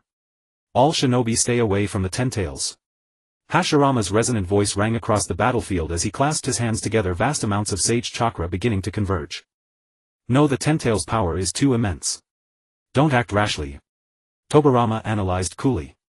Amid the chaos, Kakashi's Sharingan locked onto the figure wearing the white mask. When he sensed that familiar chakra fluctuation, a dreadful conjecture solidified into certainty. Enough. Stop wearing that mask. Kakashi's voice was not loud, yet it carried a piercing force. Obito. Minato Namikaze's body jolted violently, his azure eyes filled with disbelief and anguish. Obito. Is it really you? A faint snort came from beneath the white mask. He did not deny it, but slowly raised his hand to touch his mask. As expected. I can't hide it from you, Kakashi. Under countless shocked gazes, he gently removed the white spiral mask, revealing his true face beneath. But the me now is neither Uchiha Obito nor Uchiha Madara. His voice was icy. I am the savior who will reshape this world. With those words, Obito merged into the Ten-Tails body, becoming its Jinchuriki. Having become the Ten-Tails Jinchuriki, Obito gained the power of the 6 paths, hovering in the air as truth-seeking balls rotated slowly behind him. The black rods formed from the truth-seeking balls rained down indiscriminately upon those below. At that moment, one of those black rods hurtled unerringly toward the sealed Yido. He could not move, forced to watch the approaching annihilation. Yido! Naruto roared, charging recklessly forward. His golden chakra arm shot out, just barely deflecting the black rod before it struck Yido. The black rod grazed Yido's cheek, leaving a bloody gash. In that instant a sudden anomaly erupted. The golden seal that both protected and imprisoned him upon contact with the truth-seeking ball's power emitted a fracturing sound of unbearable strain. Crack, the seal shattered. Freed, Yido's gaze locked directly onto the figure in the sky that radiated the most delicious yet perilous presence, Uchiha Obito. Food. He appeared before Obito almost instantaneously. Obito frowned as a truth-seeking ball instantly transformed into a black shield before him. Yido did not dodge or evade. He pressed one hand directly onto the truth-seeking ball. The surface of the ball began to warp. Even truth-seeking balls can be Tobirama-sanja's eyes filled with shock. Obito's eyes turned cold. More truth-seeking balls morphed into spikes piercing toward Yido from all directions. Yido was struck brutally, plummeting from the sky and crashing heavily onto the ground with several horrifying wounds appearing on his body.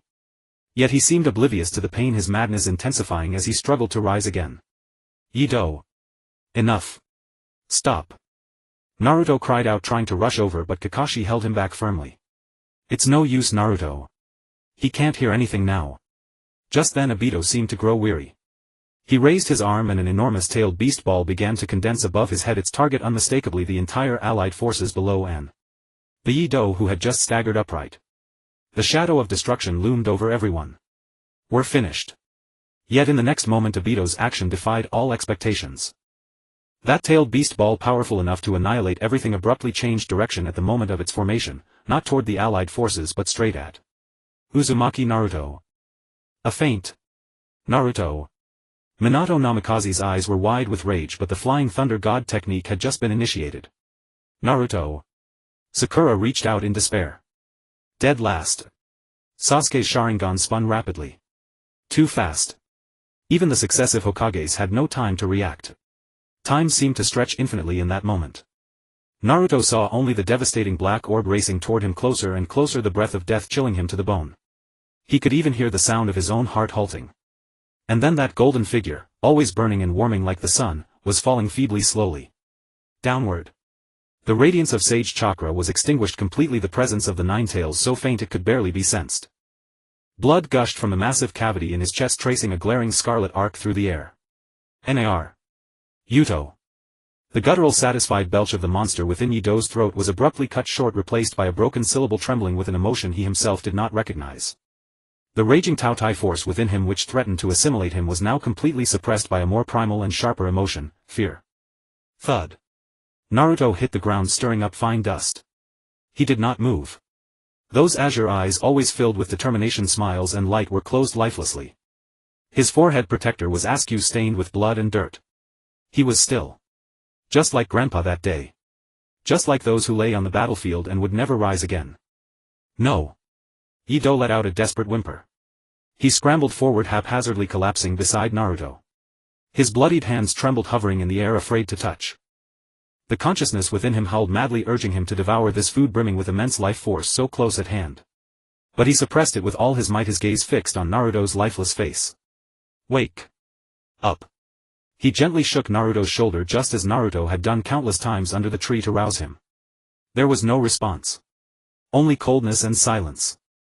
Please. His voice broke into sobs. Wake up. Naruto. He grabbed Naruto's icy hand and pressed it forcefully against his own chest, as if trying to revive the other with his own heartbeat. It hurts. So much here. He raised his head abruptly, his eyes filled with despair. He looked at Hashirama and Tobirama, at the third Hokage Kakashi and Guy, at Sakura, Sasuke, Minato, even Madara and Obito, at everyone present. Bring him back. He pleaded hoarsely, clutching at the last straw. Please. Anyone who can save him. I'll give you anything. His voice echoed across the battlefield, carrying a heartbreaking humility. My power. My body. I'll give them all. Just let him live. Minato closed his eyes in pain. Sasuke clenched his fists, gritting his teeth. Sakura collapsed to the ground. Everyone knew this was beyond any medical ninjutsu. Even the ever-roaring Tautai consciousness fell silent in the face of such absolute grief. Won't you give in? He tilted his head, a smile forming on his face, one utterly opposite to Naruto's, cold to the extreme. Then. Die, all of you. The red-black destructive energy burst forth uncontrollably like a dam breaking, more violent than ever before. Yido. Stop. Kakashi tried to approach. Get away. Yido waved his hand casually, and the raging energy sent Kakashi flying. He didn't spare a glance, his gaze locked onto Obito. You. First. But just as his attack was about to reach Obito, Yido. A voice so faint it was almost inaudible came from behind him. It was Naruto. Using the last shred of his strength, he raised his hand, trying to reach him. Yido's figure froze, abruptly turning his head with agonizing slowness. He saw Naruto's eyes half open. Those azure orbs held no light, only endless fatigue and worry. Worry for him. Even at the final edge of life, Naruto was still concerned about him. Nar. Yuto. Ido watched Naruto's hand fall limply, at last watched his pupils lose all focus. The world in his eyes lost its last trace of color. Gently, as if afraid to disturb anything, he lifted Naruto's gradually cooling body. Then he lowered his head, pressing his forehead against Naruto's icy one. Devour. He murmured, his voice as light as a sigh. This way. We'll never be apart again. He tenderly absorbed Naruto's final chakra and memories into his own body, merging them into the deepest recesses of his soul. He raised his head. There was no more bewilderment, no emptiness, no madness in his eyes. Only an absolute stillness and serenity remained. He stood there holding Naruto. As if he held the entire world and had lost it all at once. Tinkle. Ring. A faint yet unmistakable bell sound pierced the silence. He remembered that sound. He remembered the brilliant smile on Naruto's face when he first pressed a bell into his hand. He remembered the despair when the bell fell into the mud at the Valley of the End in the rain. He remembered Naruto's tight embrace during Pain's assault. He remembered every time he jingled the bell and Naruto's blue eyes looking at him. Naruto. Yato. Sakura choked out, trying to approach. Naruto, he. Don't come near. Yita's voice was terrifyingly calm. He didn't even glance at Sakura, his gaze fixed solely on Naruto's face. Kakashi blocked Sakura, shaking his head heavily at her. He looked at Yato with eyes brimming with complex emotions, grief, understanding, and a foreboding premonition. Let him have a moment. Obito hovered in midair, watching below with cold detachment. Having become the Ten-Tails Jinchuriki, his emotions seemed numbed, yet he cast a probing glance at Yita's current state. Yato paid no heed to the world around him. He gently adjusted his posture, letting Naruto rest more comfortably against his chest, as if the boy were merely asleep. Then he lifted his head, those heterochromatic pupils locking precisely onto Obito in the sky. There was no fury, no madness, only an icy absolute fixation. You deserve to die. He set Naruto down gently, and the next instant his form materialized before Obito, his speed transcending the perception of time and space. Obito's eyes narrowed as his truth-seeking balls instantly formed a barrier. Sure. This time the barrier, composed of truth-seeking balls, visibly thinned as if it was being devoured. His power is evolving. Senju Tobirama's expression grew immensely grim. No, he has concentrated every greedy desire into a single purpose: killing Obito. Yato. Wake up. Don't let hatred consume you. Minato Namikaze appeared nearby, using the Flying Thunder God technique, shouting urgently. It's useless, Minato-sensei. Kakashi's voice was hoarse. Right now. He can't hear anything. The only thing driving him is the obsession to avenge Naruto. Obito snorted coldly. More truth-seeking balls transformed into various weapons, attacking Yato from all directions. Yato weaved through the dense onslaught or directly devoured the incoming orbs. His composure was even more unnerving than his earlier frenzy. Just as Yato was about to breach Obito's final defense and touch his true body. Enough, Yato. An aged, weary voice sounded in his mind. Yita's forward charge abruptly halted. Grandfather. Yita's pupils violently contracted, the first crack appearing on his deadened face. This is the final vestige of my consciousness. Shenma's voice carried boundless pity and vicissitude.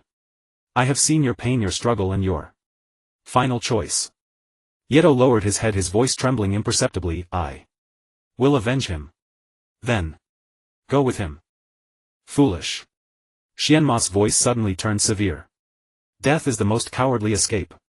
Have you forgotten why he died? He didn't die for you to join him. He died so you could live.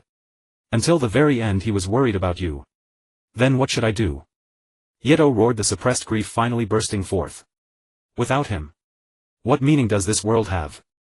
It has meaning. He entrusted you with the most important things, his memories, his will, this world he wanted to protect. What you now carry is not only the greed of Tautya but also Naruto's wish to protect. Look around you. Look at those still fighting. They are the ones Naruto wanted to protect. Your end should not be destruction but inheritance.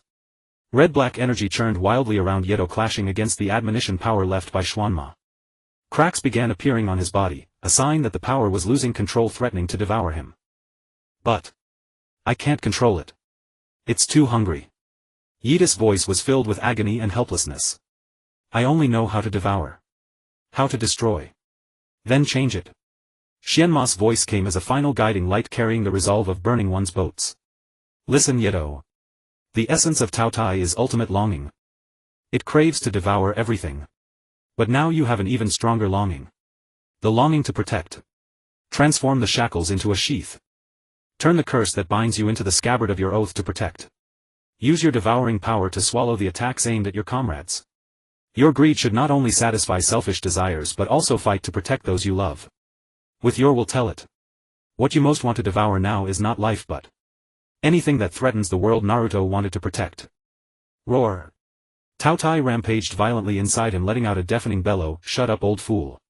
This body will be mine sooner or later. Make your choice, child." Xianma's voice grew faint. Will you sink into the desire for destruction and go with him? Or will you bear his legacy, live on with his share, protect? Use your longing to define your power. The voice faded completely. Grandfather's final consciousness had fulfilled its duty and returned to nothingness. On the battlefield everyone held their breath watching this eerie scene. Yato knelt there motionless save for the raging energy around him that betrayed the earth-shattering struggle within. Seizing the moment, Obito manipulated the truth-seeking balls and launched a lethal attack. Several black rods shot toward the defenseless Yato like spears of death. Yato! Kakashi and Sakura cried out simultaneously. Just as the black rods were about to strike, Yato abruptly lifted his head. Those heterochromatic eyes had changed. The left eye's dark gold was no longer turbid, transformed into a clear and resolute amber gold. The right eye's crimson was no longer violent, settling into a dark red like coagulated blood. The red-black energy around him ceased its frenzy, flowing back like a docile tide. The incoming truth-seeking ball rods struck Yita's slender frame, not with a loud impact nor were they deflected, they simply vanished. Without a sound. They were devoured. Yato slowly stood, lifting his gaze to lock onto Obito once more. That look no longer brimmed with the death wish of destruction but carried a bedrock-like will to protect. What you seek to destroy is exactly what he gave his life to protect. Now I inherit that will. He has mastered that power. Senju Hashirama gazed at the scene in awe. No, this power has recognized his will. Senju Tobirama's eyes were sharp. He transformed the desire for destruction into the obsession to protect. Obito's attacks grew fiercer, but Yato simply stood there, his heterochromatic eyes calm as still water, reflecting Obito's increasingly agitated figure. At this tense moment Naruto, who lay on the ground in the distance, sank his consciousness into a strange space. This place is... Naruto found himself standing on a vast expanse of water surrounded by a boundless starry sky. A phantom elderly figure slowly appeared before him. Clad in white with two horns, holding a celestial staff with 9 truth-seeking balls floating behind him. Otsutsuki Hagoromo, the Sage of Six Paths. The sage's voice directly echoed in Naruto's mind. At last I meet you, Uzumaki Naruto. Who are you? I am the founder of peace and order, known as the Sage of Six Paths. As the sage narrated the millennium-old secrets, the truth about his mother Kaguya and the endless conflict between Indra and Ashura unfolded before Naruto like a scroll. And now my mother Kaguya is about to revive. To stop her and bring true peace to this world I need your power. The sage extended his hand, a light brimming with boundless vitality and creative power, the Yang power, slowly merging into Naruto's consciousness. At the same time an invisible force surged into the bodies of Yato and Sasuke in the outer world.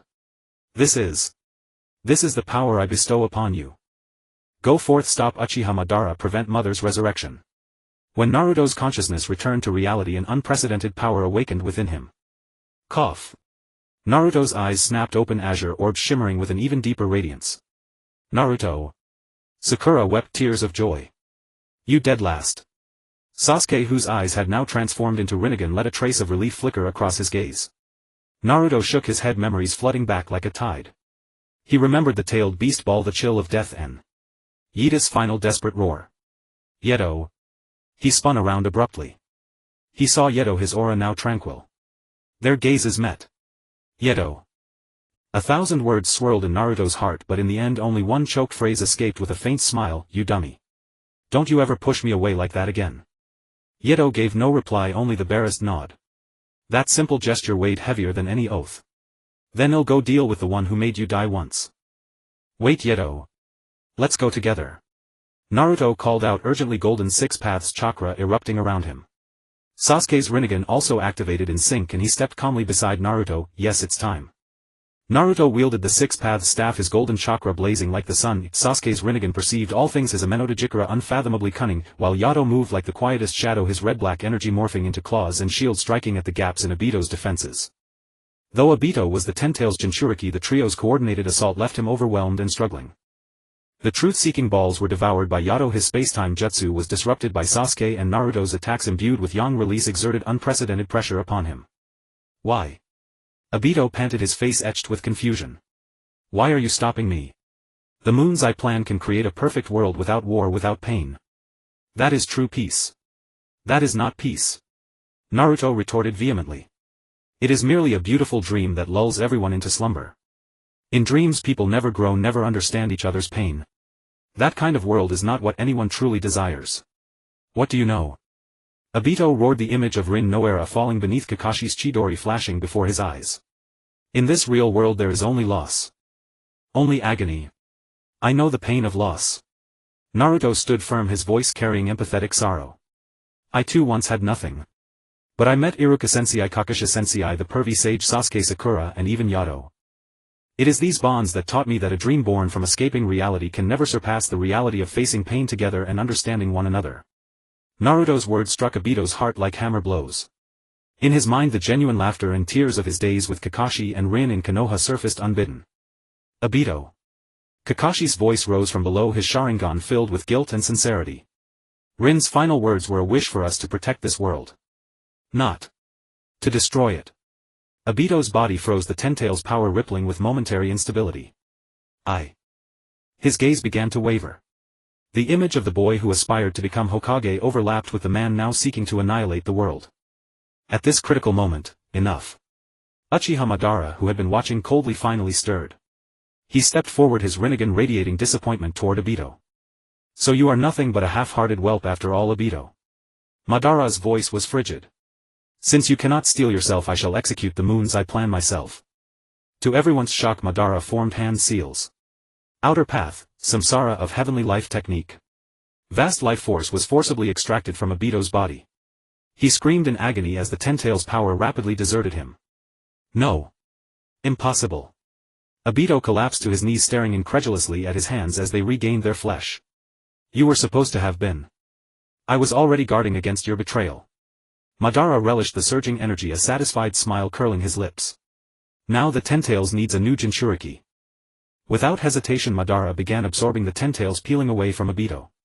Don't even think about it. Naruto and Sasuke attacked together, seeking to stop him. But the resurrected Madara was even more formidable, easily deflecting their assaults. He sneered at Yato, and you troublesome brat. Yato paid Madara no heed. His gaze was fixed on the kneeling Obito, his icy killing intent undiminished. You must die. In an instant Yato appeared before Obito, his red-black energy coalescing into a blade aimed straight at Obito's heart. Yato, stop. Naruto cried. At that critical moment, Kamui. Kakashi's Mangekyo Sharingan spun wildly, teleporting Obito into the Kamui dimension just before Yato's strike landed. Yato's blade hit empty air. He slowly turned toward Kakashi. Why did you stop me? Yato's voice was icy. He killed Naruto. Because. Kakashi struggled to speak. He is my comrade, my sin to bear. Yato's killing intent shifted to Kakashi. The cold in those heterochromatic pupils sent a chill down Kakashi's spine. Kakashi looked into Yato's murderous heterochromatic eyes, bitterness flooding his heart. He understood Yato's fury, the desire to protect someone precious was all too familiar. He must pay the price. Yato's voice brooked no compromise. Or would you take his place? Yato. Stop. Naruto instantly appeared before Kakashi, arms spread wide, his golden six paths chakra like a warm barrier. Calm down. Calm down. He protected the one who killed you. How do you expect me to stay calm? His voice was laden with inexpressible agony and fury, not only for Naruto's death but for his own helpless despair at that moment. I understand how you feel, Yato. Minato Namikaze arrived via Flying Thunder God, standing beside Naruto, his tone heavy yet sincere. Seeing Naruto injured in what Obito has become grieves me deeply. But revenge solves nothing. Sakura stepped forward, tears in her eyes. Yato, I know you are sad for Naruto. But we all know that the last thing Naruto wants is for his comrades to kill each other. Even Sasuke snorted, a fool blinded by hatred.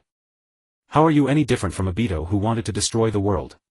Yet as his Rinnegan swept over Yato, a flicker of complexity passed through it. He too had once been driven by the same hatred. Their words doused Yato's heart like ice water.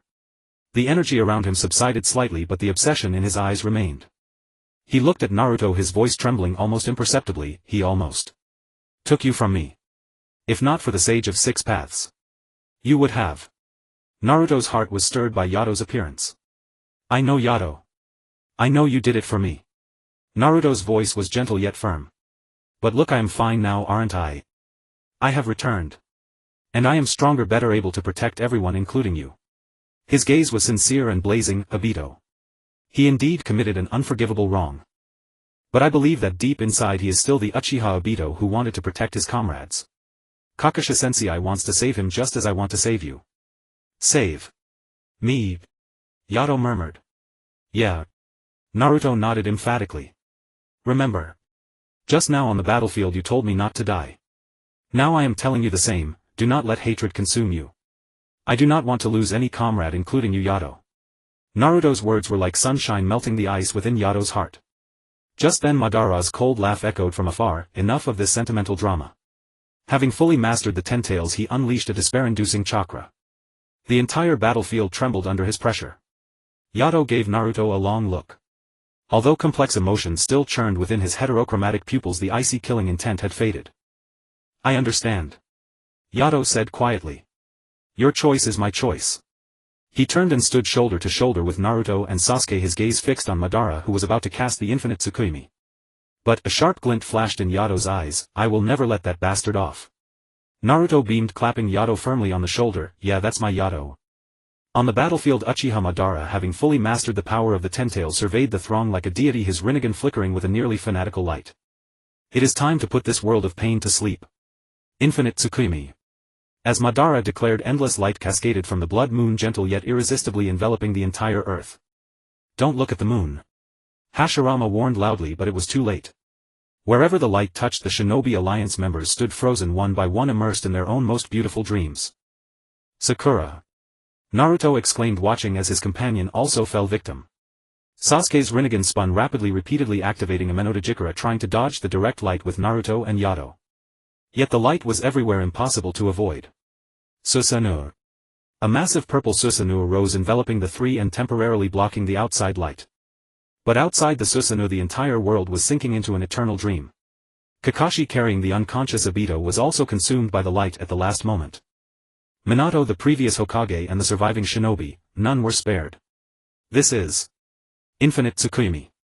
Naruto said through the crystalline wall of the Susanoo, staring at the frozen world outside, his voice filled with despair. Yato stood silently within the Susanoo, his heterochromatic eyes observing everything outside. He could sense that the consciousness and chakra of those enveloped by the light were being slowly drained by some force. He's absorbing everyone's chakra, Yato murmured. Madara gazed satisfactorily down at the sleeping world, spreading his arms. From now on, war will vanish and the world will know peace. This is true salvation. But just as he reveled in the triumph, a sudden change occurred. Black Zetsu, the entity that had been lurking in the shadows, suddenly pierced through Madara's chest from behind. You! Black Zetsu! Madara looked down in disbelief at the hand protruding from his chest. You've done well, Madara. Black Zetsu's voice carried the satisfaction of a successful scheme. However, your mission is complete. You are merely the sacrifice needed for Mother's resurrection. Mother! Madara's pupils constricted violently.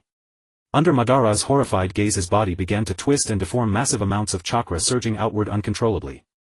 A white substance proliferated wildly from within him, gradually forming a giant cocoon. What is this? Naruto exclaimed in shock. As the cocoon split open, a woman in white robes with white hair slowly appeared. Her eyes were pure Byakugan, and the Rinna Sharingan on her forehead emanated a chilling pressure. Kagaya Otsutsuki had descended. Hagoromo. Hamura. She murmured softly, her voice ethereal and cold. This time I won't let you interfere again. The surroundings changed instantly. They were transported from the original battlefield to a scorching world of boiling lava. Just as Kagaya was about to strike. Humph. A low venomous scoff brimming with insatiable avarice and brutality directly erupted from within Yato. Naruto and Sasuke instantly turned to Yato. Yato slowly raised his head, his heterochromatic eyes gleaming with a chilling light. Yet unlike the previous times of complete loss of control, this time he seemed to be fiercely contending for dominance with some will within him. Boy, an ancient voice resounded in Yato's mind with unprecedented clarity. Let me out. You cannot handle this enemy. Yato remained silent. He could sense that the Tautai was now emanating not greed but a hostility more intense than ever before. Trust me, the voice said with a rare note of urgency, if she succeeds, everything you wish to protect will cease to exist. Yato looked up, a glint of determination flashing in his eyes. For the first time he actively relaxed his suppression of the power within. In an instant, dark red patterns spread across his skin, but this time when his heterochromatic eyes opened again, his gaze remained clear. Thou! What art thou? At this moment Kagaya's ethereal voice carried clear astonishment, for the first time her pure white eyes fixed intently on Yato. Who am I? Yato grinned, revealing a ferocious smile. He raised his hand pointing at Kagaya, then swept it around to indicate the entire lava space. I've come to collect a debt. Thief! You stole and devoured the food that was rightfully mine, gnawing at the very foundation of this world. Now it's time to cough it all up, principal and interest. Kagaya's expression completely changed. Ancient predator. You are still alive. Alive. Yato sneered, merely to witness your end.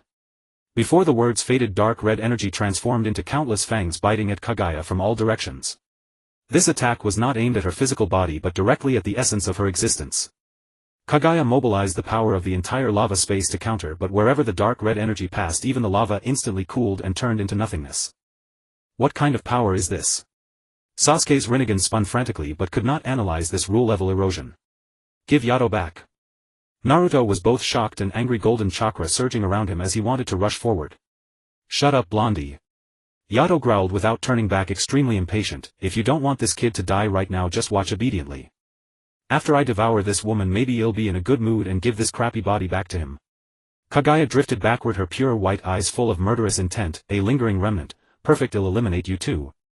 Yato stood amidst crumbling space fragments, his heterochromatic eyes locked on Kagaya. This time I will take back everything you stole.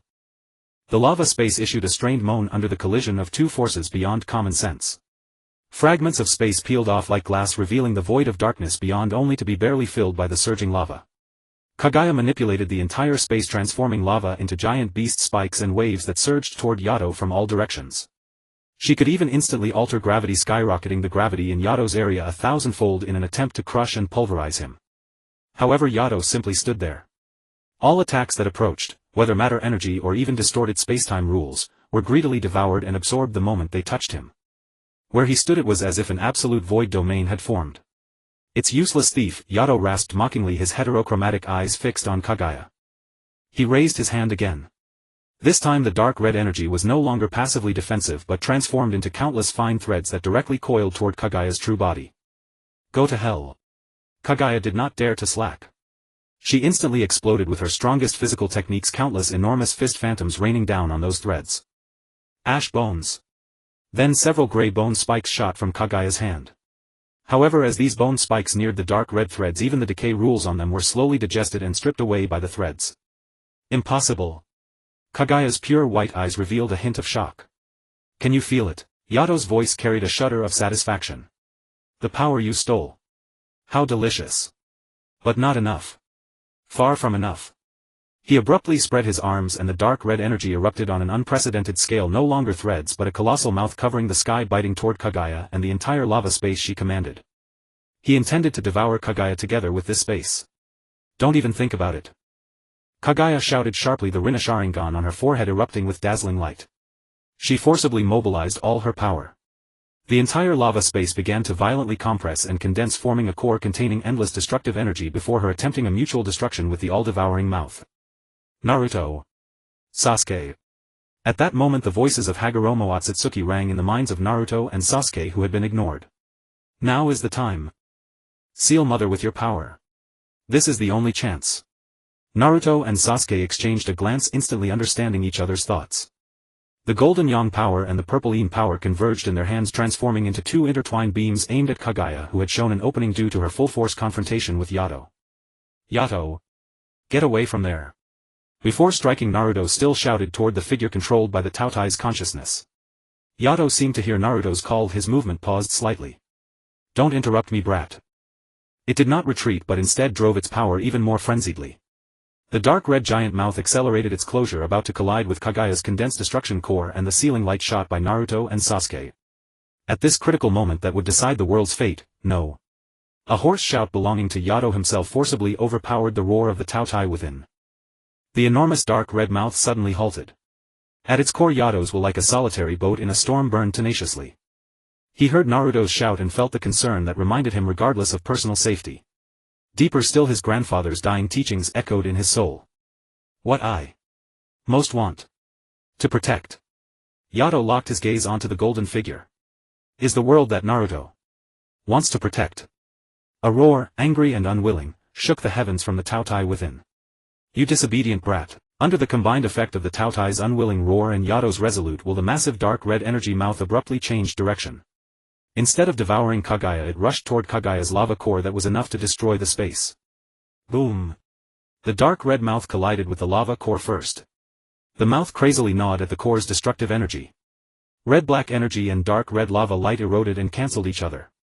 At the same time, Yato's true body, like a moth diving into flame unreservedly, charged into the path of the sealing light shot by Naruto and Sasuke. He intended to bury that destruction core along with himself and the Taotai within. No! Naruto roared in despair. The expected scene of being sealed did not appear immediately.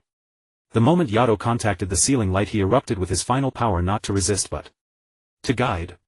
He directed a part of the power toward himself while precisely guiding most of the pure sealing force toward Kaguya, who had greatly weakened and revealed a huge opening after her core was devoured by the Taotai. Kaguya let out a shocked and furious scream. Most of her power was cancelling out with the Taotai, leaving her utterly unable to resist. The brilliant sealing light completely enveloped her.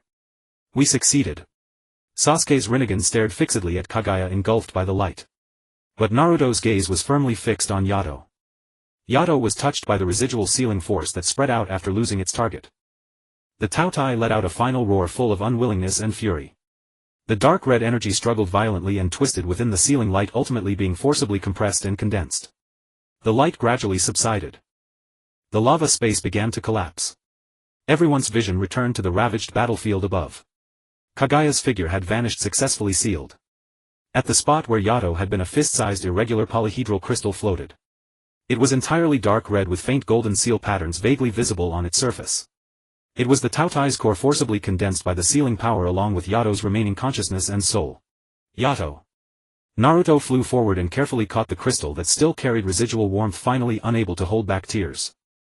He sensed it, deep within the cold crystal, an extremely faint familiar fluctuation that seemed on the verge of extinguishing. He was still alive, in a state no one could comprehend.